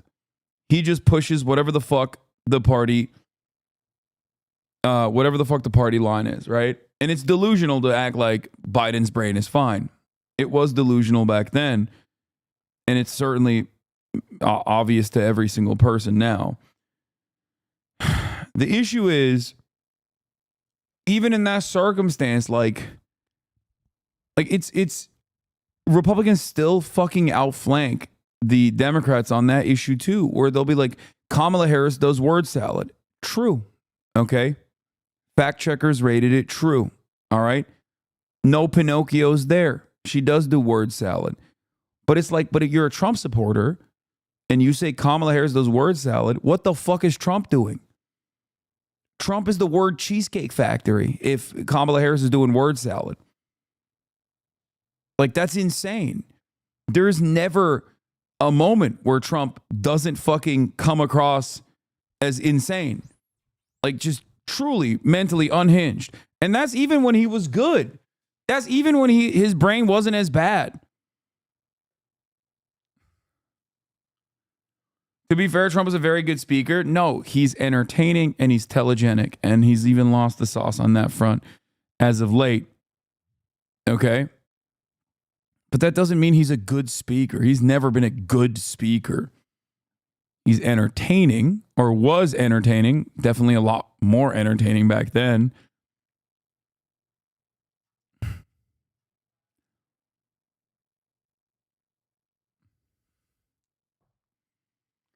Completely disagree with you on this. Dems are rabid dogs. If they're single anti-genocide protester at their events, or you question their candidate's support of Dick Cheney because fascism, that is the definition of insanity. No, I agree with you on this. I do. But I'm willing to bet that there are a significantly higher number of Democratic Party voters that are at odds and constantly delude themselves into thinking that there's probably some other reason why they're the campaign is pro Dick Cheney. They're not running around being like, I love Dick Cheney. The Republican equivalent would be to go and say, I love Dick Cheney. Dick Cheney's the best. What the fuck are you talking about? He was a fantastic elderly statesman. And it's incredibly valuable that he is supporting the Democratic Party. We love him. We love his policies. That's the difference. Like, liberals hallucinate liberals hallucinate alternative motives, and they ascribe like some genuine motivation to why the Democratic Party is doing shit that is directly at odds with the way they see the world. They don't run around and go, Liz Cheney and Dick Cheney are woke now. They're fucking progressive advocates for justice, and that's why they fucking are voting for Kamala. Do you understand? Liberals love coping, and sometimes that coping is delusional and ridiculous and angers the fuck out of me. But again, not an equivalent to the way that Republicans operate. Republicans offensively coordinate to whatever the position is that Donald Trump has brought forward.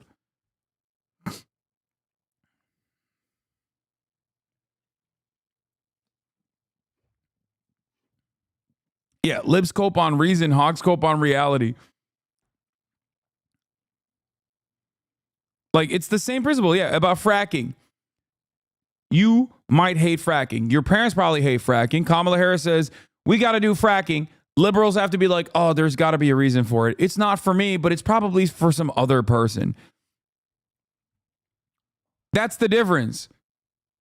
Republicans, on the other hand, if Trump was like anti-fracking tomorrow, would be like, I hate fracking. Fracking destroys the planet. I'm actually woke now. But it's for PA, you said, man. Yeah, we also found that like Pennsylvania itself is not of one mind when it comes to fracking. No, I more so think that Kamala Harris saying that she's pro-fracking, or that Pennsylvanians that also act like they care about fracking, is just oil and gas industry propaganda. That's it. You're making it seem like Pennsylvanians love when their fucking water is filled to the brim with sediments.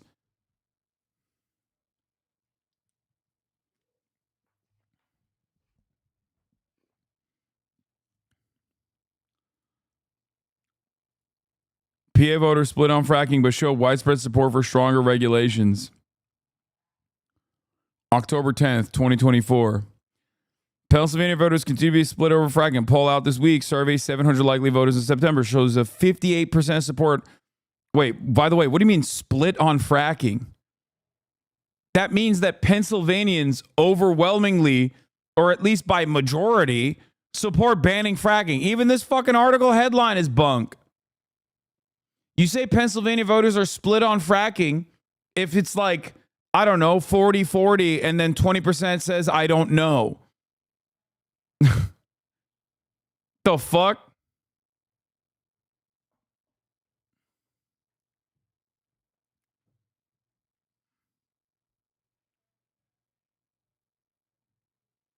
Bro, I'm from PA. My high school teacher lit our tap water on fire for class demonstration. Like, what the fuck are they talking about being split? Everyone knows this sucks.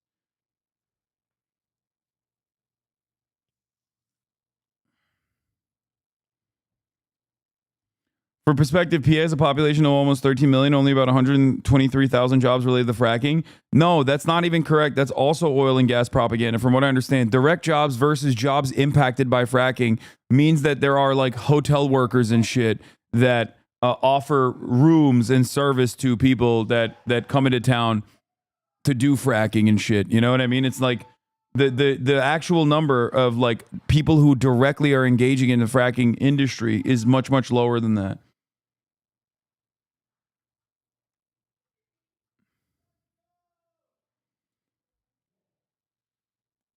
You people in PA are only worthy of fracking, apparently. Yeah, Shapiro is far to the right of the previous governor. Anyway.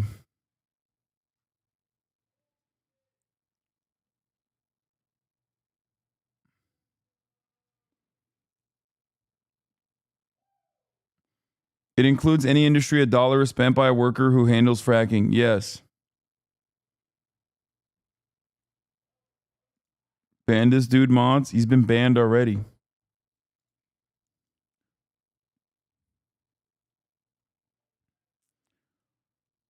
Anyway, my point is, like, the closest liberals get to like Trump level nuisance, the closest liberals get to like the Trump aesthetics is when they wear like I'm speaking t-shirts. And even then there's plausible deniability that like they're wearing it because she said that to Mike Pence and not because she said that to someone who was brave enough to fucking stand against her positions on the Palestinian genocide. You know what I mean? But that's it. That's like on the aesthetics front. When you talk about like liberals who are insanely fucking annoying, it's like they don't wear They don't wear border wall t-shirts and shit. Maybe some do now. I don't know. But the number, like the mania is not the same.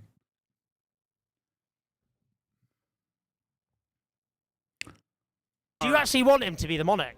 Absolutely. I don't know. He's very eloquent when he speaks. We need somebody that's going to be dominant to run our country. I'm tired of all these illegal immigrants taking our jobs. Election's going fantastic. We're actually up in all 7 swing states. I believe we're at the early stages of World War III. What is socialism? Socialism? It's basically where the rich get richer and the poor get poorer. You can shake your head. Well, I just don't, but you haven't. Dude, ask a capitalist to define socialism. They always talk about capitalism. That always holds true. Okay? Ask a socialist to tell you what's wrong with capitalism. They will define it to a T. Ask a capitalist what's wrong with socialism, and they'll just keep repeating the problems of capitalism. Like, what a funny thing to say. Oh, the rich get richer and the poor get poorer. It's like, okay, do you feel like under this current administration, the rich have gotten richer and the poor have gotten poorer? And then they'll say, yeah. And then you go, do you think it's because we're doing socialism? And they'll say, yeah. This is what I mean. You are not living in reality. Like, what the fuck do you mean? Because I've been campaigning all day, dude. Okay, fair enough. Keep going back and forth. But like, you are being a little silly. This is a biggie, guys. U.S. president. They think this admin is socialist because they're incredibly dumb. Brother, they think Jeff Bezos is socialist. Remember Candace Owens? A lot of people now think she's like brilliant because she is anti-Israel for the wrong reasons. Okay? Like, Candace Owens was always anti-Semitic, but now she also happens to be anti-Israel. But a lot of people forget that she's also dumb as fuck. Okay? Like, actually dumb as bricks. Like, she used to say Jeff Bezos is socialist. She said it, I think, to, what's his face? To Mr. Ape Man himself, Joe Rogan. Jeff Bezos is socialist, dude.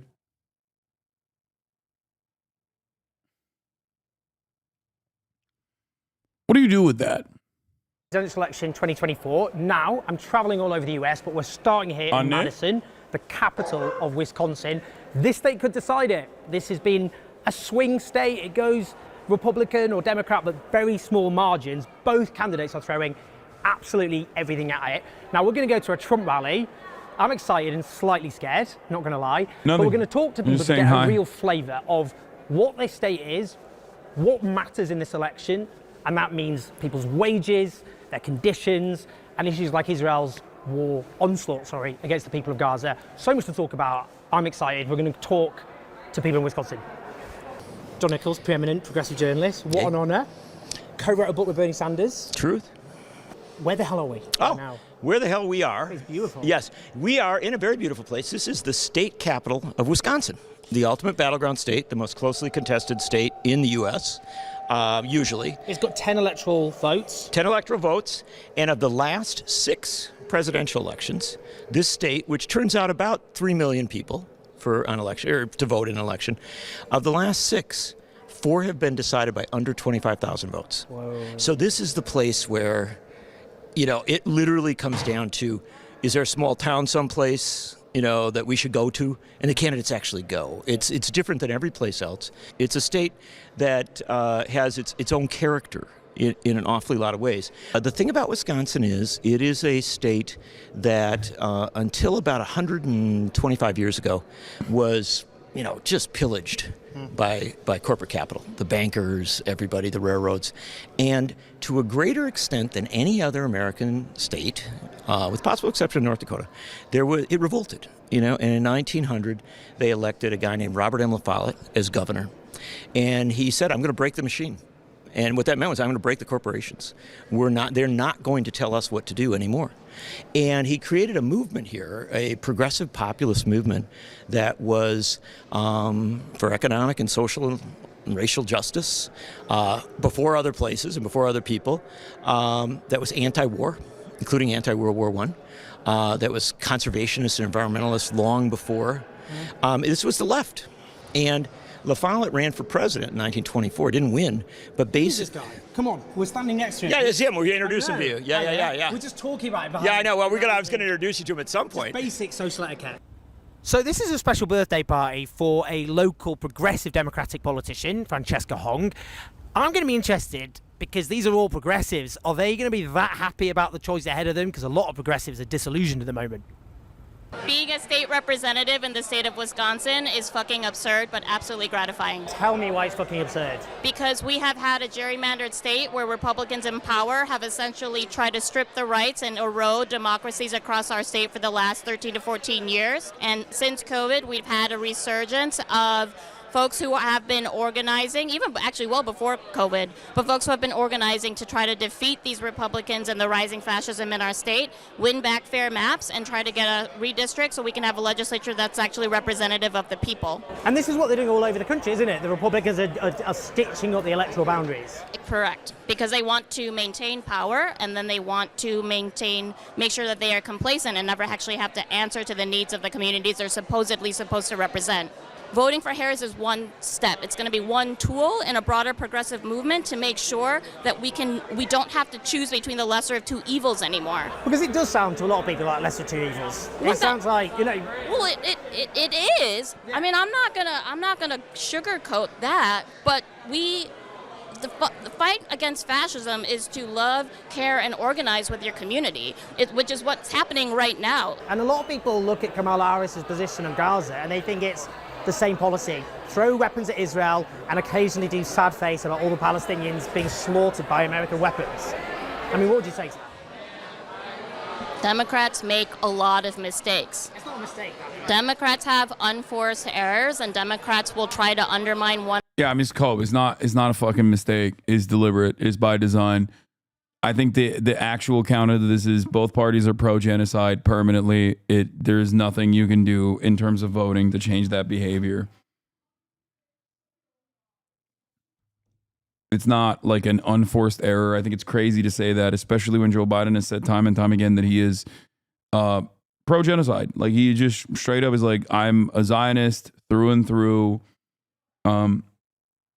She's a DSA member. She knows better than this. Yeah, on another, but they like genocide. Yeah. That's not. She has. Oh no! I'm not saying that isn't. I'm saying their stance is absolutely wrong right now. They should come out stronger. They have to.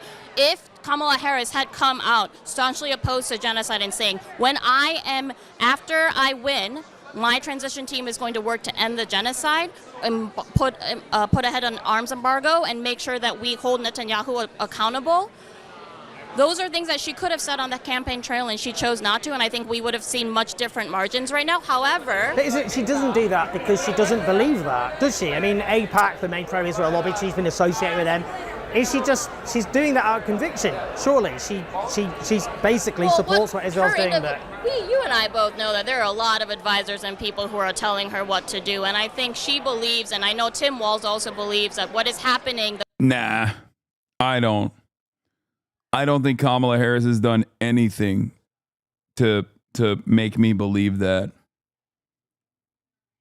I don't think it's like advisors that are like deluding a 60-year-old woman.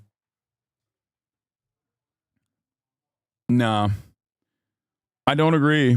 I think that people want to vote for Kamala Harris against Donald Trump. And I think this is their way of like trying to reason with it. It's fine. It's just not correct.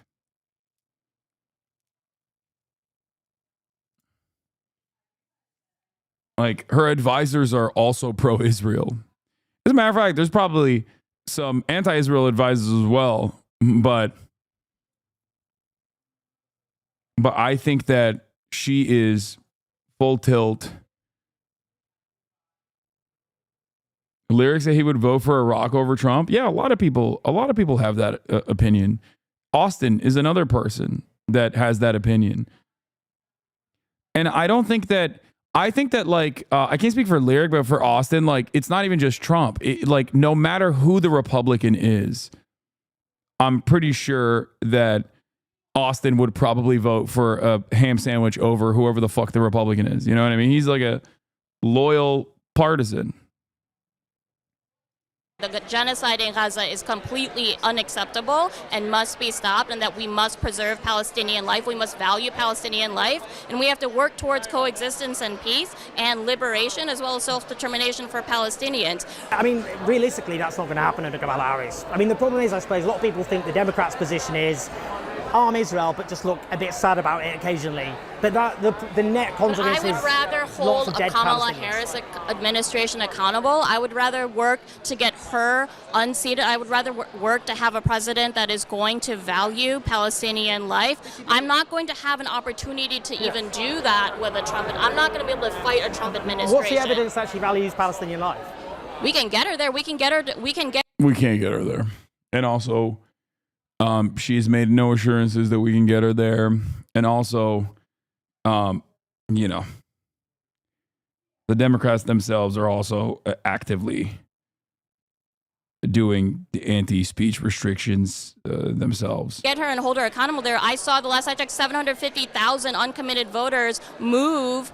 Yeah, I mean, much like Austin, I would also never vote for a Republican either, for the record. I will never vote for a Republican. My opinion on voting for a Democrat will shift depending on how close they are to a Republican. Officials to seriously recognize that democracy is still alive and well in our state when we can have movements like Uncommitted bring together over 750,000 voters. In Wisconsin, we had rural voters, urban voters, suburban voters all vote uninstructed. Almost 50,000 voters voted uninstructed. Biden won by 20,000. But she's not listening to that. Once she's in office, it will be easier to take down a Kamala Harris administration than a Trump administration when it comes to holding them accountable for war crimes. But the mechanism of after people have voted, because this was a moment when people have leverage. So why, after she's been safely voted into the White House, would she go, now I'll listen to you? Why would she do that? She has to get reelected herself. Well, she's not bothering. No one's out here going for, I'm going to be the one-term president. Biden didn't even want that. Why would she bother in the next election if she's not bothering in this one? She knows she's losing voters. She knows it's close because of this. So that she doesn't. She's not going to want a bloodbath every single year when it comes to her own people trying to vote for her. Ultimately, at the core, as an elected official, the core of our responsibility is to lessen suffering. I truly do believe that Kamala Harris knows that her responsibility as president of the United States will be to lessen suffering. The way that she will do that will be up to how much she listens to her voters, and she will have to earn our votes, and she is working to do that right now. But you're admitting that she's not earning your vote on that issue, at least. This is why I'm saying, like, I think this argument is just not correct. Like, I think you're saying this stuff because you want to feel better about your decision, and that's fine. I understand that.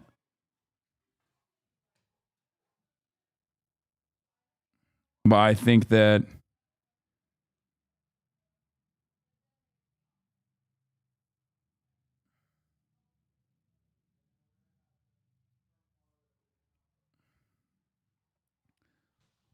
there is no assurances that she will be moved on this issue. Enough? Absolutely not.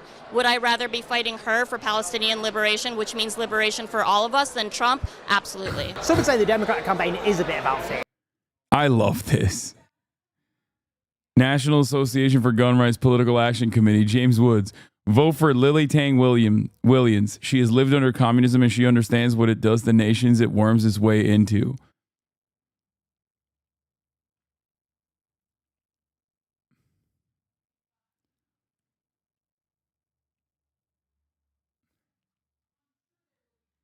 Dude, these people are so fucking insane. Oh my God. Oh. What is happening in this country, dude? It's a fucking clown show. It's a fucking clown show, dude. This is like a bit that like a British comedy would have about America, okay? They'd be like, I'm the gun candidate. I'm going to have a gun in every single campaign ad. I love guns. I sometimes fuck them. And it's like, nope, it's real life, dude. It's fucking real life. She's listed on victims of communism.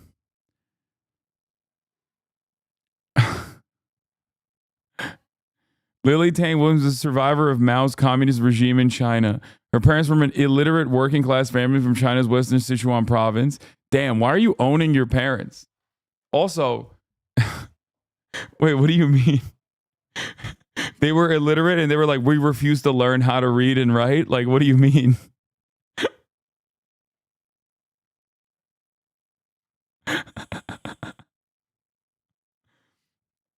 Lily grew up during Mao's 10-year cultural revolution as a child, experiencing extremely poor living conditions, food rationing, and social chaos, and oppressive communist restrictions and indoctrination.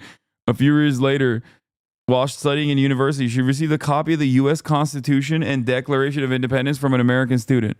From these two documents, she first learned about the individual rights and liberty as opposed to collective rights. After Lily became an assistant law professor at Fudan University in Shanghai, she, in good conscience, could no longer support the Chinese Communist Party, CCP.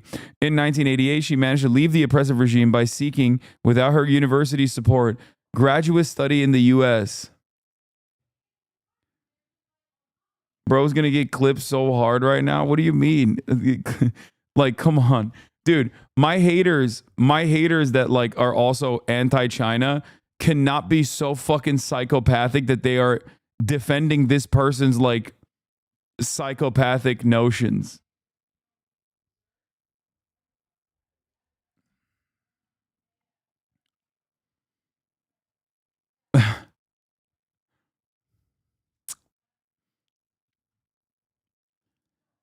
Soon after arriving in America, Lily met her future husband. They have been happily married for 33 years and have 3 adult children.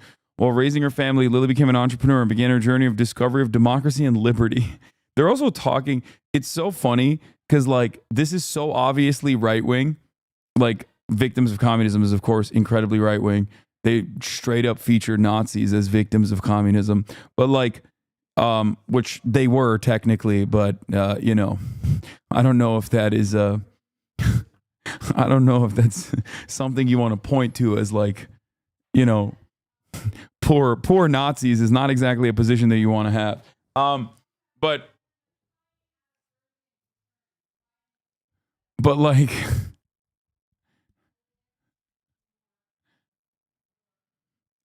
overall, oh, she manages rental properties with her husband while also works as a part-time as an expert witness on China-related cases, traveling the country as a professional speaker, sharing her story about the horrors of socialism.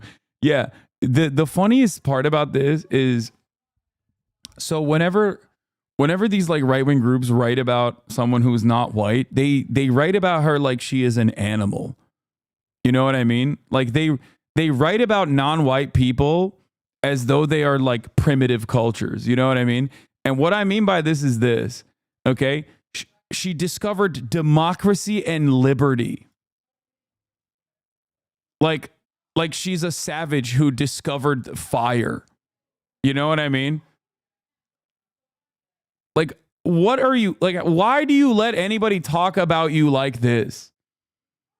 Like, do you have no fucking decency, no self-respect? Like, this is supposed to be pro you. And they're talking about you like you're a fucking wounded animal, dude.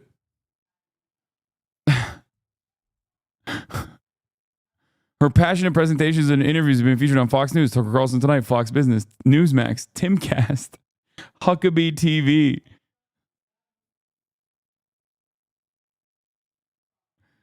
Okay, I'm done. What the fuck? Watch her campaign. I arrived in Austin. Live in a free country, born as Americans, and do not recognize their privileges. You are born American, a free country. You never suffered a starvation. And you need to go to other countries to find out why all the immigrants, millions of them, want to come here. America is last stand on earth for freedom. If we lose this country, the world will be a very dark place. Yeah, don't know how many kids of illiterate parents who became law professors in the United States. Yeah. That was funny. They were like born to illiterate parents who were peasants who fucking suck. She went to law school in China. They oppressed her into going to law school in China. I have 3 children in this country. I want to protect their American dream. So here I am, you know. I've noticed that every time you speak about America, your eyes fill with tears.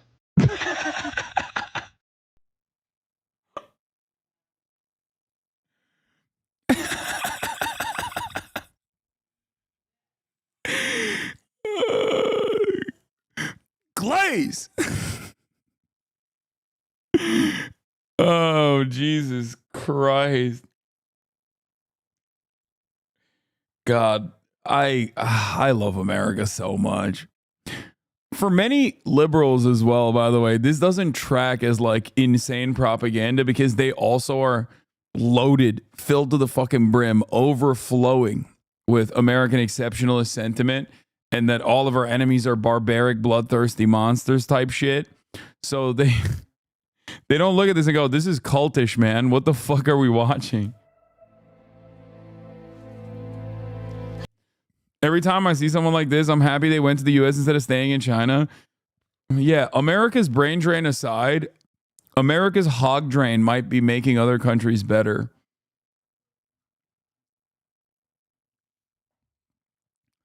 Like, I think we're such a vector for the most conspiracy brain dipshits, the most insane fascists, that like it just kind of takes care of itself, the problem in all these other countries. Like, look at Canada. I'm not even joking. I think half the reason why Canada still has like some semblance of social safety nets is because all the dumbest fucking hogs come here and LARP as Americans. Like Tom McDonald. Okay?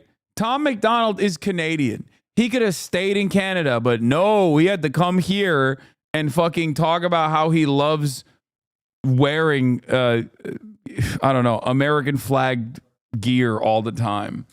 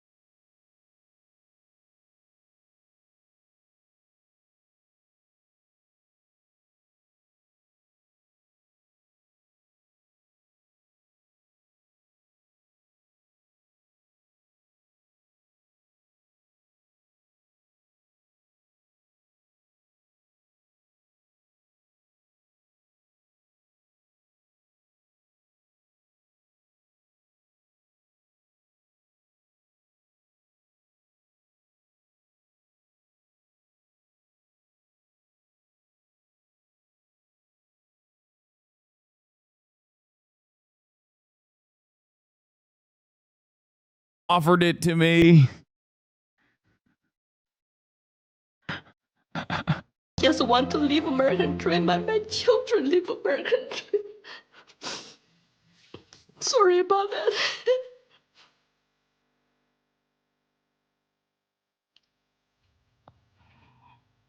It's time to ask questions. It's time to wake up.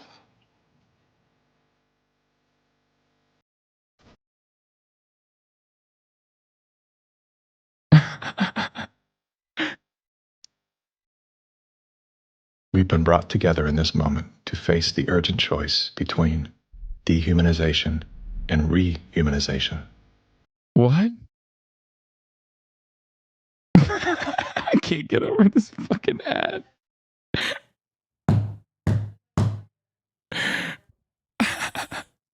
He said, I have no political motive. Also, I'm running. I'm running at New Hampshire, U.S. House District 2.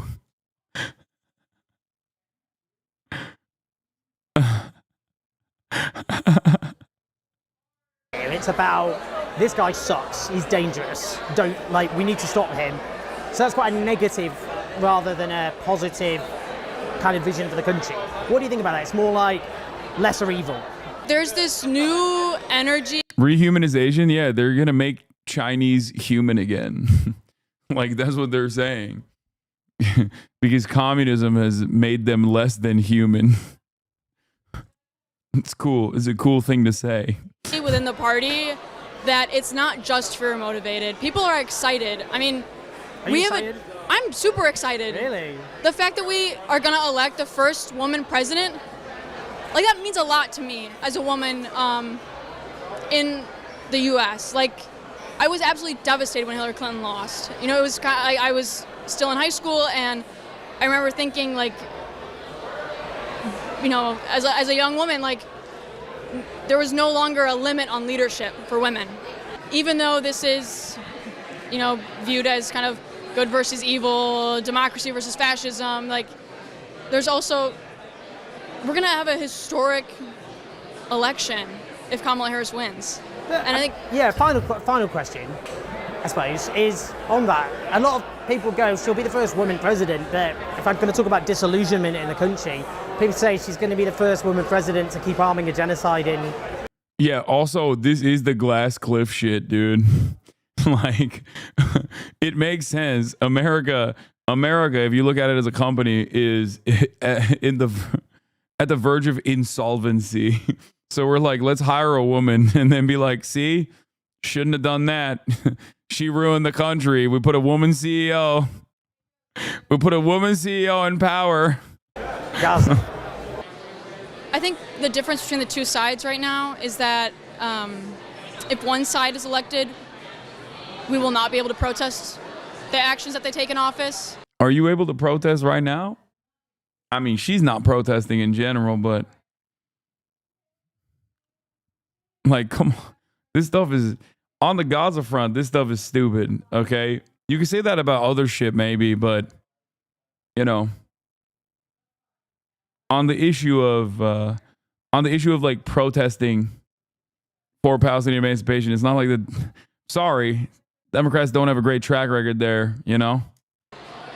But the other side will be upholding democracy, and, you know, people who are very upset about the events happening in the Middle East right now and about the genocide that's occurring, they'll be able to protest Kamala Harris's decisions regarding that. But a lot of people think you'll be able to protest and she'll ignore it. I mean, it'll be like, I don't think she won't ignore it. They won't. Joe Biden has. Because what he does is he arms it and then does, you know, he goes, it's very, you know, very sad. And won't she just carry that on? She'll arm it and go, very sad about all those dead people, killed people, murdered people.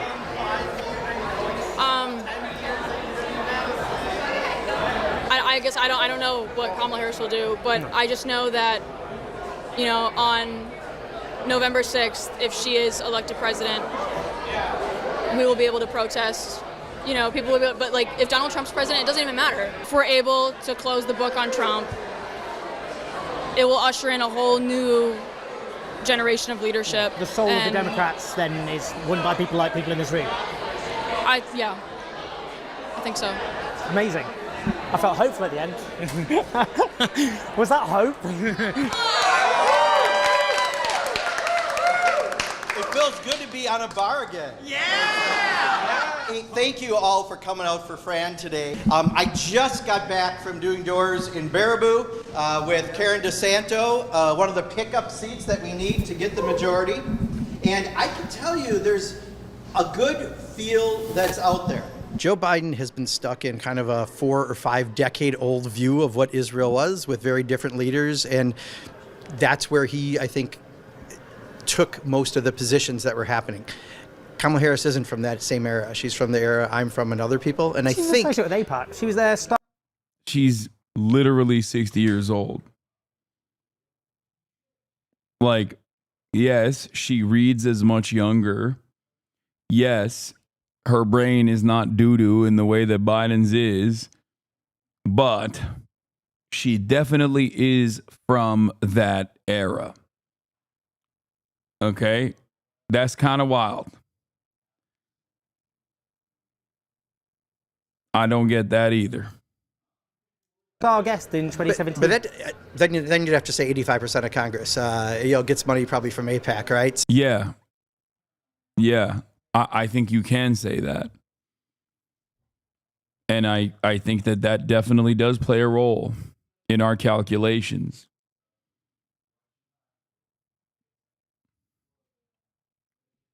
So she just said she's going to arm them no matter what. No, I think you're incorrect. I think what is correct is she's from a different era, and she has said things that Joe Biden certainly didn't say, and she has called for, making sure that there is the ability to have an independent state for Palestinians. He said that. Yes, she has. No, she said. I know. I said Biden said that too. No, he did not in the same way. No. Yes, he did. Yes, he did. He did. I think the difference is that he just believes. What? Rudy Giuliani exploring run for New York City mayor, sources say. That's amazing.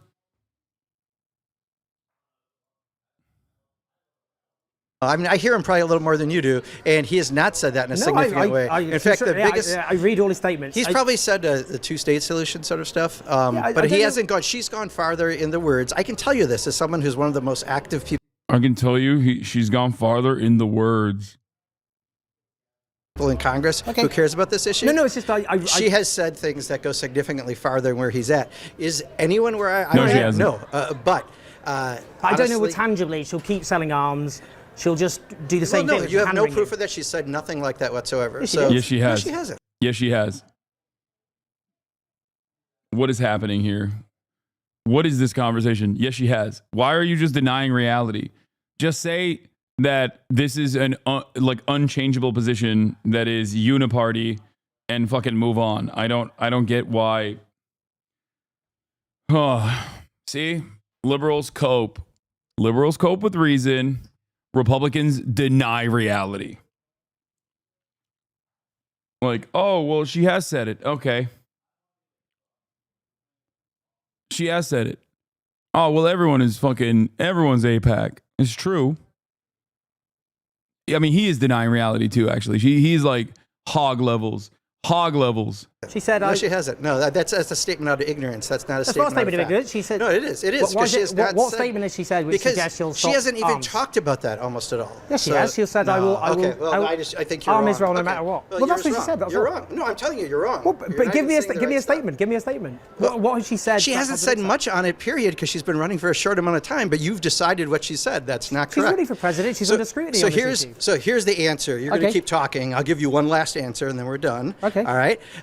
I think the promising part is that she is not from where Joe Biden is on this issue, and we have the ability to have her look at this, and I think she can see that Netanyahu is not operating in anyone's best interest. Okay. And I would argue selling any more offensive weapons is a bad idea, and I think that's the argument many of us are going to try to make should she win. Okay. But to put words in her mouth that she did not say, that you're only assuming are going to be her... He's not doing that. You're wrong. He's right. You're wrong. You are delusional. It's crazy. it's interesting that he's delusional in the same vein as like Trump supporters when they are deluded into thinking that like there is a different position here, actually, secretly. I think that comes from a place of, I think that certainly comes from a place of being like, I know that this shit sucks, so I'm just going to cope with it. I'm going to cope with it and assume that she means something different.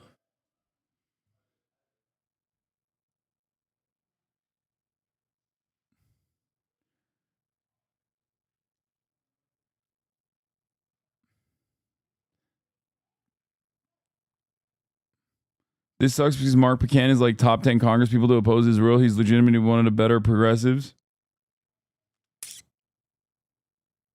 Yeah. He knows deep down inside that the American Democratic Party's position on Israel is completely unaligned with like they're both the interests of American foreign policy, but also unaligned with like their worldview. That's it. It is completely unaligned with his worldview, with his own personal individual worldview. So he has to just like delude himself into thinking like, no, you don't get it. Like, it's going to be better. If it was, if that was even remotely a possibility, then Kamala Harris would have communicated that. Okay, this is hog levels of copium. Straight up. Hog levels of delusion. Positions she hasn't She's taken. never said she'll stop arguing. Okay, you're going to talk over me again. That's fine. No, I'm just. They did it to you? What is this? Hey AJ, did you know it was Alaska's from Boy Boy's birthday? No way! I love Alaska from Boy Boy. He's much better than Hasan. I give him 5 big booms. Boom! No! Boom! No! Boom! No! Boom! It's like every boom was a shot directly across the... Dude, what? No way! I love Alaska from Boy Boy. He's much better than Hasan. No. I give him 5 big No, booms. don't do it. Boom! Boom! Boom! Boom! Boom! Hey AJ, did you know it was Alaska's from Boy Boy's birthday? No way! I love Alaska from Boy Boy. He's much better than Hasan. I give him 5 big booms. Boom! Boom! Boom! Boom! Boom! Hey AJ, did you know it was Alaska's from Boy Boy's birthday? No way! I love Alaska from Boy Boy. No! I love Alaska's.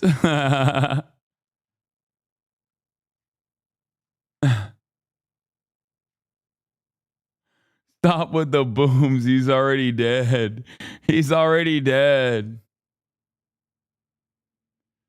As a streamer, how tough is it to have friends, Miz, that are surrounded by streamers like Canute who call you an American traitor as of this morning? How do you deal with all that?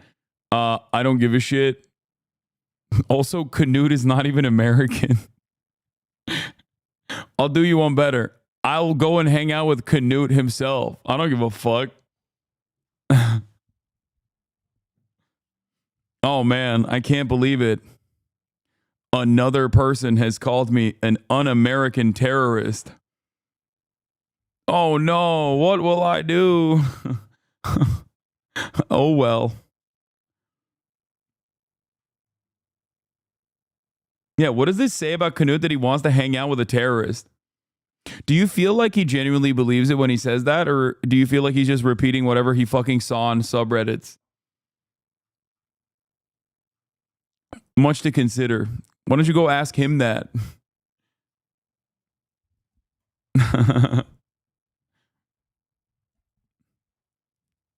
Same principle behind people being like, Hasan is a terrorist, promoting terrorist propaganda, which is why he must be banned from Twitch. It's like, excuse me, if that's a real principle that you hold, you should probably be trying to get me arrested.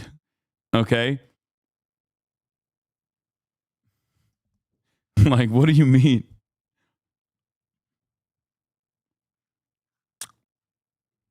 No, it's fine. But what I'm saying is she has not said things around this, because I would know. I follow this issue very closely. So that's my job. I know.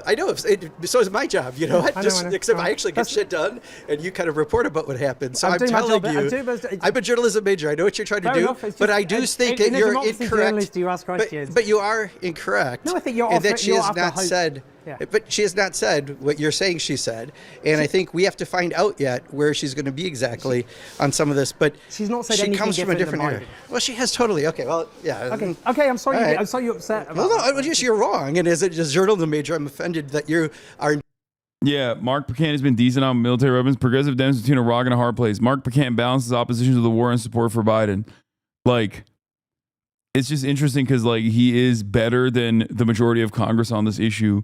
But of course, he's just like, he's doing this shit, you know? This is also part of the reason why people just can't stand politicians. Myself included, really. It's just like, it's obvious. Even you don't believe what you're saying, dog. You just don't. You have your own personal opinions, and then you have the opinion that you must abide by within the party. Like, that's it. And it's weird that you're, you know, having this cognitive dissonance in display. Is the same thing with Bernie? No, I don't even think so. I think Bernie is like more honest about this shit. Bernie, I think, personally has a difference in opinion to someone like myself on the issue of Israel.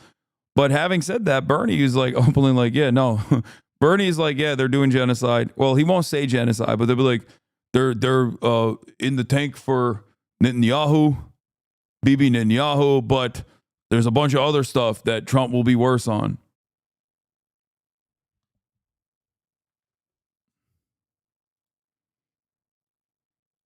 Not listening to someone who can tell you other things. You instead have decided what your story is going to be about. No, I haven't. But it's not correct. Journalism is not about deferring to politicians and what they say, with all due respect. But with all due respect, look at what she said at the DNC speech alone is more than Joe Biden has said ever about.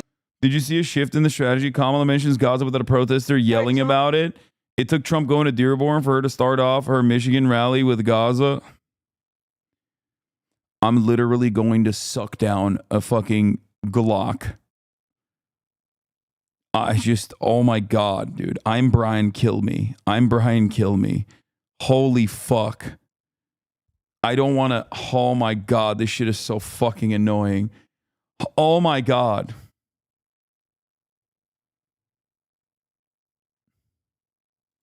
I'm Brian Kill Me. I'm Brian Kill Me. I'm Brian Kill Me. I'm Brian Kill Me.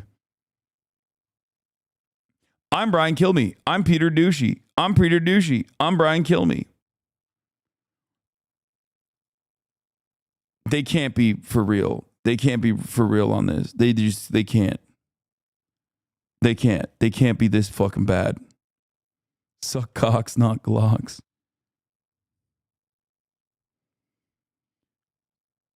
Oh my God. I jokingly said that the fucking pro-Palestinian demonstrators should say that they're voting for Trump and that they're Trump supporters in an effort to get the fucking Democrats to respond. A couple weeks ago, as a joke, I said, lol.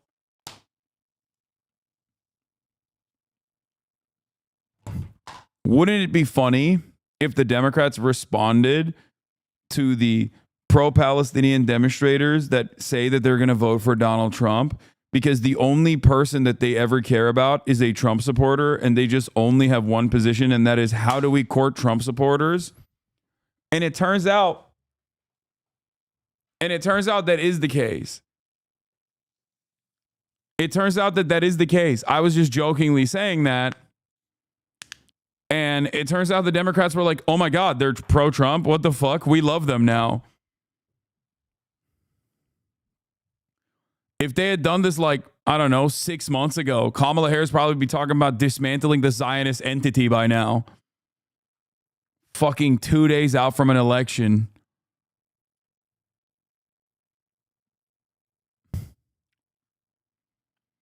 This to me shows that they are that stupid. I thought that there was like a deliberate reason.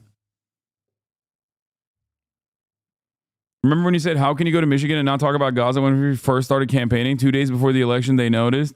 Yeah, only after Trump went to Dearborn.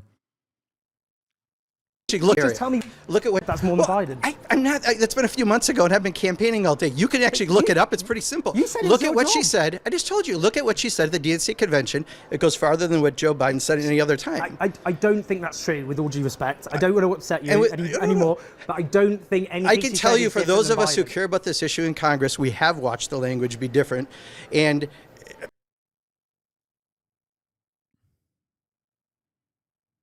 feel like this would have been better if they started doing this earlier. Like, I'm literally seeing the method a little bit. Because, like, Democrats love Republicans, dude. They love Republicans. Bro, maybe if someone was like, oh, I'm a registered Republican, I love Republican Party. Like, maybe the Democrats would be like, oh my God, we have to win these Republicans over. Are you planning to vote for Kamala? Suck my fucking dick, dog. Get the fuck out of here. Okay, bud. You should start jokingly saying more shit. I'm not kidding. I wonder if like, this would have been better if they started. I should.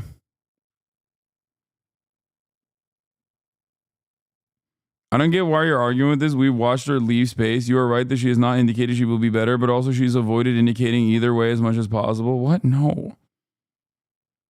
She has directly... Dude, she went more. She went above and beyond in comparison to Biden when it comes to, like, vaguely talking about her position on America's allegiances and defense. I can't recall a time when Biden said, we are going to have the most lethal military. On Gaza, she just straight up carbon copies Biden's position. That's it.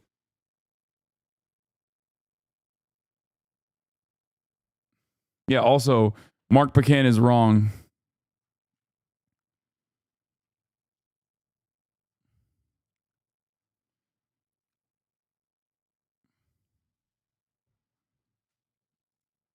This is... I need to hear this. This is going to hurt my fucking soul, but I need to do it. And we are joined today by leaders of the Arab American community, which has deep and proud roots here in Michigan.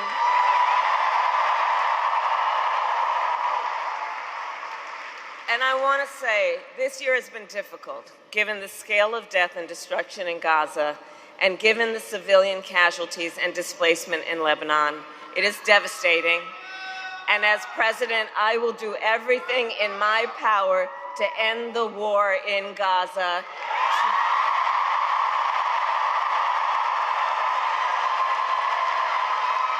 To bring home the hostages. By the way, the suffering. By the way, that crowd reaction is organic. It's real. That's what's really frustrating about this, is that, like, this is this is what she should have been saying since the moment that she became the candidate.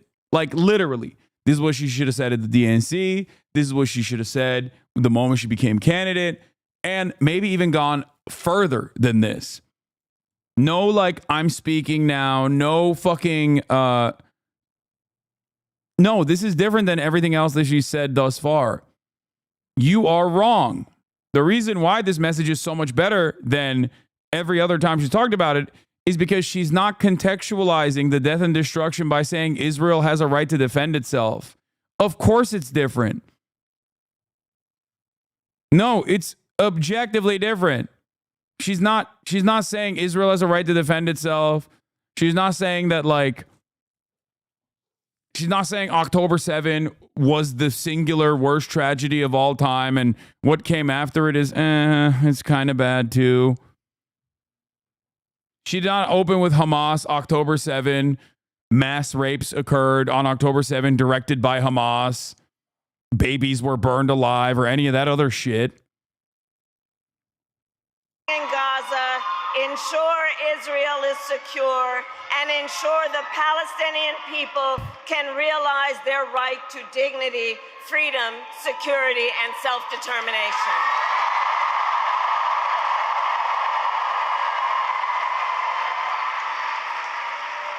I perceive focusing on Israel's defense as a way to foreshadow distinction between defense and offense and using that as a red line. You are right. The line about tragedy was fucking abysmal.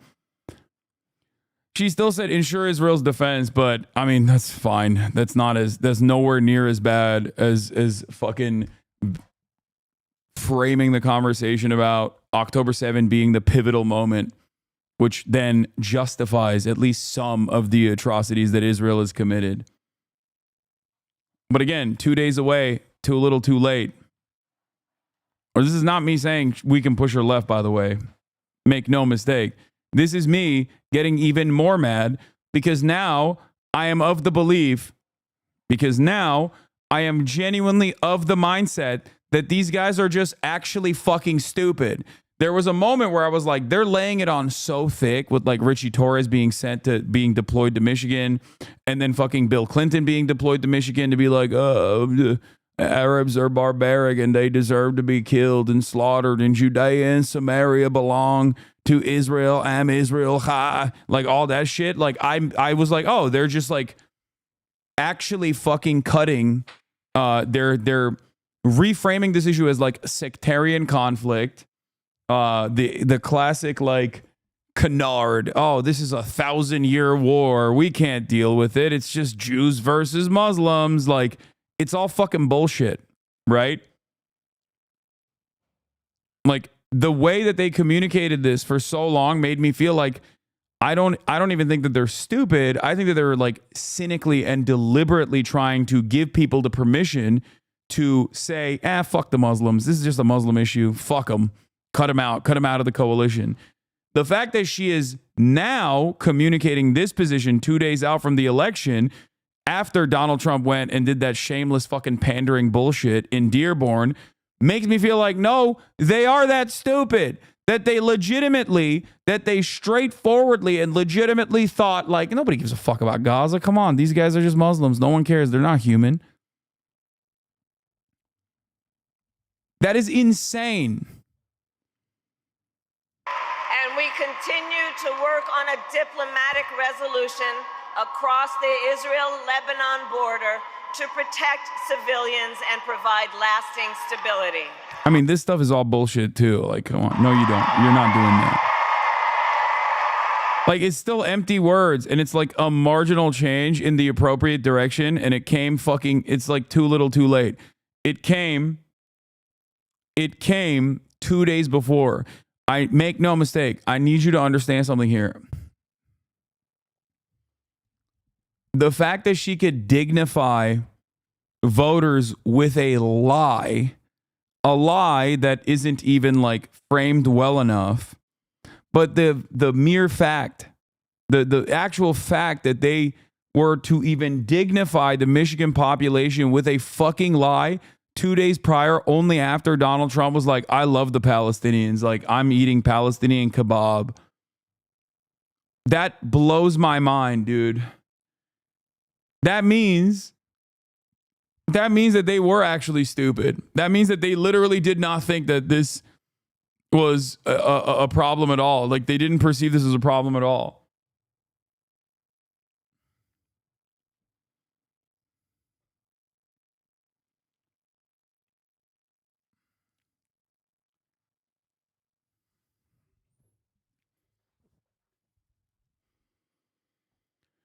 Oh my God.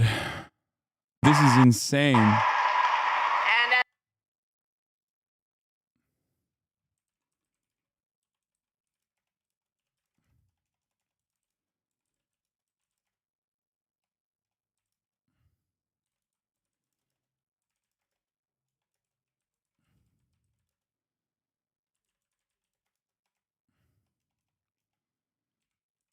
It's Palestinian, Lebanese.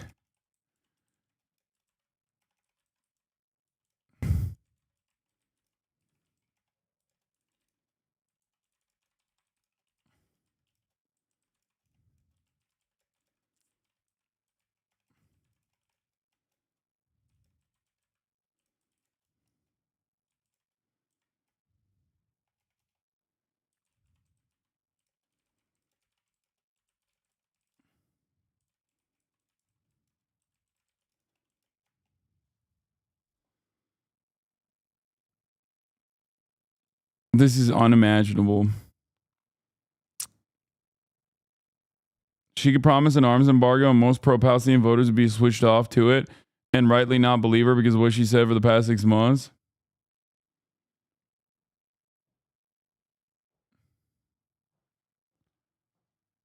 Yeah, she saw the fucking slammed 49-49 split and then saw Donald Trump visiting Dearborn and being like, I love my Arabs and Muslims, and was like, actually, fuck. Now that they're actually Republican voters, we can court them.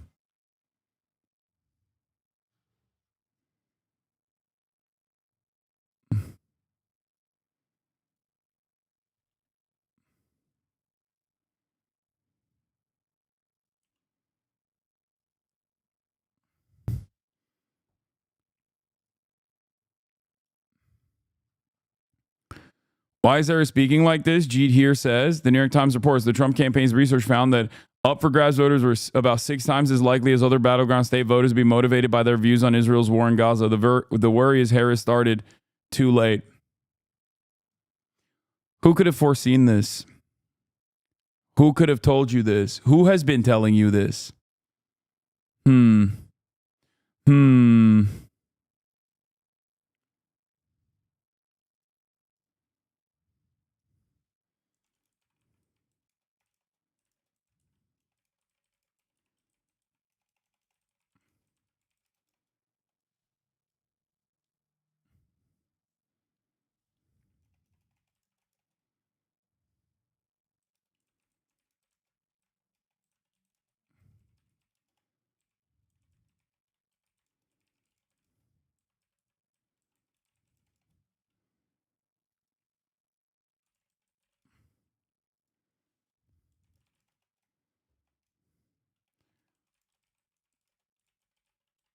Morally correct.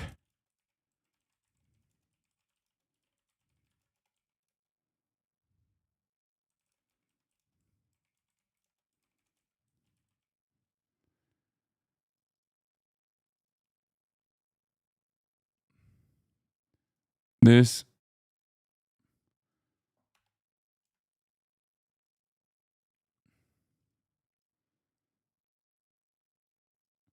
unbelievable. This Palestinian Lebanese victim-centered rhetoric only came after Trump courted Arab voters in Dearborn. For months, we've been screaming about a change in Israel policy / rhetoric. For months, we have been screaming about a change in Israel policy and rhetoric being the morally correct and politically sound decision. Now it's likely too late.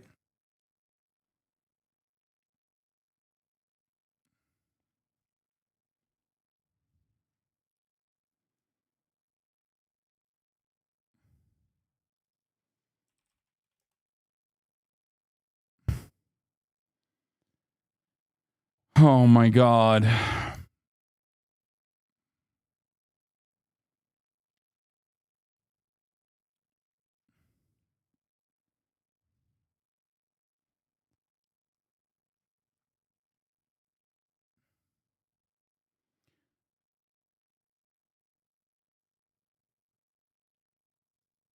I'm screaming that a change in Israel is the morally correct and politically sound decision. Now it's likely too late.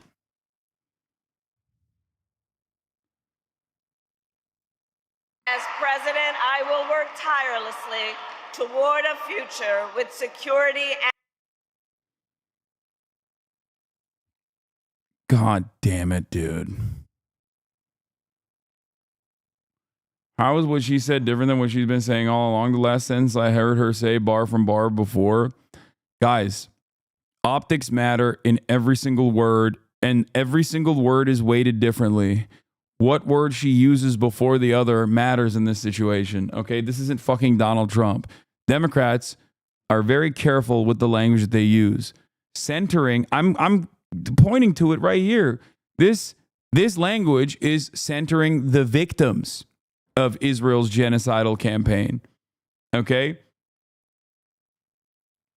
As opposed to centering Israel as a victim of Hamas, which is what she has done over and over again. She didn't start out with October 7. She didn't start out with like Israel has a right to defend itself. Like all this stuff is very important. The problem is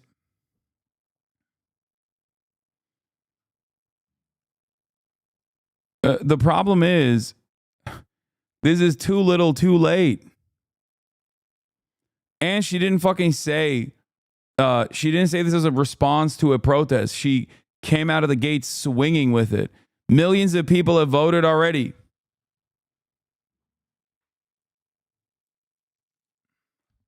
You want her to come out and say Israel's an evil genocidal nation? We will never support them again? You're so fucking stupid. Yeah, that would be a really good argument if that's the one I made, except I've never made that argument. Okay? Like, yeah, that would be the correct position, that Israel is doing genocide. It is objectively the correct thing. And that is how I foresee future history books writing the matter. And that is how I foresee you lying to your fucking children, if you ever have children in the future, being like, oh yeah, I was always against that shit. Okay? Having said that, for the time being, I understand that it's not something that she can say as an American president. That's not what I'm expecting of her. There are a million different ways in which she could massage an appropriate position that is not only morally correct, but also politically sound. But the goddamn Democrats never respond to anything until Republicans do something, because they are also reactionary.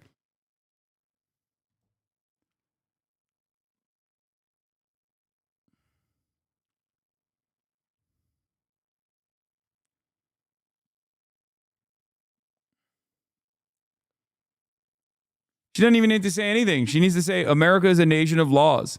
One of those laws is that we cannot give weapons, and working towards a ceasefire is the correct position. Working towards a ceasefire is the correct position. The problem is America has a lot more fucking tools in the tool belt to push Israel into a ceasefire. America has made Israel do things that Israeli officials don't want to do time and time again historically. The difference in this circumstance is no one is even communicating that deliberately because they're scared shitless of coming across as hardliners on Israel's actions. There is no real work required in this process. All it is a phone call. The Biden admin was proposing to send only defensive weapons and not... Oh, proposing. Yeah. Dog, the Biden admin doesn't need to do any of that. They need to have a phone call that's private with Benjamin Netanyahu, where Biden says, no more weapons if you keep this shit up. It's over. As a matter of fact, they did just that in 2021. Biden called Benjamin Netanyahu and said, it's done. It's over. And it was the next day. It's that simple. Israel doesn't get to do anything without our go-ahead. Okay, so shut the fuck up about this. Oh, the Biden administration is working tirelessly around the clock for a ceasefire, or proposing to send only defensive weapons and non-offensive weapons. Like, who are you fucking fooling? What are you talking about? The dumbest fucking American, okay, who is illiterate, still understands that what Biden is saying and what Biden is doing is at odds. Okay? MAGA of the left, Lamau. This is fucking dumber than that.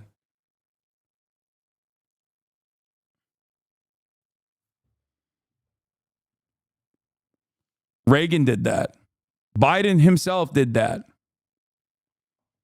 Also, not only did Biden himself do that, he literally did that this time around.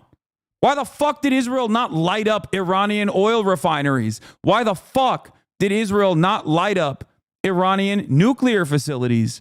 Hello? How did that happen? You think Israel didn't want to do that?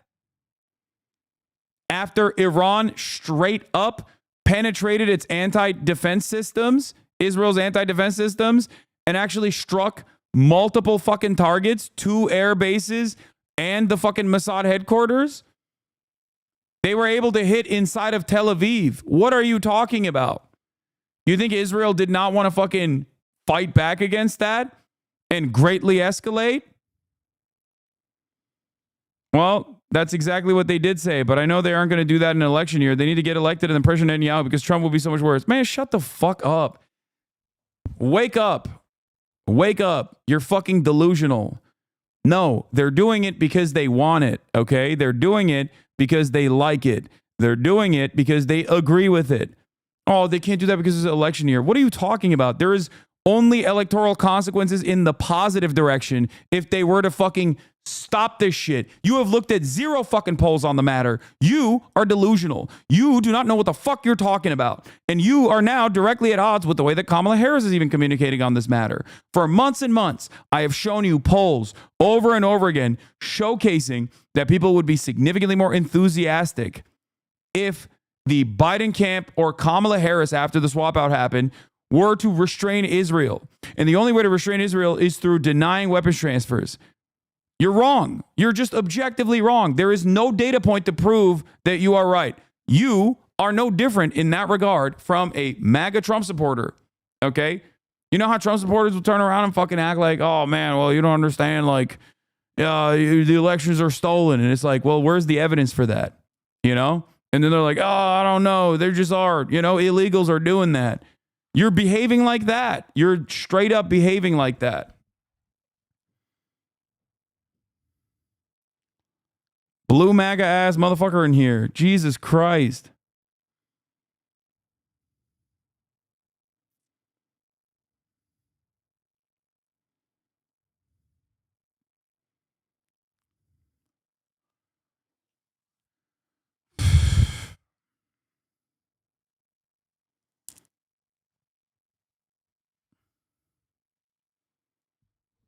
Kamala Harris also demonstrated that she has the capacity to separate herself from Biden's rhetoric. The problem is the only time she did that was when Biden called Trump supporters garbage.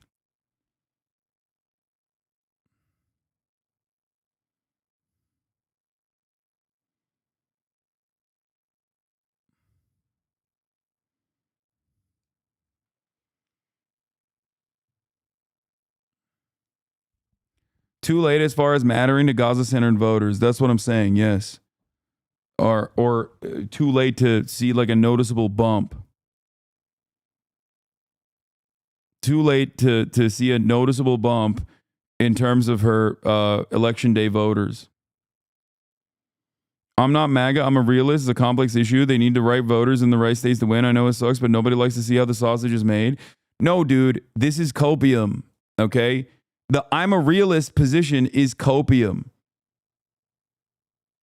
Do you understand? You're just coping. Because if you were a realist, you would have looked at a single fucking poll. There is not one poll that says you are right. Every single poll conducted on this matter says I am right. Every single one.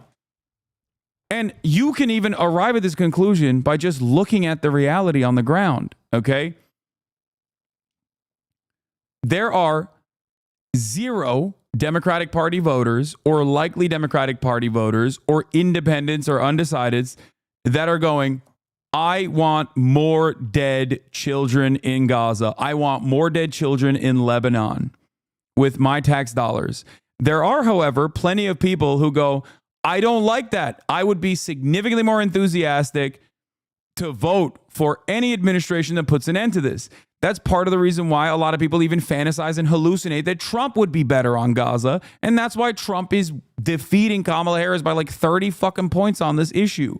Because everyone correctly understands that the responsible party in the genocide that is occurring is the Democratic Party. Okay? They are correctly interpreting that the Democrats are responsible for it, but they're incorrectly assuming that Trump will be different. Because the Democrats have not said anything but lies on this issue. Okay?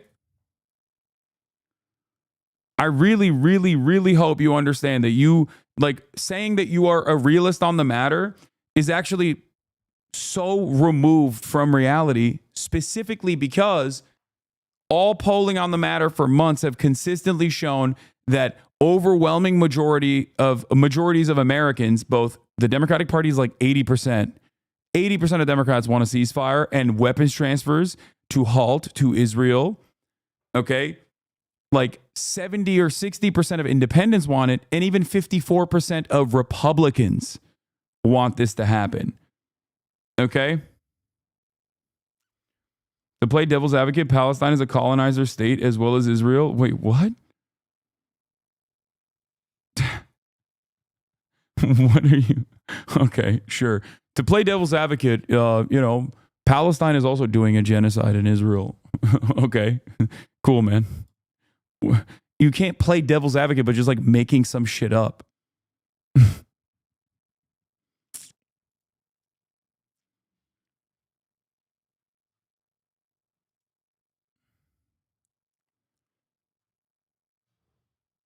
You are 100% right. If she wanted the major media networks to cover this, she's way too late. No major network is going to use their evening news, morning news about this item. The news is now locked in as election day is here. That's the only story. But for people who really care about this as a single issue and vote on E-Day, it could move some people, so I'll take any bit I can from her on this. I think it's so dumb to do it now. She should have done this months ago and then moved and expanded beyond it, because the media coverage, the contentious media coverage that she would have gotten from this would have been genuinely positive in the way that people view her. The media would be like, whoa, this is a change of pace. Ooh, drama, because they are bloodthirsty vultures themselves. So they would have been like, drama, palace intrigue, drama between, a vice president and a president. But who's more favorably viewed by the media, Kamala Harris or Joe Biden? It's Kamala Harris. They would have assumed her side on this. They would have taken her side on this. It would have highlighted her position difference. It would have allowed her to sever ties with Joe Biden, who is objectively unpopular. So unpopular that he had to drop out. Remember that.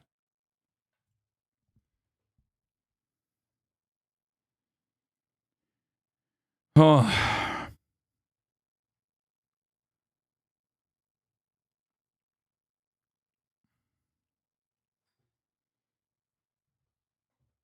No, they would have called her a terrorist supporter. No, you're wrong.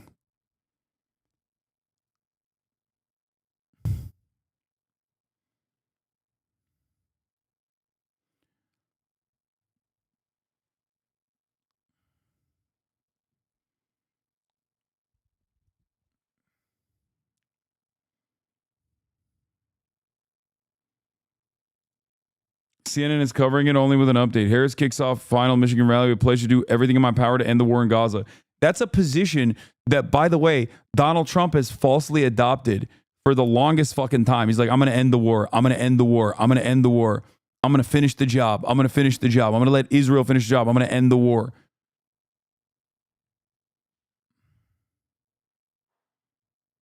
Some guy just said hindsight is 2020. Like, you haven't been saying this for months. Yes, there are probably 100 different instances where I have screamed about this issue over and over and over again. I've debated people on this issue. I've screamed about this issue for months. It's not fucking hindsight, dude. When it's very obviously foresight. You can shake your head. It's not even foresight. It's just sight. All right, let's get back to Mark Pecan. But you haven't given it. You said because I've been campaigning all day, dude. Okay, fair enough. Keep going back and forth. But like, you are being a little silly. I'm not being silly. I just asked for evidence. For someone who cares about this issue, okay. It's my job to ask questions. I think I was being respectful. But you have to actually ask correct questions, and you're not actually using the correct things she said. So I don't know what value that adds. I've asked you to tell me what she said concretely differently. And I told you, I've been for 12 hours doing things today, and I can't tell you the exact words, but I said, go. This is real simple, okay? Don't talk over me for 1 second, okay? 1 second. Go to the DNC speech she gave, and look at the remarks she said, and you've never seen Joe Biden say what she said there alone. This is literally not true. That's crazy. Joe Biden has said we have a firm commitment to a two-state solution over and over again. And then Benjamin Netanyahu, I remember very clearly, the next day would be like, no state, two-state. How about no state, bitch? Literally, every time. That's just one example I can give you. The exact words, just so you know, I'm not an actor, so I don't remember all the scripts and everything. So, but look at that, and you will see the words that she said. I did a video about her speech at the Democratic National Congress. I know exactly what she said at the convention, and the words she used were identical to I would love for you to share with me the parallel language that Joe Biden said to what she said, because it's not true. So it's not just about language, it's about commitment. Well, so she now it's not language. Whip out your phone at that point. You just got to whip out your phone. if you don't have it ready to go, just whip it out and be like, here it is. Oh, that's a convenient. No, that's not true. That's a convenient term. The language used was the same.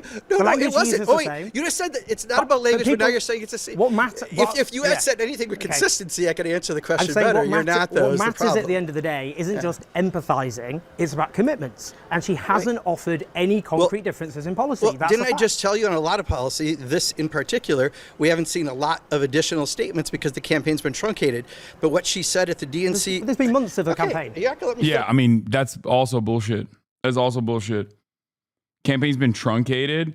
Yeah, she had no space. Every single time she centered Israel around this conversation, it was just because it was a truncated campaign. No, like she had a million different opportunities. The first time she went to Dearborn, for example, would have been a fantastic opportunity. Or the DNC would have been a fantastic opportunity to showcase that there is at least some level of commitment, even if it's a fucking lie that you care about Palestinians and their humanity. Like, even if it's a lie, I can't believe at this point I've moved beyond telling Democrats or criticizing Democrats for lying on the campaign to asking them to fucking lie. Finish any questions so the interview's over. I mean, this is I haven't. It's just I've asked you the same question. Okay, it's all right, dude. All right. Okay. You don't really want to do an interview. That's fine. I don't agree with that, but that's fine. Well, I actually really much do. Okay, that's up to you. I really care about the interview. A politician in Britain would never do that, but that's fine. All right, take care.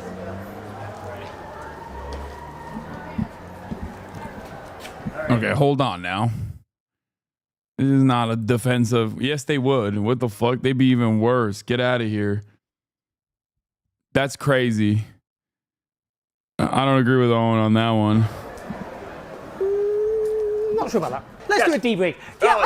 Have you talked to a fucking... I know he talks to Labor Party representatives regularly. They do that. I would say, I think the problem for a lot of people who are obviously very angry about Gaza is basically the position of a lot of people saying just vote for Kamala Harris is trust me, bro. That's the problem. I think there's a little bit of that. At this point, I think Harris has said very little about it. You know what I mean? It doesn't come up in her speech. It's not like a central theme of hers as a candidate, which I happen to think is a mistake. And you can disagree and may disagree. Harris's statements have, I think, been appreciably more sympathetic to the cause of the Palestinian people. That does not mean that she has said concrete things that that people should take away as assurances. What is the basis in actual reality, not hope, that Kamala Harris would be significantly different on this issue? I think that's, I would tell you that I don't know. So, I'm in my natural habitat, a Trump rally in Milwaukee. I am losing my Trump rally virginity. I'm a little bit nervous, not going to lie. I want to know what makes people here tick. I want to know, do they buy into the things that Trump's saying, or do they not really take it very seriously? I want to know how diverse they are in terms of the way they think. We're going to learn a lot, I think. Why are you pro-Trump? Donald Trump's the king, man. The king. The king. He's the king. See, this is okay. I like this. I like this video because it does show the fucking, like, how the delusions work. Okay? You talk to a libbed up Democratic Party supporter, you talk to a libbed up DSA person, and they're both like engaging in different levels of copium on a direct issue, right? They are denying reality, okay? They're denying reality themselves, as we saw. But then you go up to a guy who's like a Trump supporter, and he's like, he's my goat. He's fucking the best. He loves me. He cares about me. He loves me. He cares about me. Elections stolen by Mexicans. He's going to kill them all. And I love that.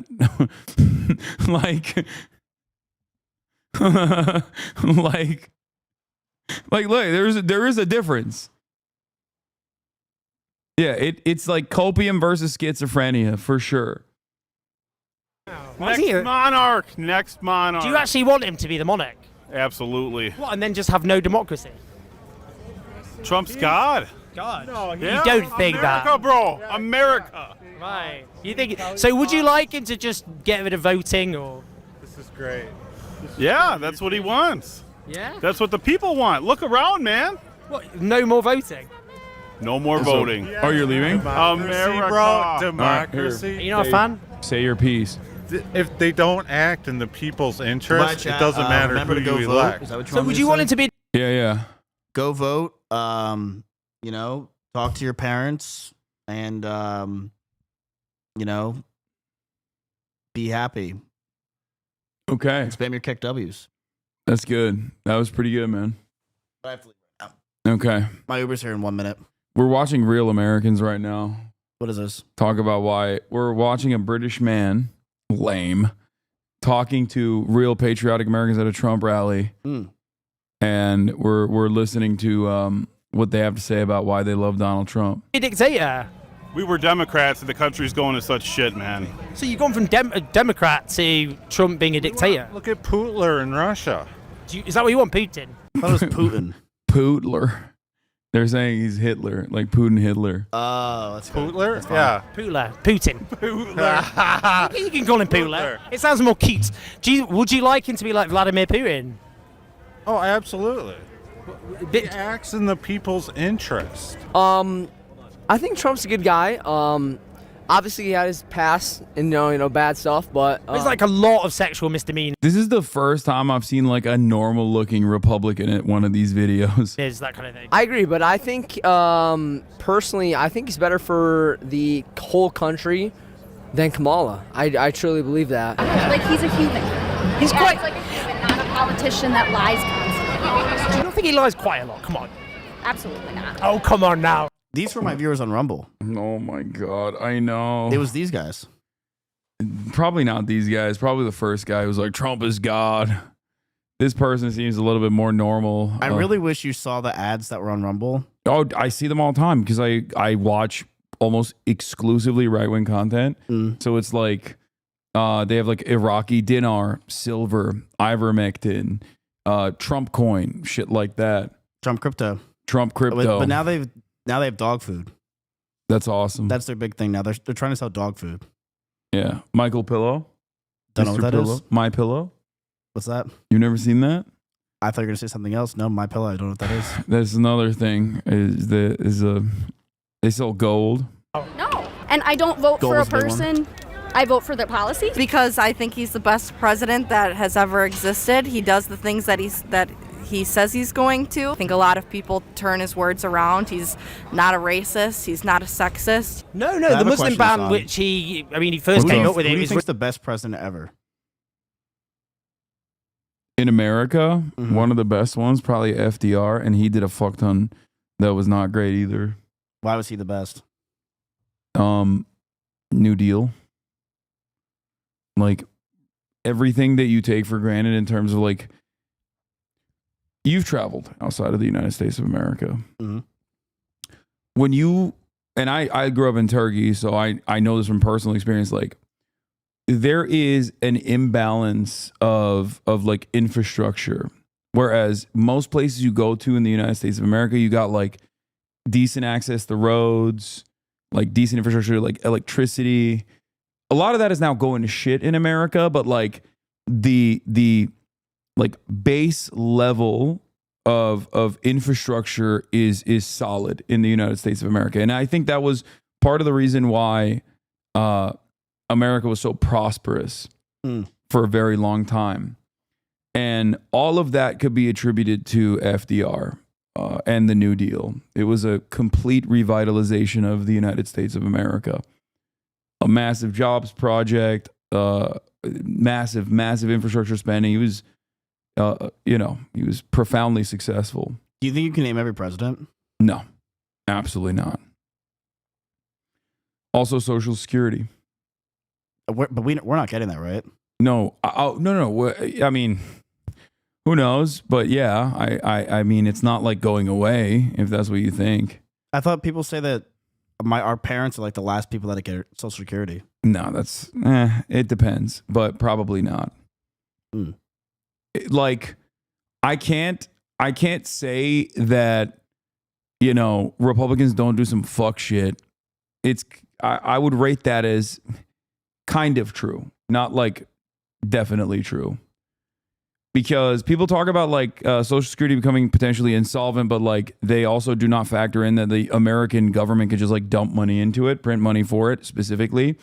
And they also don't factor in the reality that we could increase the Social Security spending cap.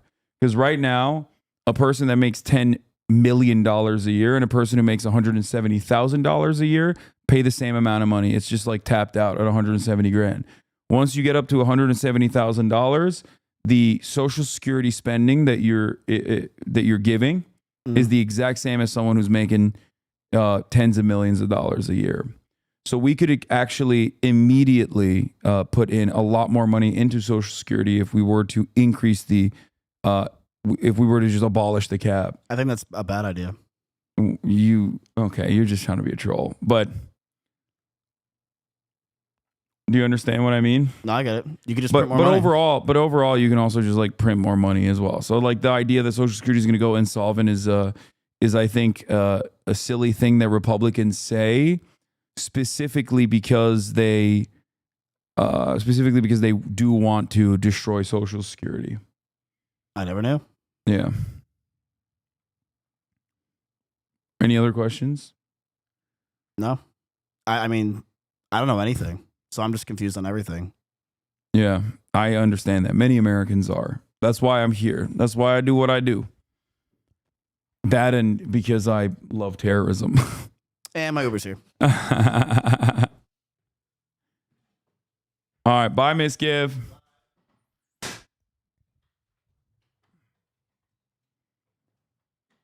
You will only get about 85% of it, but Bernie has the bill to fix it, but it did not pass.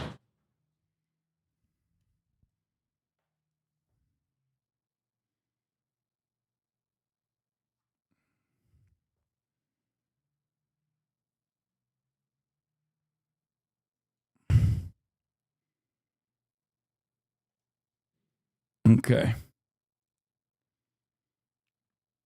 Running the first time for president. Oh, I guess I'm not that educated on it then. Yes, but okay, thank you. We're good. It was amazing. Amazing. Yes. That was very cute. What was so amazing? Donald Trump himself. I love that man. I don't think Social Security is a good thing. We have 401ks now, which have a much better rate of return. Social Security is really bad and not pro-choice. Shut the fuck up. We're no longer running top of the hour ad breaks. If you want to fucking debate me at the top of the hour, you should come up with a convincing thing for me to read that also ends with you urging people to subscribe to continue supporting this channel for $6 or for free with a Twitch Prime, or maybe even by getting gifted a sub. There are many emotes that you can use all around the platform. And also beyond that, you will, if I do decide to run ads in the future, you'll be able to avoid those ads in the future.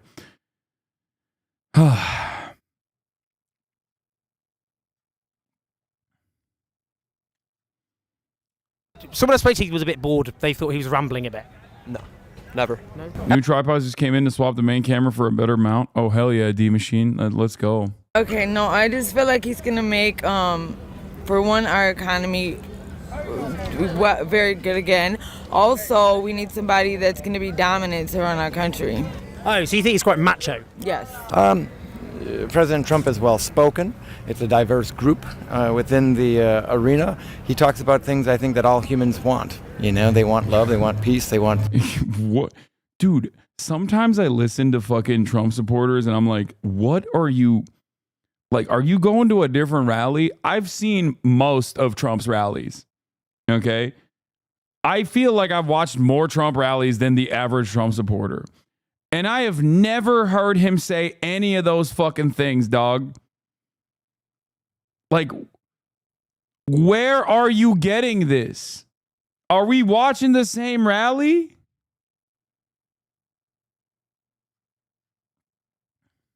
Evil Gavin Newsom? Okay, Gavin Newsom is evil Gavin Newsom.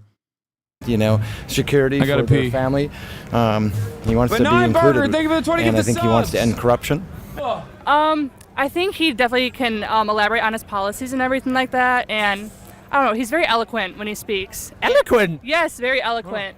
and knowledgeable, and he covered all the bases really for everything that I believe is a conservative. So Okay. So what makes you a conservative? Define it.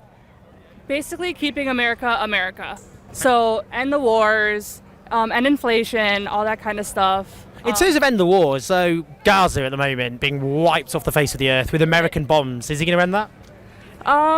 I think we're more focused on ending the war in Ukraine, becoming more allies with Russia, North Korea, and just unifying NATO. So the US would become allies with Russia and North Korea? I would say we maybe not necessarily allies because I know they're not part of NATO, but they would team up with them and we could have collaboration. I never thought I'd hear an American conservative say they want to be an ally of North Korea run by the Stalinists. Well, we don't want them as an enemy, I'll tell you that much. Because he sort of supports the American people. He supports getting rid of illegals that don't belong here. What? I mean, they're ruining our country, getting our money. They're taking our Social Security. Our Social Security's running out because we're giving it to illegals. We're giving illegals $3,500 debit cards. It's got to come from you're taking our Social Security and giving it to illegals as well. That's money that I'm depending on in 4 years. Why? You know, you're younger, obviously younger Americans. A lot of Thank God Mizgiv didn't hear that guy. He would have believed him.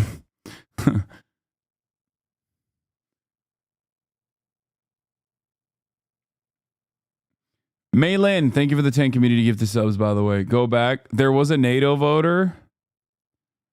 Younger men Allies coming, end the wars. Define it. Bases really for everything that I believe. She said he's really eloquent, which I thought was He crazy. was a conservative, so. Okay. So what makes you a conservative? Define it.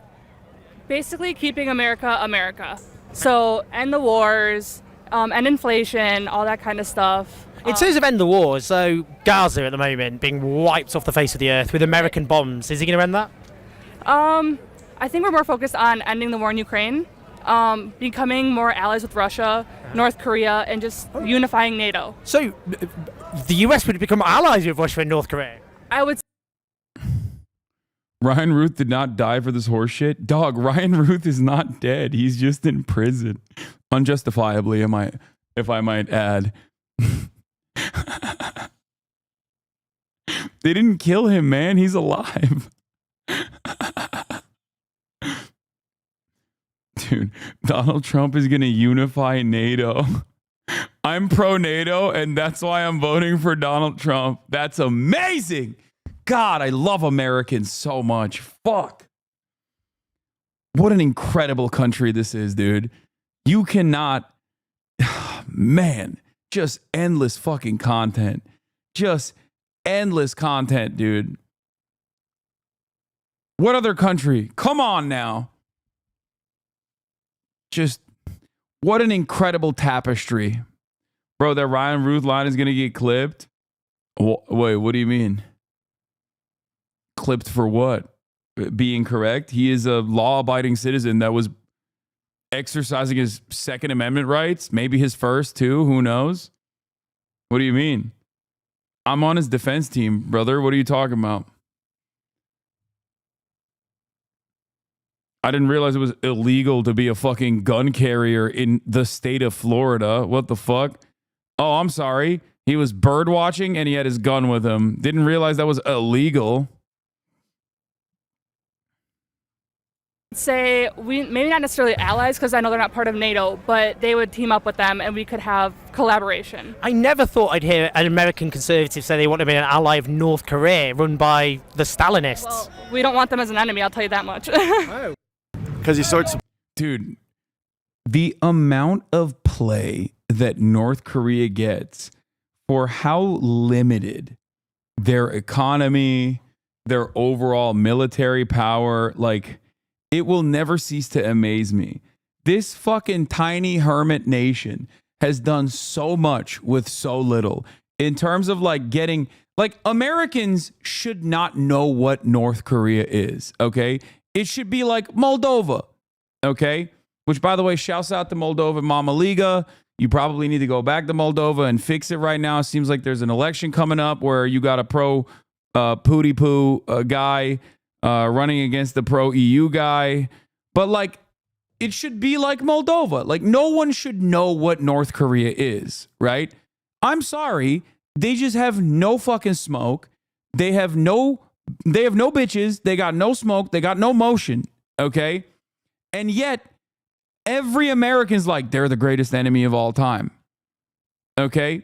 They're the greatest enemy of all time. It's like, that's crazy. Like, the entire country has the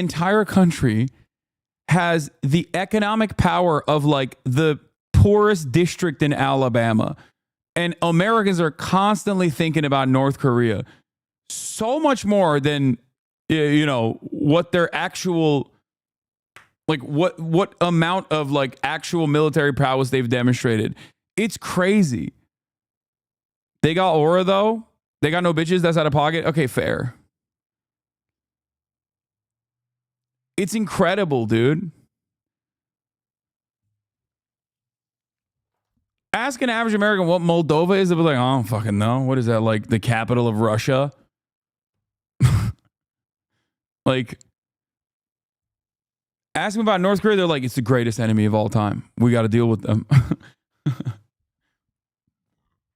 It's crazy. They get so much play.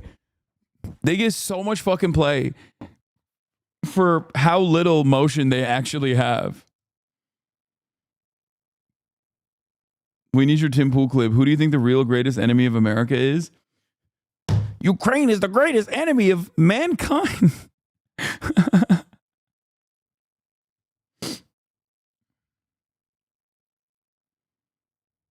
Supports the American people. He supports getting rid of illegals that don't belong here. What? I mean, they're ruining our country. Getting our money. They're taking our Social Security. Our Social Security's running out because we're giving it to illegals. We're giving illegals $3,500 debit cards. It's got to come from somewhere. They're taking our Social Security and giving it to illegals as well. That's money that I'm depending on in 4 years. Why? You know, you're younger, obviously younger Americans. A lot of younger Americans they're going to vote Democrat. Why do you think you're kind of different from the younger Americans? I think it's part to do that I didn't go to college. I'm not getting brainwashed by the institution. Oh my God, bro. What are we doing? Bro, open up the schools, open up the trade schools, make college free, please. Like, send his ass to a place where he can make a meaningful living. Oh my God. Oh my God, bro. We are done. We are straight up destroying the next generation. We are destroying the next generation. America's for-profit attitude, America's constant profit-seeking means and mechanisms have absolutely destroyed our fucking future. Holy shit.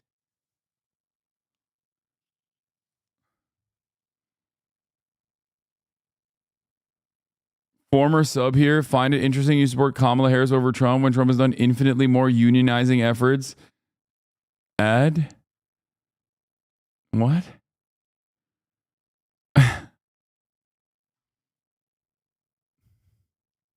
I mean, stuff like, for example, when he says about immigrants eating pets. Yeah. Do you think they're not eating pets, though, are they?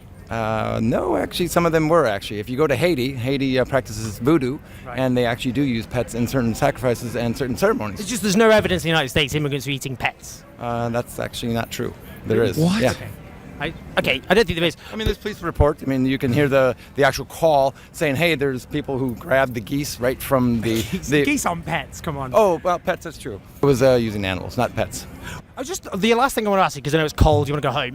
Also, that was fake too. This is a Marianne voter. That's why he was talking about love. He's like, I'm voting for Trump because he loves crystals. He's going to legalize crystals. Crystal meth, that is. It's about Israel and Gaza at the moment, because a lot of people think, come on, supporting this, the hideous onslaught against the people of Gaza, that has to end. What do you think about that? I think it's very simple. If you don't understand the full problem that goes... Yeah. Can you believe these people are eating animals? Man, it's really fucked up. Goes back hundreds of years, thousands really. But if you don't understand, you can understand this one piece. If all the Jews put their weapons down right now and said, all right, that's it, I'm getting rid of my guns, you'd have millions of dead Jews. If all the people in Palestine and all of them put their weapons down, you'd have peace. Well, in the West Bank, Fatah, the ruling faction, did do that. They said, that's it, we accept peace. And then Israel just carried on colonizing the West Bank and killing large numbers of Palestinians. If you go back to the fact that there was peace, up until they decided to come in, kidnap children. But that's not true. 240 Palestinians were killed in the West Bank before 7th of October. We gotta go. Oh, our Uber's here. All right, I no worries. apologize. Take care. See you in a bit. Israel is a strong nation in and of itself, and I personally believe, you know, they've been a persecuted people for thousands of years. They have a right to defend themselves. Bro, I swear to God, these people don't give a fuck about anti-Semitism. These are the people that literally fucking are the groypers, okay? But holy shit, the moment that Israel comes into question, they become like SPLC, ADL fucking understanders. They're like, well, there's a lot of dog whistles out there, okay? I should know. I've been using them in my online forums. Like, they literally only care about anti-Semitism if they can cynically use it to defend Israel. It's so insane. It is so insane. You are all utterly detached from reality. You make people in Britain seem engaged with the world. Oh my God. Oh my God, you're right. This guy just fucking destroyed us in America. Oh no. Oh no, it's not wrong. Oh my God, the country that did Brexit. Okay, but it's content. Also, you guys literally follow our lines. So yeah, have fun with the Reform Party, bitch. You know? Not here in Liverpool. It's like England is literally following America's notes. Oh, it's so bad. Everything is so bad. Holy shit. The new Labour Party is so ass. Also, England created Israel, so you're responsible for that. That was a Glaswegian accent. Liverpool? Liverpool. I'm not a Tory. I'm a Scouser lad. I'm not a Tory. I'm from Liverpool. Come on. You got to give that to me. That was pretty good. That was not Glaswegian.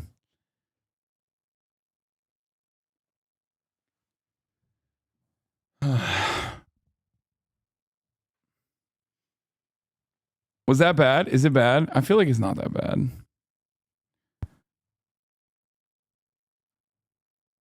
Well, I mean, yeah, you're absolutely right. Jewish people have been persecuted for so long and deserve security. The Palestinian people also deserve security, surely. I mean, I do believe that they have a right to also be a nation, but they've been back and forth with the, you know. That's pretty cool that his position is identical to Kamala Harris. He's like, I'm in favor of a two-state solution and I'm working tirelessly around the clock to achieve it, okay? Just like Kamala Harris and Joe Biden are. You didn't even do a real accent? That was like some Game of Thrones voice? That's quite literally what the Scouser accent sounds like. You know, like Israel for a while now. I mean, they haven't been able to coexist with them. Well, it's just because they were kicked out of their land. So they did. I mean, if you were kicked out of your land, you probably wouldn't be very happy about it. Like age range, there's a lot of Republicans like this out there. And as far as I have seen so far, by the way, even including, but not limited to Jewish campaign staffers like the one guy from the Ron DeSantis campaign, they are all Nazis. Okay? Remember the guy that got fired from the Ron DeSantis campaign for doing Nazi meme edits to Ron DeSantis's like campaign material? That guy was Jewish. Every single Republican staffer under the age of like 25 is just straight up a groyper. Straight up. Isn't that crazy? Like, how do you become a Jewish groyper, dude? I mean, I guess someone should ask Benjamin Netanyahu's son, Yair Netanyahu, because he also is a Jewish groyper. But it's like weird. It's so weird. Names one guy must mean they all are. No, I'm saying that, yes, every single person who is a Republican staffer under the age of 25 is like unimaginably groyped up. Yes, absolutely. Abso-fucking-lutely. I mean, if you want I'm to just talk giving about, you one very prominent example of it. like back in, They're all in fucking group chats with JD Vance.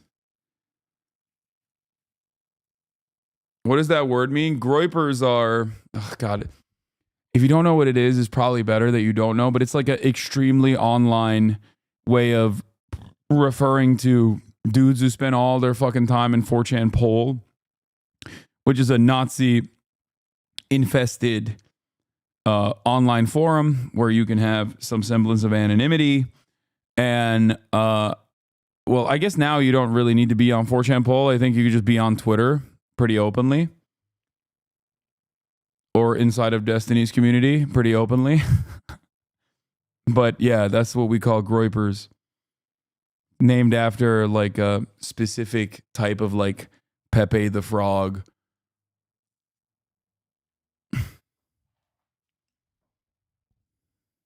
Yeah, this is it. Groyper, sometimes called the Groyper Army, a group of alt-right and white supremacist activists, provocateurs, and internet trolls. They have attempted to introduce alt-right politics into mainstream conservatism in the United States, participated in the January 6th United States Capitol attack and protests leading up to it, and hold extremist views. Yes, they do call themselves Groypers. Divorcelli will take take you out to get chicken and waffles if you're one of them. Yeah. If you're the top dog, if you're the number one Groyper.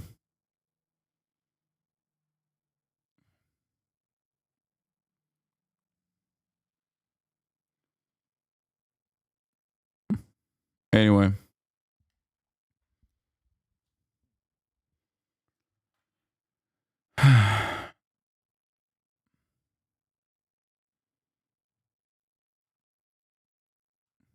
I wish I could unlearn this. Well, now you did. Now you learned it. in the 1980s, 1990s, when they were doing the bus bombings, you know, going into Israel. Well, I mean, Why come no SNL? Afraid your commie fans won't laugh at Kamala joke? Just curious. Also, Chappelle did great. Loved her country song. Didn't think there was gay phobic about it. But I guess just more proof lefties are too sensitive. I like that. Didn't Divorcelli take credit for revitalizing Fuentes? I mean, I don't know if he still takes credit for it, but he definitely did do that. He brought him on the fucking podcast circuit and shit as his friend, as his little Nazi friend. I like that there are chatters right now demanding SNL. What has happened to this fucking community? Yeah, he banned his community members for calling Fuentes a Nazi. Directly argued against them for being like, no, that's a Nazi, man. That's like an actual neo-Nazi. And he was like, I wouldn't call him a Nazi. I mean, we could say, 15,000 Palestinians were killed in 1948, and then were repeatedly killed in other huge military onslaughts and attacks by Israel. Right. I'm not really sure how to respond to that. Oh, yeah, I wouldn't justify ever terrorism or attacks on civilians, but the vast majority of civilians have been killed by the Israeli state. I mean, I'm not sure how to respond to that. I know, like, Netanyahu probably hasn't. I need to get back, man. That's what I do. That's all right, man. I appreciate it. Thank you. Cheers. This is Trump. He ran out of dialogue options. Trump and Vance I painted on single grains of rice. So you have? Yes. Wow. How long did that take you? That's 4 hours last night for Vance and 4 or 5 hours for Trump. If he loses, do you think he'll accept it? Because last time he didn't. Truthfully, I think any American election, in terms of absentee ballots, are probably not the greatest degree of truth. I think if he does lose, he might not accept it, which I think is not correct. Someone said, bro is micro dick riding.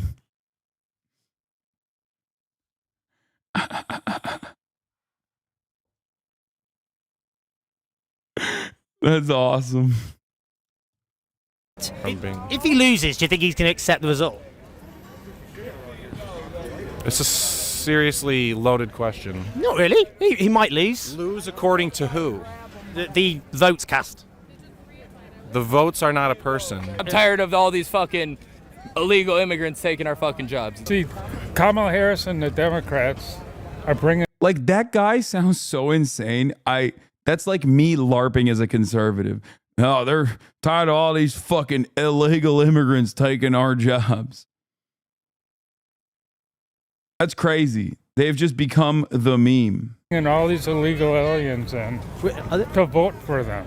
Is that true? Because, I mean, if you're an undocumented migrant, you don't have the right to vote. Yeah, but how come they're suing the states to keep them on the voting rolls? Where they come from, do it legally. Do it legally. Okay. You become a criminal the second you cross the border illegally. You are now a criminal. You broke the law. You should not be allowed to do that. Why do we have laws if nobody's going to follow them? I mean... Wow, a real law and order candidate. Wonder who she's voting for.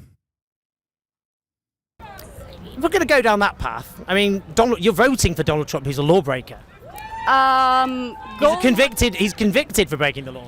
Yeah, but go look back at the results of some of that stuff and refresh yourself on it before you just go, well, he's a convicted felon. I'm just saying, he was found to have broken the law. It's such a bait and hook kind of situation, though. I don't care that it's Donald Trump. I want his policies and the people he's bringing in. I know. It's just you specifically was saying undocumented migrants had broken. I said illegal immigrants, not undocumented. I know, but you said they broke the law. Because they did. Okay, and you're saying that for you is clearly the big problem. So I just said that Donald Trump's done the same thing. By that definition. Has Donald Trump come in and killed people or stolen things or been part of a Venezuelan gang and gone into all these apartments? It doesn't matter about the vast majority. Wait, what? Yeah, no. First of all,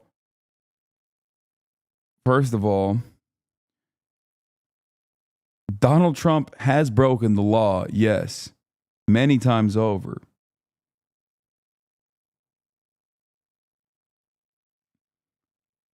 And secondly, including but not limited to rape, at least in a civil court, he was found guilty of doing that. But also, I mean, Donald Trump is actively in a court case for causing an insurrection, trying to steal the election, change the outcomes of the election. Donald Trump is a convicted felon. He has killed plenty of people as the American president. That much I don't think they give a shit about. Meanwhile, the people that she's talking about, the overwhelming majority of them have done none of the things that she is attributing to them in terms of the crimes that they've committed. Majority. One is too many. One is too many. One is too Isn't that many. mostly Americans killing other Americans with guns? Because of your gun laws. But how many people die in car accidents every year? Should we ban cars? How's the election going? Election's going fantastic. We're actually up in all 7 swing states. It's going to be a fantastic landslide, let me tell you. I believe we're at the early stages of World War III. So yeah, I mean, I think it's the most pressing issue. We need to stop that, though, don't we? Nuclear superpowers who aren't communicating with each other, as they once did, on diplomacy. I mean, you got clowns like Anthony Blinken and Jake Sullivan, the deep state, running the country. The whole CIA endorses Kamala Harris. Hope is, to get away from the deep state, and the industrial military complex. I got 3 kids. I'm a family man, and I want my kids to be able to play in their own sports and not have men go against my daughter. And as a Shake Sharp, who shit his pants? Who shit my pants? It's trans people. Yeah, well... You don't like trans people? Well, everyone can do what they want, but don't push it on my kid. Dude, look, see? Telling you, even the most aggressive transphobe is like, I don't really hate trans people.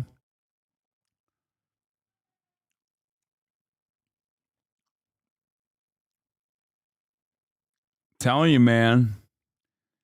Telling you, these fucking Republicans are dumb as shit for constantly running trans panic shit. They're just like, I don't care. If they want to do trans stuff, it's fine. I just don't like it being pushed on my children. Kids, Do you think they really are? I mean, a lot of younger people have trans friends. Not where I live. No? No, not where I live. Some people are just born I mean, surely we just accept people based on who they are. And young trans people, they're bullied, they're victimised, their lives can be hard, but then there are other young people who stand by them. I don't think my kids would stand by that because they know who they are. They know how they were born. They know that there's two genders. So what if your children became friends with a young trans person, what would you say to them? It'd be a hard pill to swallow, but I can't let my kids hate somebody for being who they want to be. Dude. HasnAbi vindicated. HasnAbi vindicated. HasnAbi vindicated. HasnAbi vindicated. HasnAbi vindicated. HasnAbi vindicated. I'm telling you, these are the most transphobic people in the country. Okay? And even then, they are so at odds with Matt Walsh. Okay? Backhanded trans ally? No, dude. That is like the most average transphobic position. What you see online is at odds with what is happening in reality. I will always repeat that. Okay? What you see online is not the same at what is happening in reality. There is a way to figure some of this stuff out. And that way is by looking at polling on the matter. I would go so far as say England is probably more overtly transphobic than the United States of America is.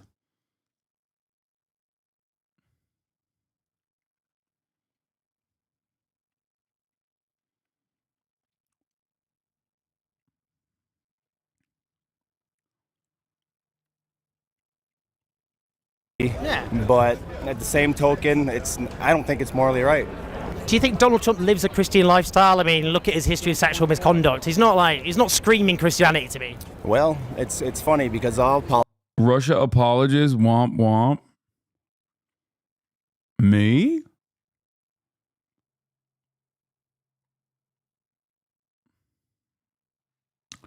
This is not the most transphobic type of guy. No.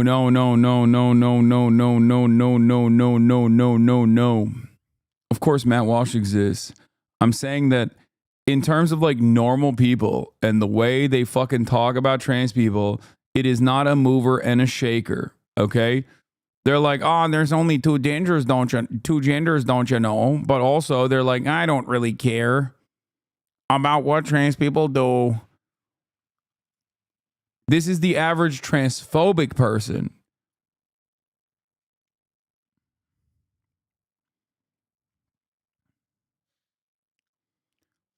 It is directly at odds with the way that the Republican Party communicates on this issue. All right. Transphobes in real life do not base their life off of that. Exactly. Bro will catch the fucking bait every day and ignore actual questions. What is the actual question? Read my message, jerk. HasnAbi must be confused. Trump ain't no felon. Nah, he didn't do that shit. He's been exonerated. So I got this weird idea in my head. Is it Israel only wanting Jews in Israel the same way certain individuals only wanted people with blonde and blue-eyed people in his country? What? Are you asking if Zionism is fascistic in the same way that Nazism is? The answer is yes. But Trump is also a convicted felon. I don't know why you're saying he's not.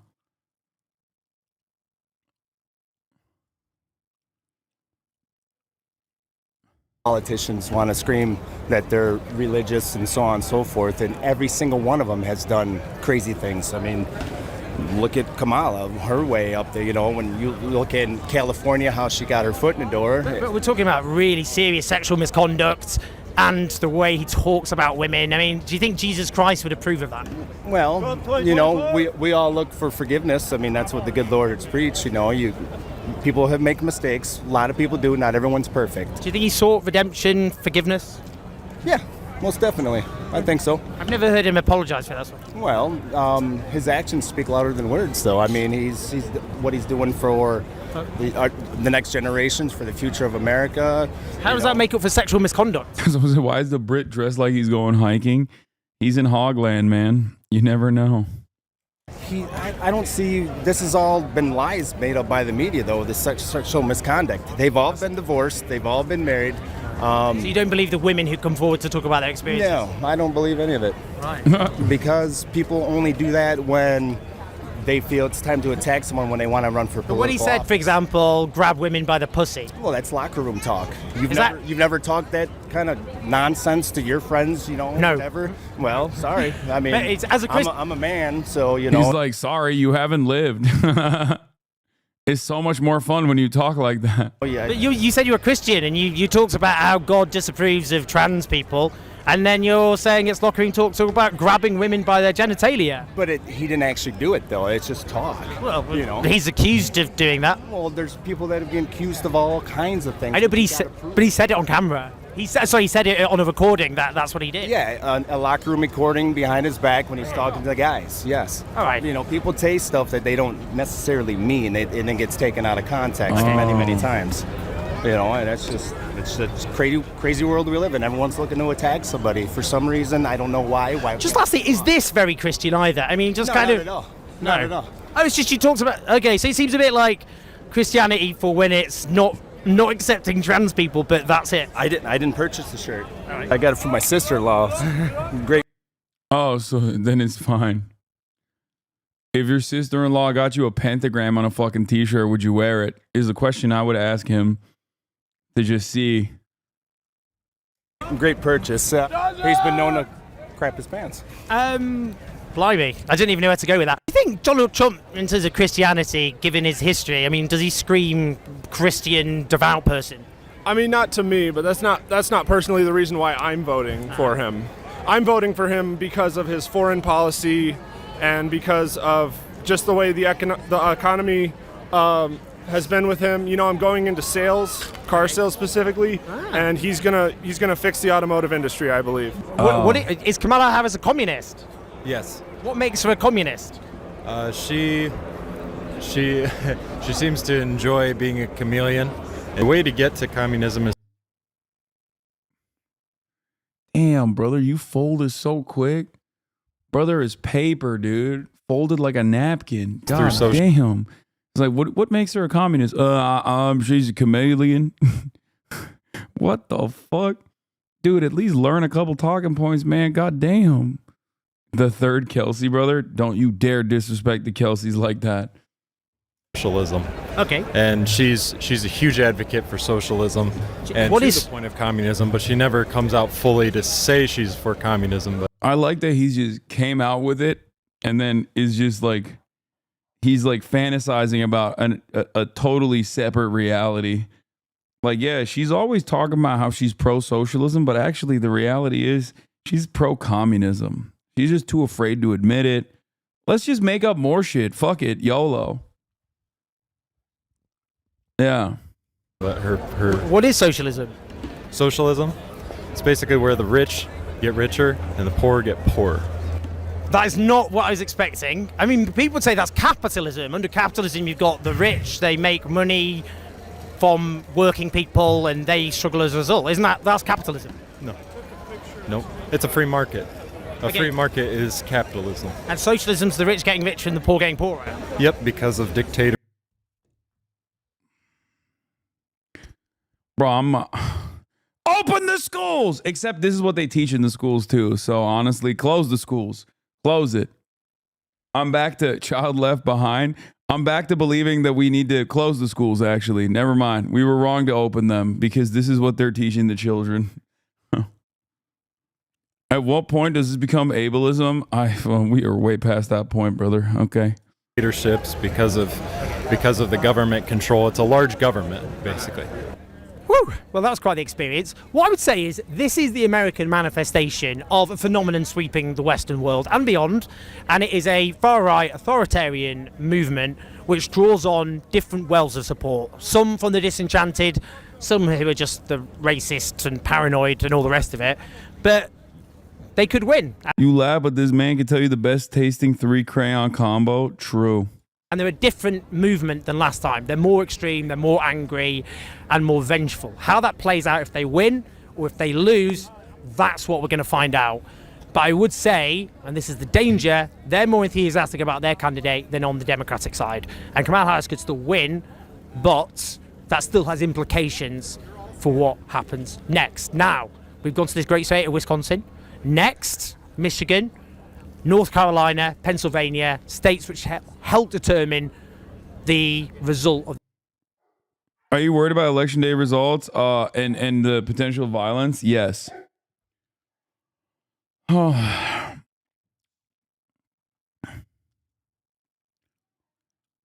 June DMR poll has Trump plus 18 versus Biden in Iowa. Steve Kornacki. July 29th, Iowa's 6-week abortion ban goes into effect with intense controversy and news coverage. September 22nd, DMR shows 59 to 37% opposition to the new abortion law, 69% among women. Also shows Trump lead over Harris at just 47-43. All false saturation ad spending and campaigning on abortion by Dem candidates in the state's 2 toss-up House races. Now, final DMR poll is massive gender gap, pushing Harris into 47-44 lead. Raises question on how much of what the DMR poll finds is state-specific versus also playing out in Wisconsin and elsewhere. I think in states where abortion is a top priority, specifically against the wishes of the population, this will be an issue. Ballot measures will also be helpful in driving turnout, but I guess it depends on how hard they push that. If the Seltzer poll is right this time, this polling equivalent is the Battlestar Galactica being the only ship in the fleet to not use super new fancy technology, and that's being exactly why the only ship to survive the initial attack of the Cyclones. Okay, dude, never send me stuff like that again. Okay. Brighter future Kamala Harris is closing ad. We're gonna watch this and then we're gonna go to SNL Lib Watch. Okay.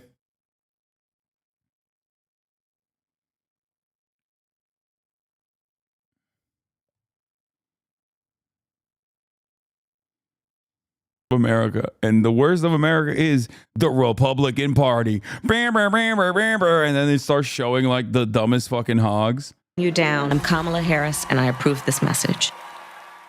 Hi, good afternoon, everyone. Okay, well, we're back. All right, we're gonna skip this. Wait, on Gaza? Back in Michigan, and started the day in a really wonderful, joyful way. And yesterday, of course, we were in 5 states, and today I will be spending the rest of the day here on the ground in Michigan talking with voters and reminding them of the stakes and reminding them of the power they possess to actually determine the outcome of this election and the direction of our country. What is happening? So I'm very much looking forward to today and the next Frames are dropping. 48 hours.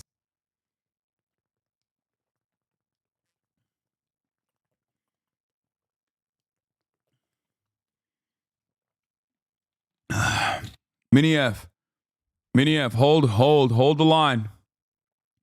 Hold the fucking line. Murat! Dude, we need a redundancy, dude. I'm effing. I'm dropping frame rates. How quickly can we get a redundancy up and ready to go? No. No, not with a cell phone. I'm saying like, okay, we're back.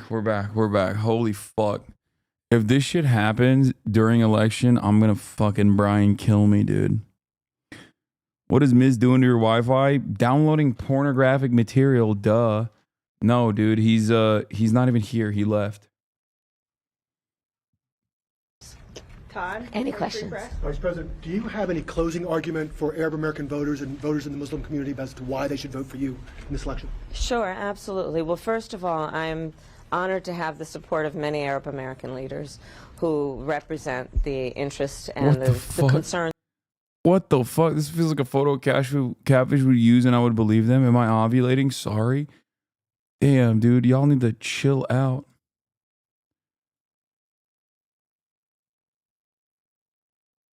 Also of the Arab American community.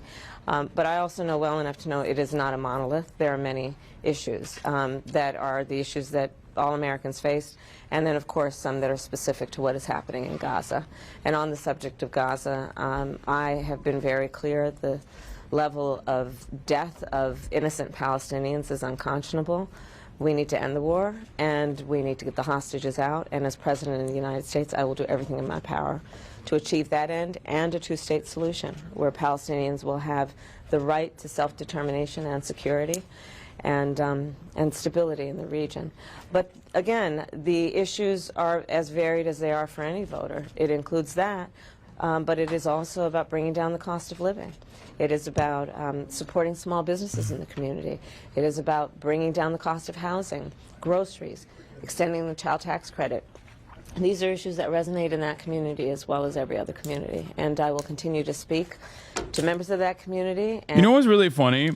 She should have been saying this whenever people cynically say, what do you have to say to the Jewish community that feel like you're not, like after communicating a separate message on the issue of Israel, Palestine, separating herself from the Biden campaign, this is what she should have been saying about the supposed Jewish voters who might not vote for her.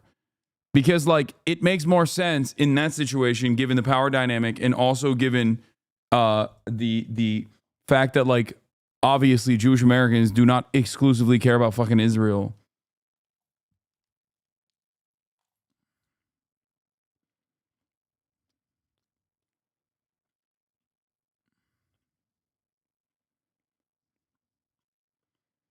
So she cooked on the Jewish vote? No, isn't that GG's? No, fuck no. What are you talking about? Cooked on the Jewish vote? No. That's the bullshit that Democrats fucking lied to you about.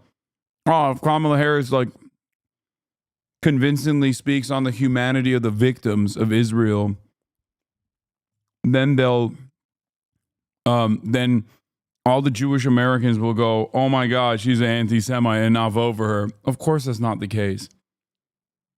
Whether 2 days out or 200 days out, it doesn't matter. Of course that was never going to happen. That was just a lie that stupid Democratic media people told Democrats to try and justify why Kamala Harris had the exact same unpopular position as Joe Biden on the issue. And to ask for their vote, which I hope I earn. Alex? Thank you. Alex? Alex, I'm Lauren. Sorry. You have There to we say go. the last name of someone else. Oh, keep going. You know what? It's 48 hours out. Everyone's a little tired. Who was with us last night? You're right. Few sleep deprived. Please. Simply, how are you feeling, and have you submitted your ballot? I am feeling great. I am looking forward to these next 48 hours to continue to talk with the voters and talk about the stakes and talk about the future of our country, which I think is bright when we are working with the same spirit of building community, building coalitions, and building the strength of our economy and our country. I actually just filled out my mail-in ballot, so I have voted. Darlene? Who'd you vote for? She's riding with Biden. Madam Vice President, have you returned the ballot to California, and how did you vote on Prop 36? So my ballot is on its way to California, and I'm going to trust the system that it will arrive there. And I am not going to talk about the vote on that because, honestly, it's the Sunday before the election, and I don't intend to create an endorsement one way or another around it. So, but I did vote. Nandita? Thank you. Madam Vice President, Donald Trump prematurely claimed victory in 2020. Just his comments in the past few days seem to suggest, that he is thinking about it. How will you and your campaign respond if he does the same thing again? So here we are on the Sunday before the election, and I would ask, in particular, people who have not yet voted, to not fall for his tactic, which I think includes suggesting to people that if they vote, their vote won't matter. Suggesting to people that somehow the integrity of our voting system is not intact so that they don't vote.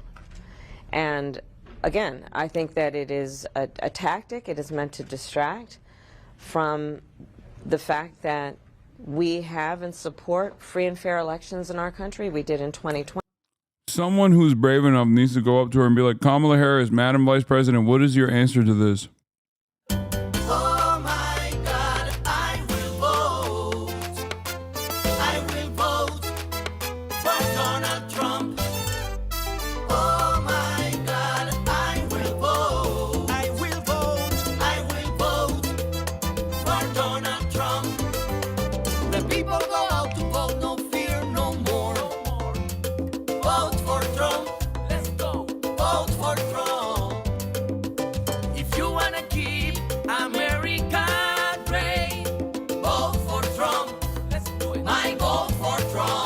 My vote for Trump. Oh my God, chat's going crazy. We had to do a vote for Trump break, you know?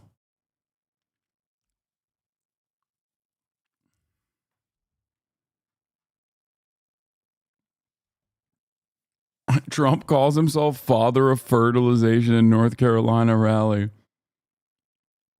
All right, let's do SNL Lib Watch, and then we'll get back to some other shit. The Harris campaign back in Michigan today. No, spoiler alert. He literally said, bro, you are unironically ruining the flow by pausing. Like, your level of liberalism has reached dangerous levels right now. Dangerous levels. You're ruining the fucking flow of SNL's cold open after they showed Kamala Harris. Oh, this is my 13th reason, because dog. What we always say, keep Kamala and carry on Allah. Carry on Allah. Oh my God. She said carry on Allah. That's it. We got him. Kamala Harris desperately vying for the Dearborn, Michigan vote. You see that? You see that? She did it.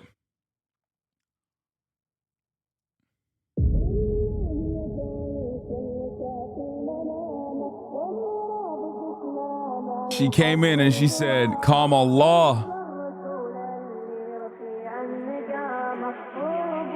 Inshallah.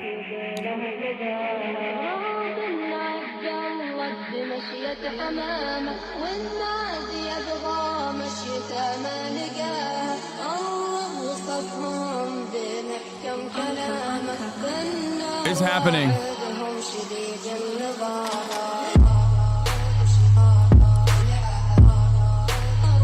She did it.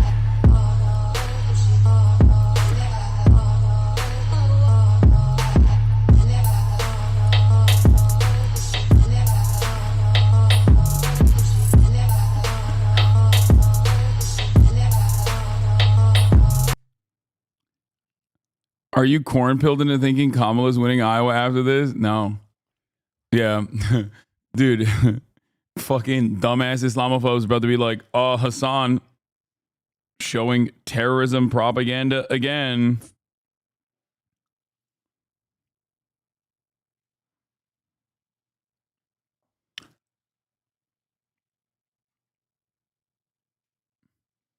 Man, if she was actually good for Muslims, Kamala, inshallah, would really be vibing the fuck up.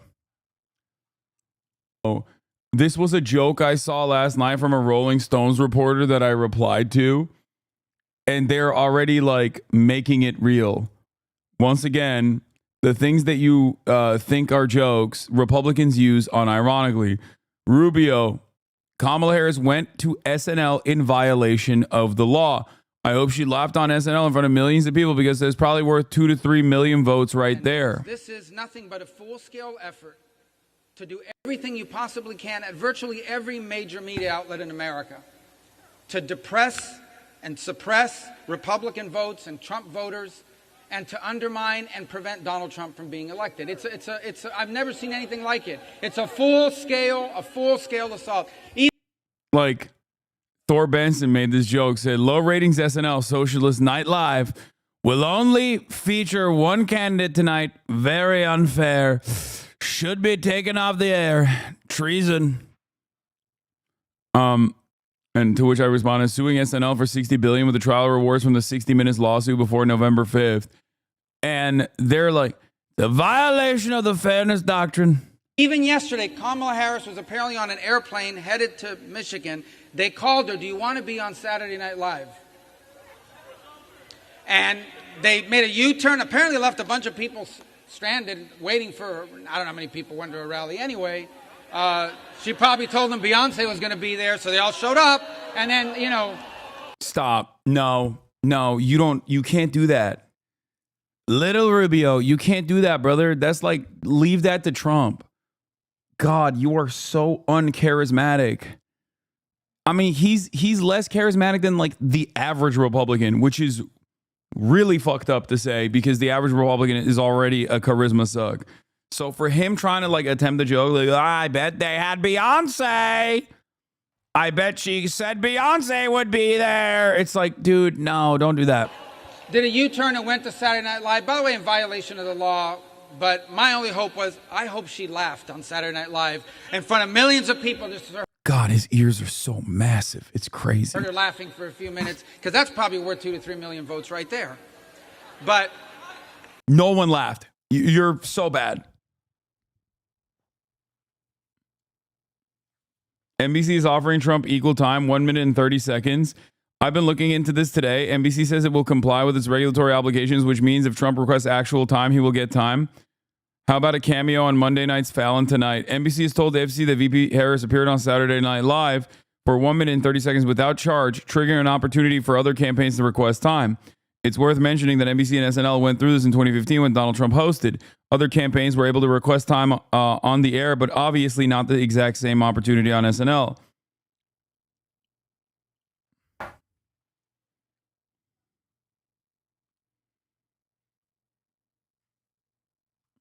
Bro can hear you. I know he can. That's why I said it. So he can hear me. The Georgia trial, which would be televised, would be fucking Keno. Peak content. Oh my God. Oh, I'm melting thinking about it. God, the Democrats are so fucking lame, though. They'd be like, oh, well, now that he's not running for president, we're just going to not prosecute him. I feel like they would just like drop all that shit. Oh my God. I hope that happens. Holy fuck.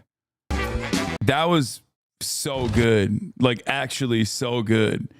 It's kind of shocking how good that was. Straight up, I'll admit it. That was a banger. That was one of the funniest SNL sketches I have watched in recent history. Who knew having a famous comedian writer come back to host would make the show good? I mean, they've had some decent fucking comedians come and write, like Shane Gillis and shit. Like, bro, let's not call it Epstein Island. Harvey Epstein with the Working Families Party. Running for city council. Oh no.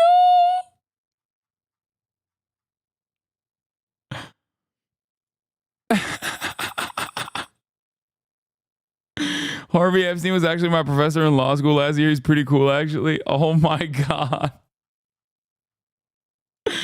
Oh, okay. The banger after banger. Oh no. The Harris camp. The fact that it's a real. Oh my God. The fucking fact that it's a real person running for on the Working Families ticket too. Oh no.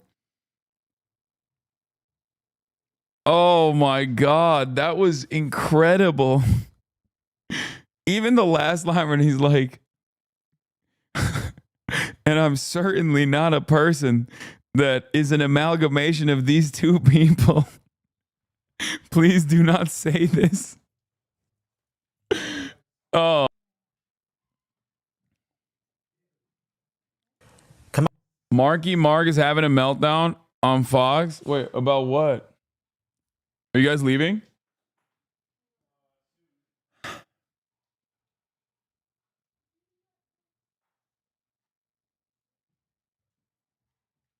Okay, are we suddenly watch lives now that we're all laughing at SNL? No, those were objectively funny jokes. Those were legitimately funny jokes. Come on, dude.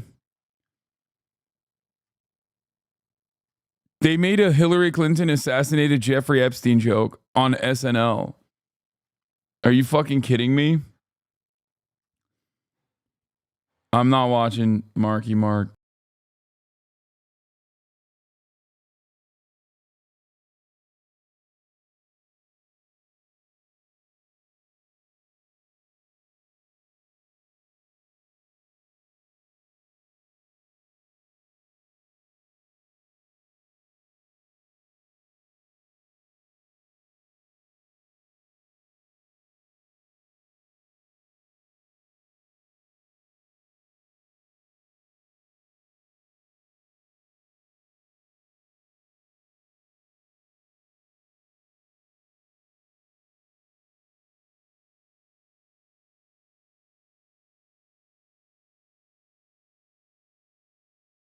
Keck Wing at this last night, by the way. Oh my God.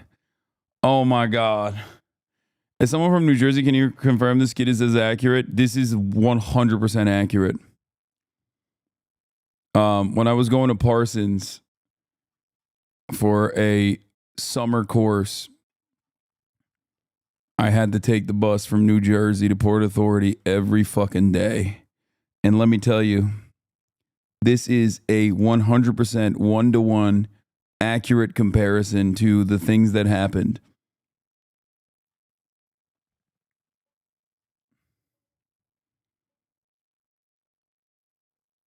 They used up all the funny on the other bits? Yeah.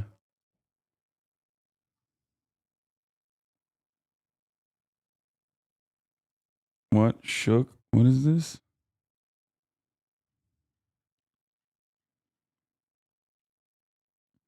Kamala SNL, Peanut Squirrel. This has to be a joke. How does this line up so perfectly? Oh my God.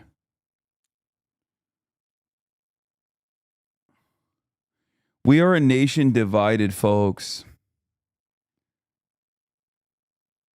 We are a nation divided. Yeah, for people going, what's Peanut Squirrel? This is literally like blowing the brains of conservative Twitter and like conservative orbit. Like it has made its way to fucking TMZ. Some guy had a pet squirrel and then fucking, I think the cops took the squirrel away from him and then they euthanized the squirrel. Did Asman do a video on the squirrel? Shut the fuck up. No. Stop. Asman Gold did a video on the peanut. I'm Googling it. I don't believe you. That sounds like a bit. That sounds like a bit.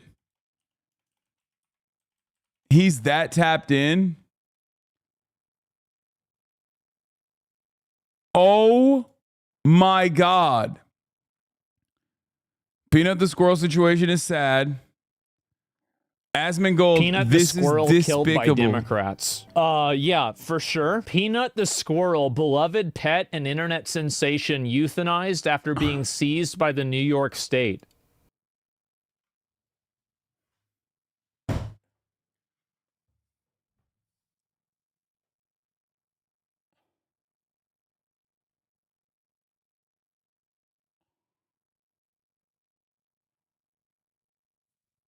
Oh my God. Asmongold reacts to Peanut the squirrel killed / JD Vance response to the Peanut the squirrel controversy.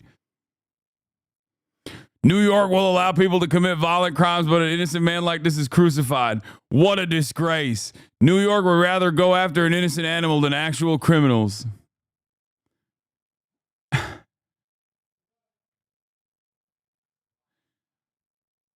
This is literally the first time I'm hearing about this. Okay. Yeah, full story. He had an illegal pet squirrel he just took from the wild as well as a raccoon and posted it online with dipshits. Someone tipped off the officials. They went to confiscate. And when they did, the squirrel bit. They had to kill the squirrel and the raccoon because he bit and he needed to be tested for rabies because New York currently has a problem with rabid raccoons. Now conservatives are acting like it's a government overreach on your pets.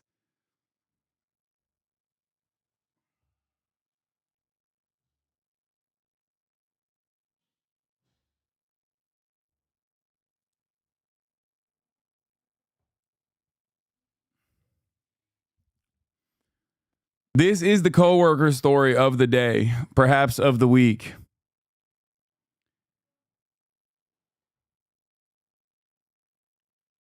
Moist, Peanut the squirrel situation is sad. First thing I saw this morning when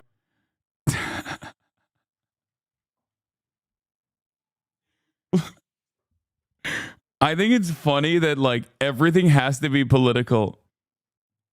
Okay? Like everything has to be political. You can't just look at a situation and be like, yeah, it's kind of fucked up that the state just like took this dude's squirrel. He wasn't hurting nobody. Like, it's like the Democrats killed the squirrel. And then JD Vance is doing a fucking statement on it. About Peanut the squirrel. We were on the way down here from Cincinnati. Dude, put me down like Peanut the squirrel, dude. Holy shit. What is the state of affairs in this fucking goddamn nation? What the fuck is going on, dude? Like, I can't believe I'm saying the like, oh, you got to make everything political. But like, this is one of those situations where it's like, how is this on partisan lines? And of course, predictably, Ro Khanna has also commented on it because why the fuck not?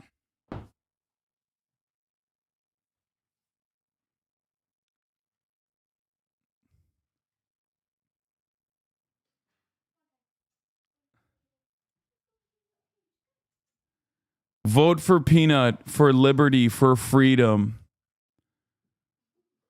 Oh my God. Judiciary, House Judiciary, GOP justice for Peanut.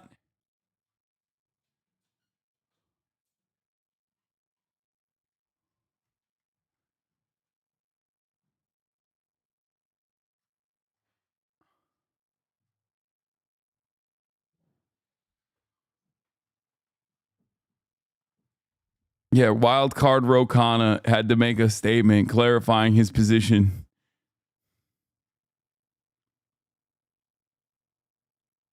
China doesn't have to do anything to overtake us. We are collapsing ourselves in real time. I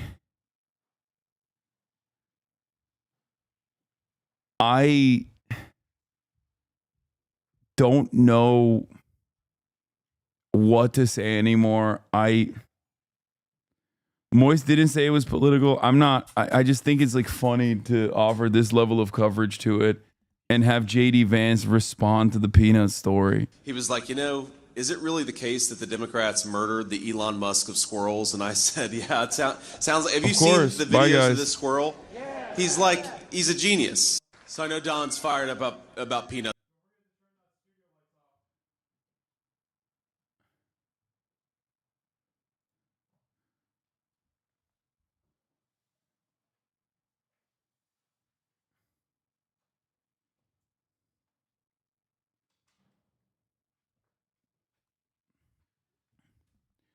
I want to remind everyone that there is an ongoing act of genocide in Gaza that the entirety of the American Congress is fully on board with. And not only that, but the American Police Department executes 10,000 animals, pets, cats, dogs, mostly dogs, a year. Annually, the American police departments all across the nation are responsible for the execution of 10,000 fucking dogs a year. What is happening right now?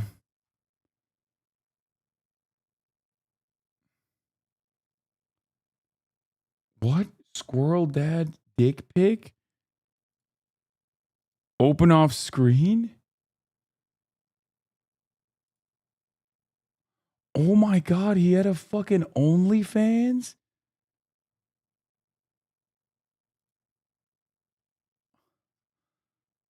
This story's only getting fucking crazier and crazier. What the fuck?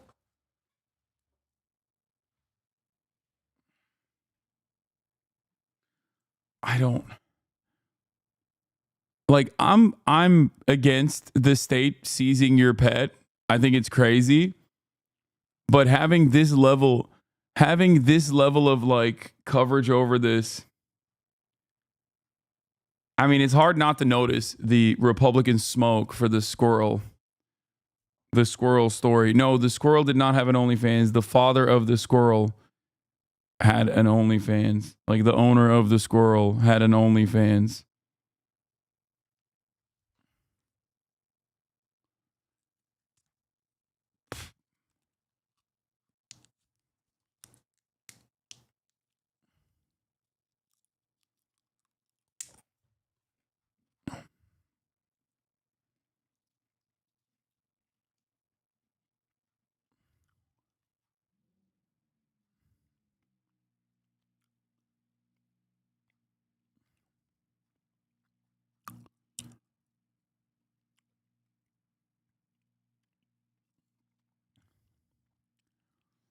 Because Peanut is so incontrovertibly good. His killing is a Christ-like sacrifice. Humans are flawed, but this squirrel represented nothing but happiness. If you are in favor of killing Peanut, you can't be good. And if you are good, you can't stand with those who think killing Peanut is good.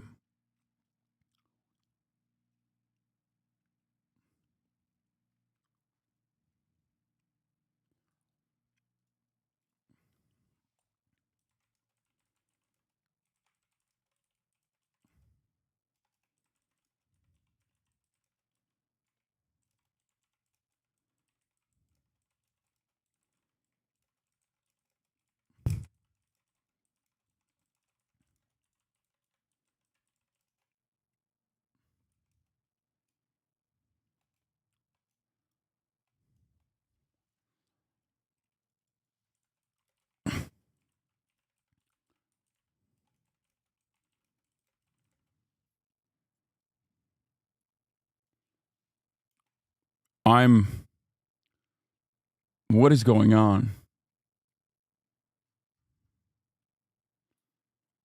How did this turn into a conservative issue? I don't really know.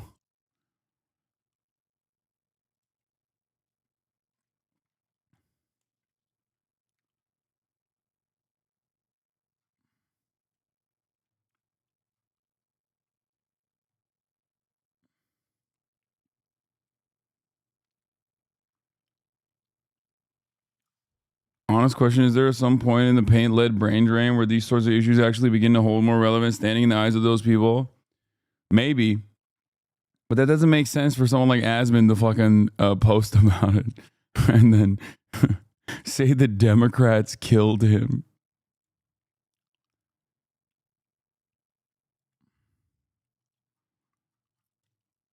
Chad Benson, the army is raised and now it's time to get revenge for Peanut the squirrel.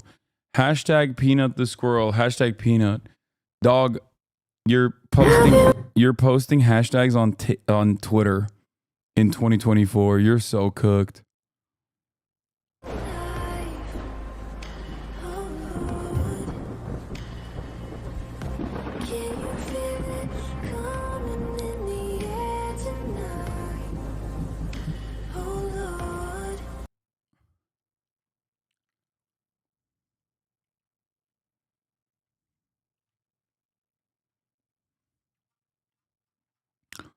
Yeah, an entire house worth of electricity just for that one video.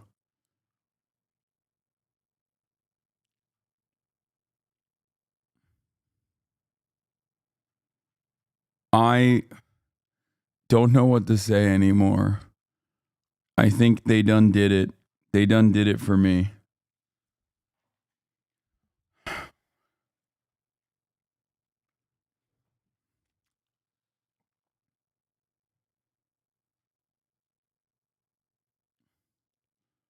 You can't keep getting away with it. Oh, I saw this already.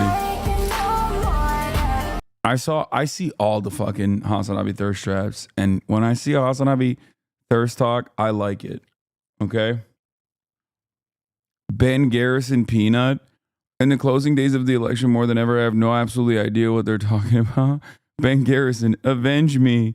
Vote Trump.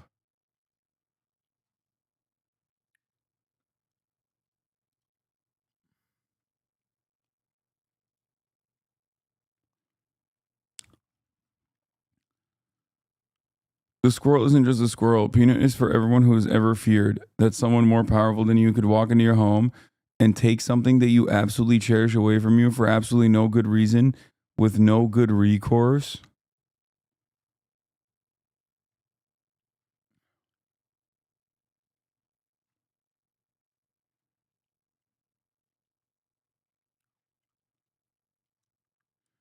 If this had an impact on Brian Kilmeade, no, dude, what are you fucking nuts? This is another case of like online brain shit. Yeah, dude. Go talk to like an Iowa voter about fucking Peanut, dude.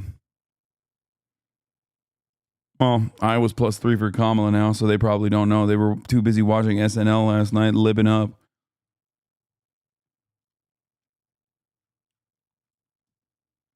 There is something pretty fucking insane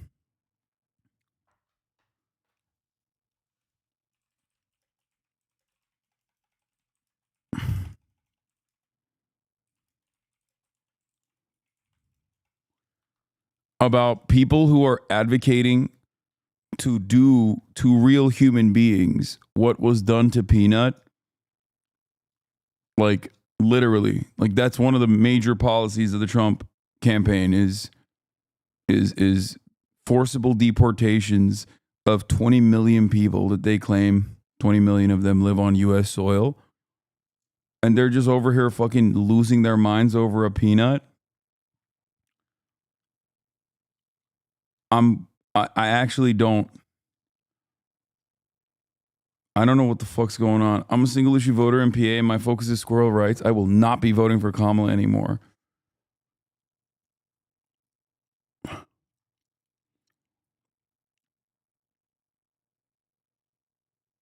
Are we cooked?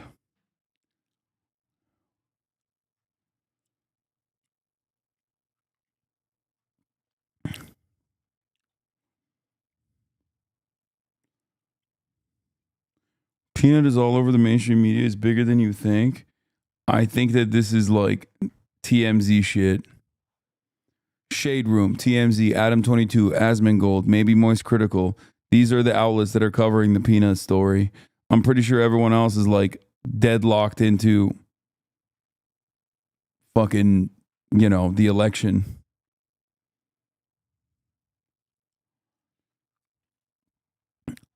Slow cooked brother falling off the bone. Yeah, speaking of fucking slow cooked, the Democrats, instead of sending Tim Walz over here to Joe Rogan, sent literally a guy who cannot speak.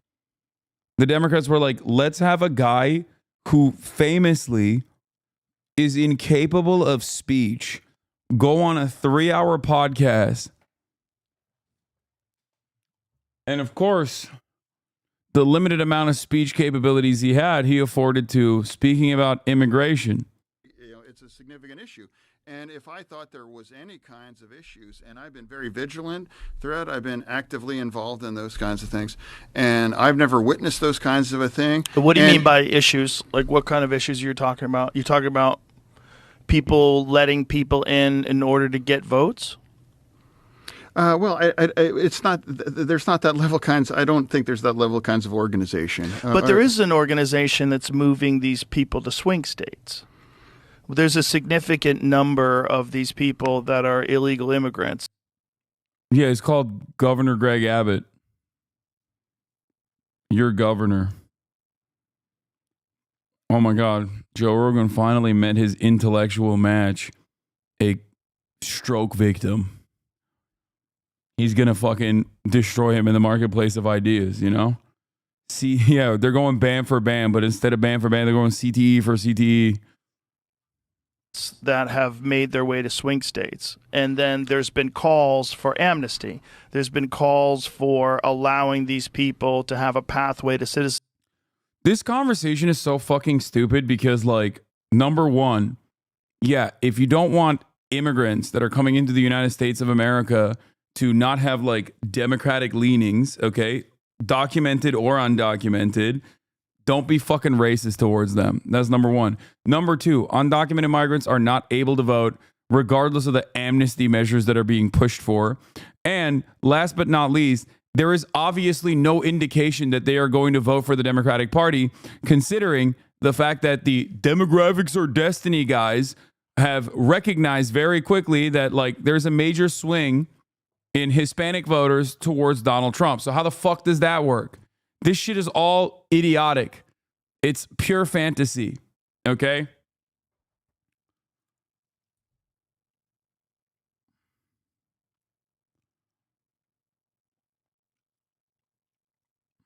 Citizenship and allow them to vote. The fear that a lot of people have is that this is a coordinated effort to take these people that you're allowing to come into the country, then you're providing them with all sorts of services like food stamps and housing and setting them up, and then providing a pathway to amnesty, and then you would have voters that would be significantly voting towards the Democrats because they're the people that enabled them to come into the country in the first place and provided them with those services. This is a big fear that people have, and that you're rigging this system and that this will turn all these states into essentially locked blue like California is? Well, you know, it's immigration is always going to be a tough issue in our nation.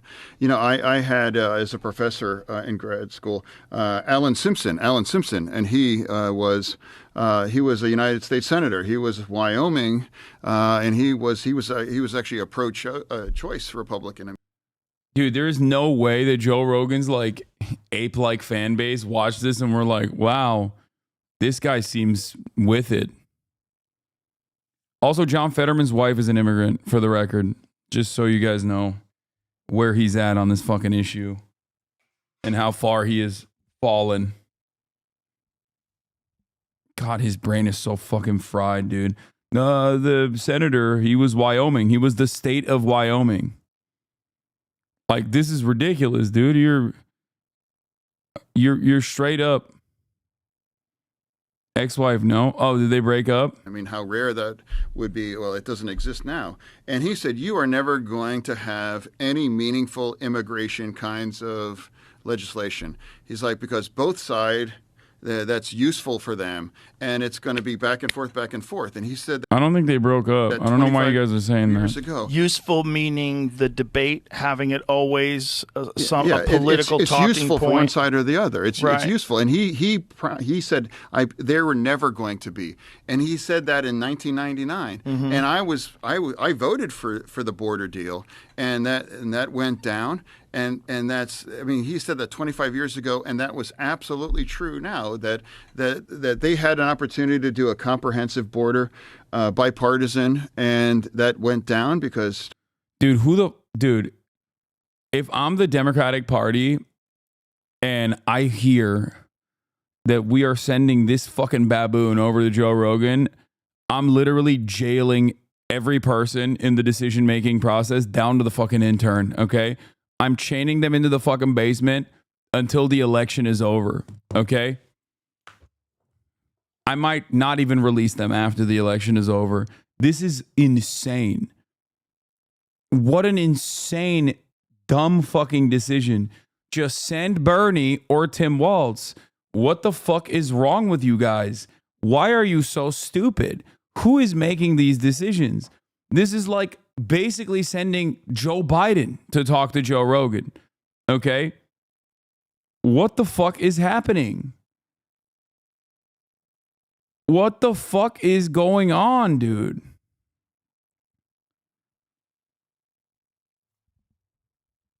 Oh my God. Why is he talking like that? He had a fucking massive stroke. And it's a stroke that made him more right-wing, too. When you said they sent someone incapable of speaking, I thought you actually meant Biden first. No, it's him. Trump, he declared that's a bad deal after it was negotiated with the other side. But didn't that deal also involve amnesty? And didn't that deal also involve a significant number of illegal aliens being allowed into the country every year? I think it was 2 million people. So it was still the same sort of situation, and their fear. If Trump can talk this incoherently, why not Featherman? Are we doing this? Are we really doing this right now? This is the exact same principle that liberals had. Really? You think Trump and Fetterman track in the same way? Trump rambles. This is true. Okay? He calls it weaving. And it's ridiculous. And he rambles and says like insane shit. John Fetterman, optically speaking, is infinitely worse than Donald Trump. You are doing this thing where you are denying reality in front of you, okay? You are denying the reality that you can see, and other people hear you say that and they go, oh, that's an insane person. No different than when like Trump supporters say Trump is hot, okay? Like when some psychopathic Trump supporters are running around being like, that's right, I wish he'd grab my pussy. I fucking think he's so hot, he's so powerful, he's so strong. Everybody looks at them and goes, that's insane. You're an insane person. Why are you saying that? Okay? That is what you sound like when you say, if Trump can talk this incoherently, why not Fetterman?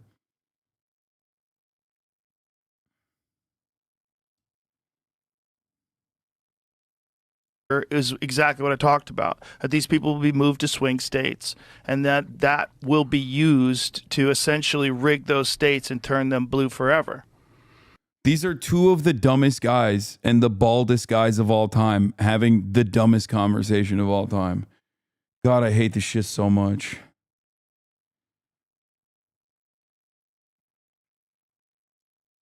Okay, we're going to talk about... And let's bring in this week co-anchor and winner on election night. Probably not, but here it is. ABC News Chief Washington correspondent Jonathan Karl and our Deputy Political Director Avery Harper. Good morning to both of you. It's great to have you. John, let's start with you first here and how the candidates are making their closing arguments. And what's the pitch that Trump is making here in the final days? It's a pretty basic one. It's that things were better when he was president than they are now. He says at the beginning of every rally now, are you better off today than you were 4 years ago? The crowd screams no. Now, to be clear, exactly 4 years ago, we were in the middle of a pandemic that had shut down our economy and thousands of people were dying. That's not literally what he means, but he means pre-pandemic. We had a low inflation, economic growth. The world was not, in Trump's words, on fire. That said, Trump's own message, once he gets past that opening line, is all over the place. It's seeing Liz Cheney with guns in her face. It's the rally we saw in Madison Square Garden, talk of the enemy within. He's nowhere near as disciplined as his campaign would like to see him be. And the dark rhetoric certainly has come out as more. It could possibly be. Yeah, Yes. and Avery, what are we hearing from the Harris team? Well, the Harris campaign is trying to put forth a unifying message.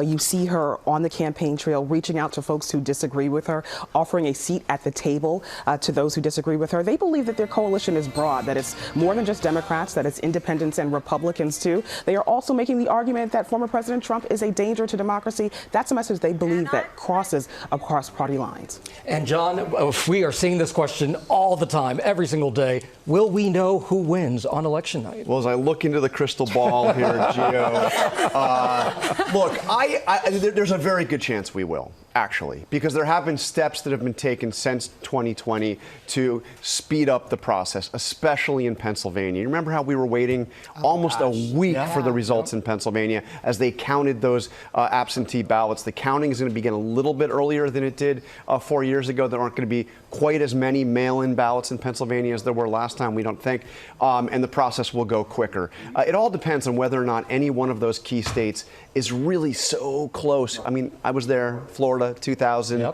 when we had to go through recount and challenges. If it's that close, then we could be in for a long haul. But, you know, if it breaks one way or the other, we could certainly know, actually, late Tuesday night. All right, and Avery, too, we've been talking about early voting. So what are we learning in these early exit polls? More than 75 million people have already cast their ballots. Right, we do know that Democrats are outnumbering the Republicans who are coming out to cast ballots, but the electorate has been more rural, more male, more Republican, and so the Trump campaign is looking at that as a good sign for them. At the same time, the Democrats are saying, look, there's no sign that Republicans have picked up new voters, and so they're looking at that as a good sign for the Democratic side of things. Of course, it's really important to know there are limitations to what we can glean from some of these early vote numbers. A lot of those answers are going to come on election night. All right, Avery Harper, John Karl, as always, thank you so much. We appreciate it. And on Monday, GMA, Monday morning, House Democratic leader Hakeem Jeffries will join us live as we...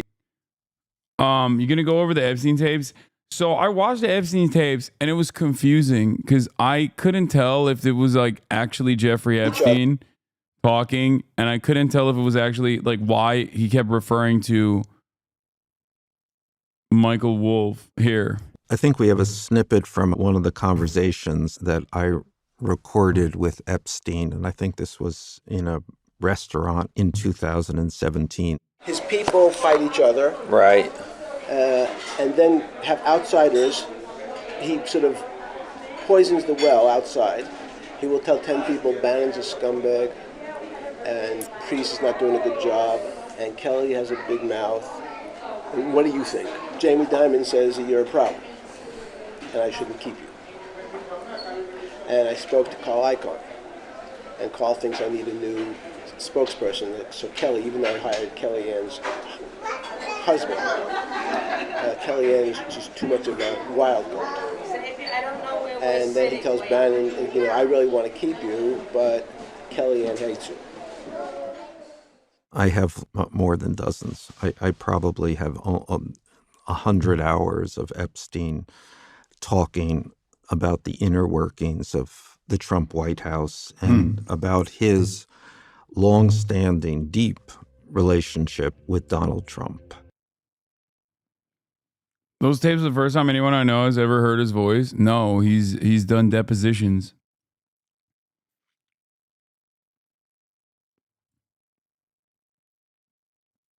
Still feel like a 27. You don't feel like you're... I got stuck in a time loop at 27. 27 is a good time.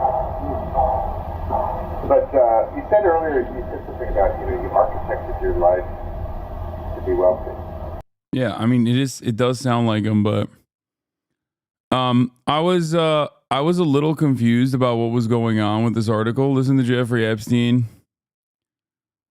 on I think we have a snippet from you keep telling he will tell 10 people Bannon is a scumbag, Preep is not doing a good job, Kellyanne is a big mouth. What do you think?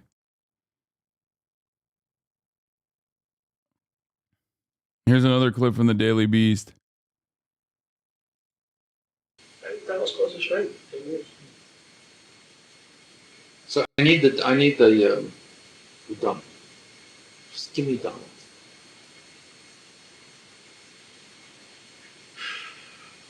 First, it's fun. So you probably know he had a scalp reduction because he had the same male pattern movement that we all have. He had his scalp moved, which is there. Donald's office, as you know, he made that call. He used to be on the phone with that fake PR person. I also found it funny. I was sitting there listening to the guys from the Post talk, and Donald would say, he's a great guy. I loved working with him. And I sit there going, this is just amazing. And he'd say, Michael, come on, let's go to the office. And he'd say, tell me, what's it like in there? He'd say, you like having sex with your wife? How often do you? He'd say, it's great. Seriously, Michael, how often do you have sex with you? I mean, don't you want to try?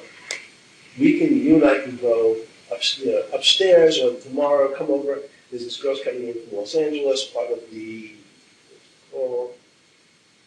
Hawaiian. All we can hope for this is that it has the same effect on the election the Comey letter did for Hillary. No one is fucking covering this at all. And I don't know why people aren't really covering it. But I think potentially people are not really covering it because there's some scrutiny surrounding it. It does sound like him, but I was a little confused. This is the tape I saw. And I don't know who the fuck it's being suppressed. I don't think it's being suppressed.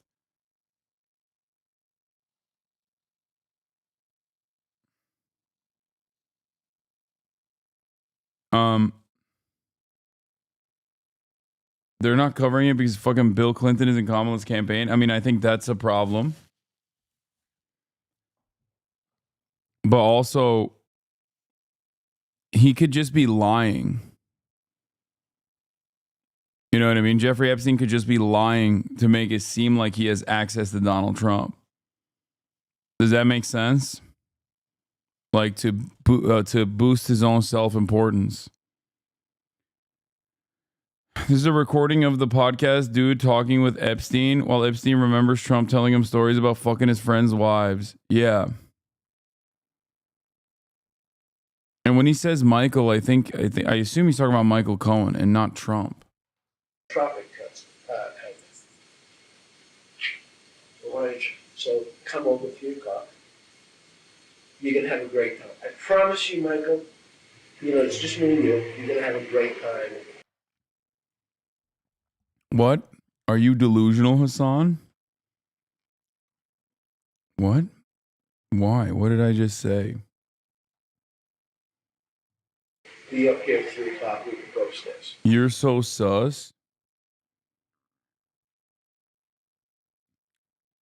Are you guys okay? Or are you just schizo brainwormed to an unimaginable degree? Yeah, part of my job is to question the fucking...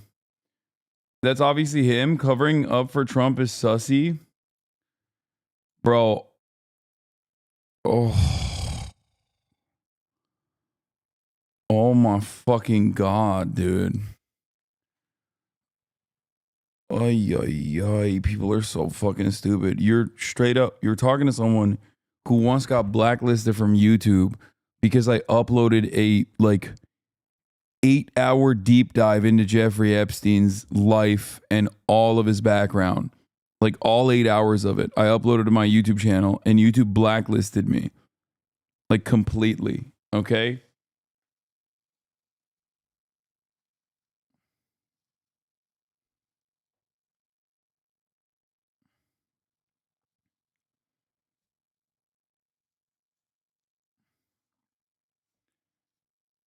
My job is to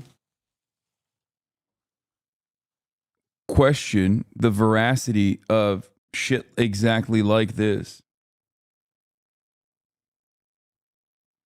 They don't understand that it's a good rhetorical strategy to anticipate how your opponents will react to a claim. They think that means you're a conservative or pedo. Yeah.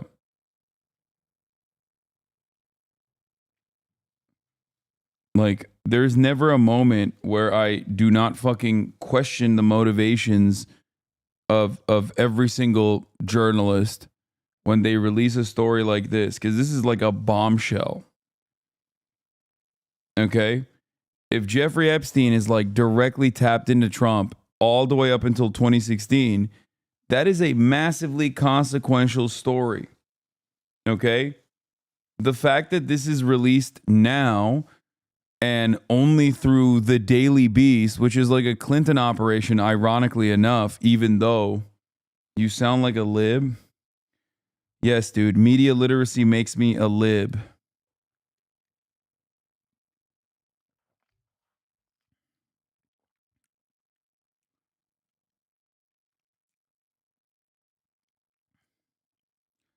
I question the motives of Michael Wolff for keeping this information up until this very moment. I question why Jeffrey Epstein would potentially say how close he is to Donald Trump. Okay? Because it could just be that he is fucking lying about, like, or greatly increasing his connection to Donald Trump. I know for a fact that Donald Trump, Jeffrey Epstein, and Ghislaine Maxwell, okay, were obviously connected to one another. Jeffrey Epstein used Mar-a-Lago to find new victims. Okay? Virginia Joffrey used to work for Mar-a-Lago. Now, having said that, as far as I understand, Donald Trump, unlike many other liberals, as a matter of fact, basically seemingly has no public communications or correspondences with Jeffrey Epstein for years. I believe immediately after his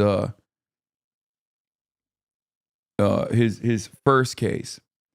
Now, what's really interesting about it, though, is that he has two different connections to Jeffrey Epstein. One, he was executed in a prison that Bill Barr was responsible for. That's Trump's own. That was, what was Bill Barr's job? Holy shit, my brain is fucking fried. I'm 8 hours in. Under his presidency. But more importantly than Bill Barr, Attorney General, but more importantly than Attorney General Bill Barr,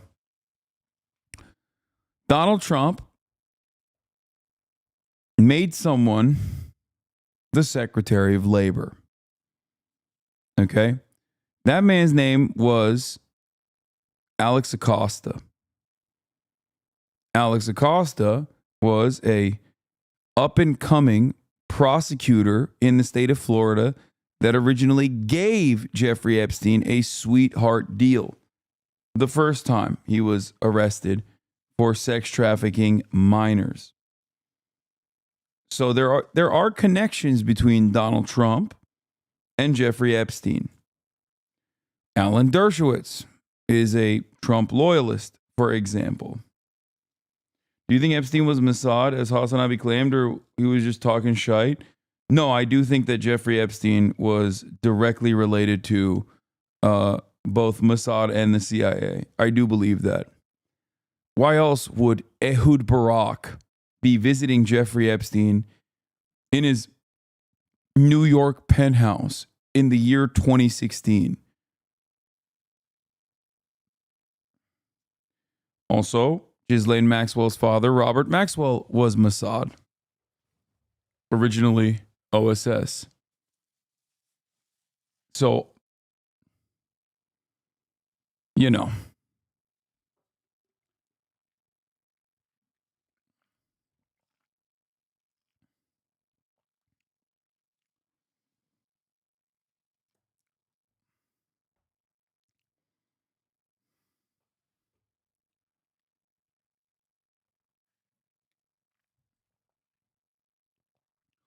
What is a sweetheart deal? A sweetheart deal is when someone commits a heinous crime, but they get like an unimaginable lack of restriction in terms of their detainment. Jeffrey Epstein, as a sex trafficker of minors, was able to literally be released from prison.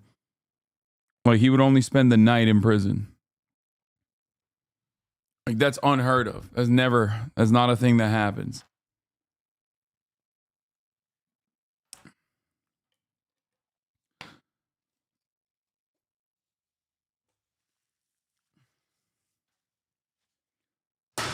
Alex Acosta also once famously said that there was a subsequent federal investigation being conducted into Jeffrey Epstein the first time around, and that part of the reason why he got a sweetheart deal that would cause him not to reveal who any of the other co-conspirators were, and that deal had come from above him, above his pay grade. It's called intermittent confinement. Yeah, it doesn't happen to pedophile sex traffickers, though. That's what I'm saying. Intermittent confinement will happen to like non-violent felons, like non-violent offenders that, you know, paper pushers and the like. Not a fucking sex trafficker of minors.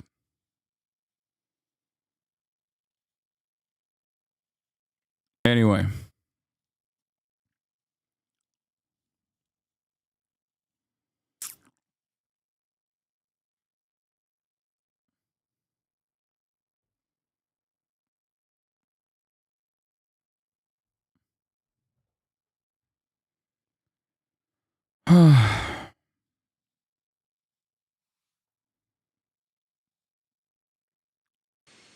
The whole time, Victoria's been on the phone, listening.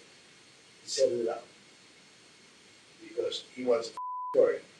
So he has you on, because as an avoid conversation. And there's like weird interference in this part of the tape.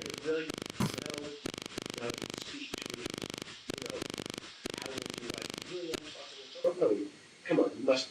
If you ever had, you must have had a better wife, right? I said, yes. Tell me about it. And the wife's on the speakerphone, listening, smiling, and said, you know, I know you. Well, I think you're really hot, and I know you think you're a guy. Michael is like the end of the world, the best guy on earth. He's going to be married to. You're wrong. Just listen to the next 20 minutes. And the only thing you will up is set you up. Yeah, I mean, Michael Wolff is like very good at just like waiting until the last moment before his book gets released. And he withholds like pretty significant pieces of information, like bombshell shit, until his book comes out. So, you know, he is vulturous in that way. So, you know, that could be one reason, one motive for him to hold out. Because these interviews, I believe, are from like 2016 or 2017. Michael Wolff also is a known fabulist as well.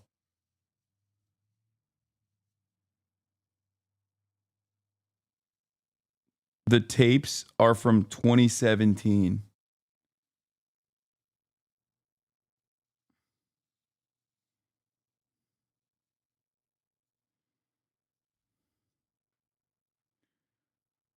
Wolf said he had around 100 hours of Epstein talking about the inner workings of the Trump White House and about his long-standing deep relationship with Donald Trump. Epstein wanted Wolf to write his biography.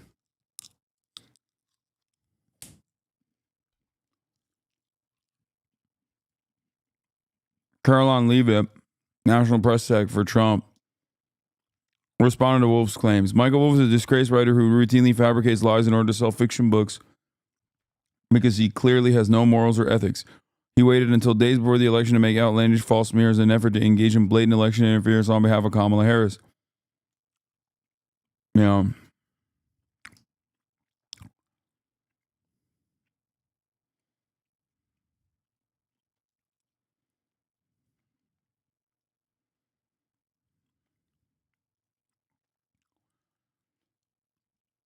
Yeah, the last time they were ever together was in Trump's Palm Beach estate in 1997 and 2000.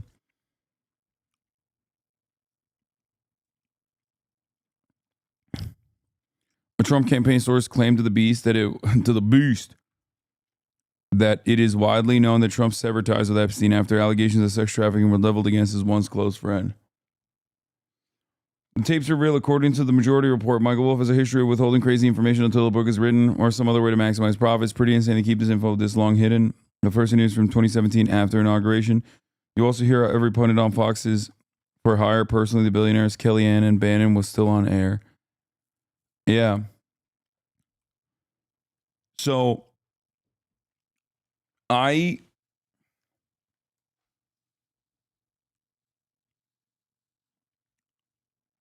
don't know. I don't know. And we unfortunately don't know enough other than whatever the fuck Michael Wolf is like withholding. Says he has hundreds of hours of tapes, dude. It's so fucking gross. Like, what good is it if he just withholds these tapes and then makes a convincing case that Donald Trump and Jeffrey Epstein were besties long after people previously thought they were?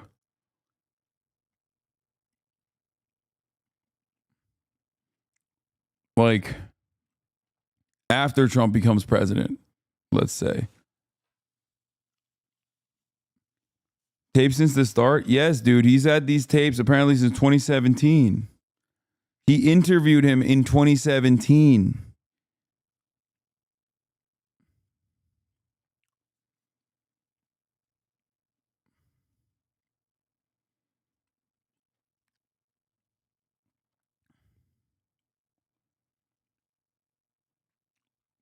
I don't trust Michael Wolf. I don't like Michael Wolf. There's something a little sussy about this.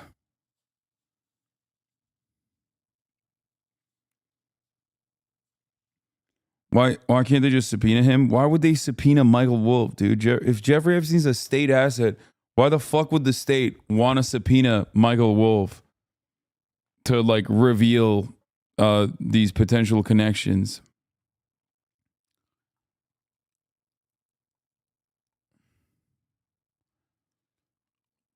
Oh, this was a crazy tweet or TikTok I watched. Do you think that Palestinians should just be kicked out? To say the nice words, kicked out, yeah. Hey guys, what are you doing here? Hi. We're from Israel. Okay. And? We want to go like Trump. And do you think that Trump could get a Today's the last day of Streamer Award nominations. If you want to do that on stream real quick. Okay. Let's log in.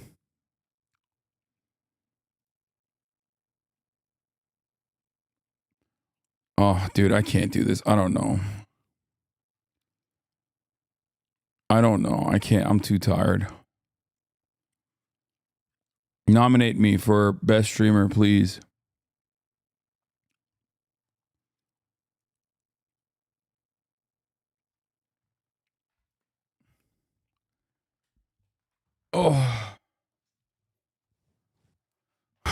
Oh my God, I'm so tired. What the fuck is wrong with me, dude? What is happening? Why am I so goddamn tired? I think it's the hour change. I'm done. I'm going to bed. I love you guys. The time changes fuck me up. It's literally 7:20 right now, which would be 8:20, and I'm dying. I overworked yesterday and I overworked out today.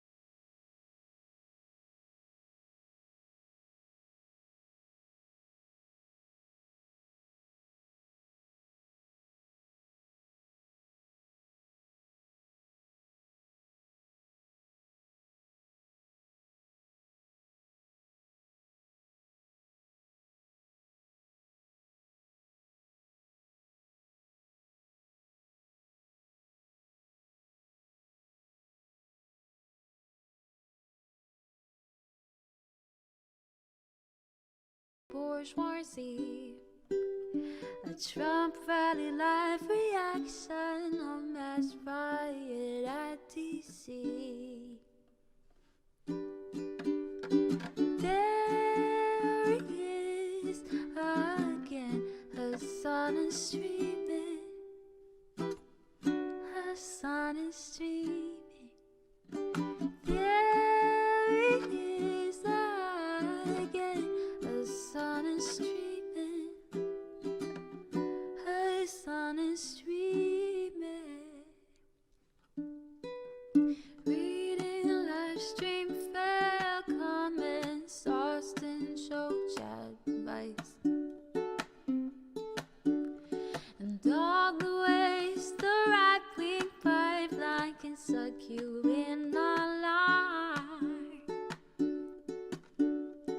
JCS react, Lord frame gets broken, cover blown, a full-blown mass pandemic, monster streaming at your home. Total radicalization coming out to find the system you were taught to trust in was broken the whole time. All these daily streams, whether big or whether small, have helped me and so many find the meaning through it all. There he is again, Hasan is streaming, Hasan is streaming. There he is again, Hasan is streaming, Hasan is streaming.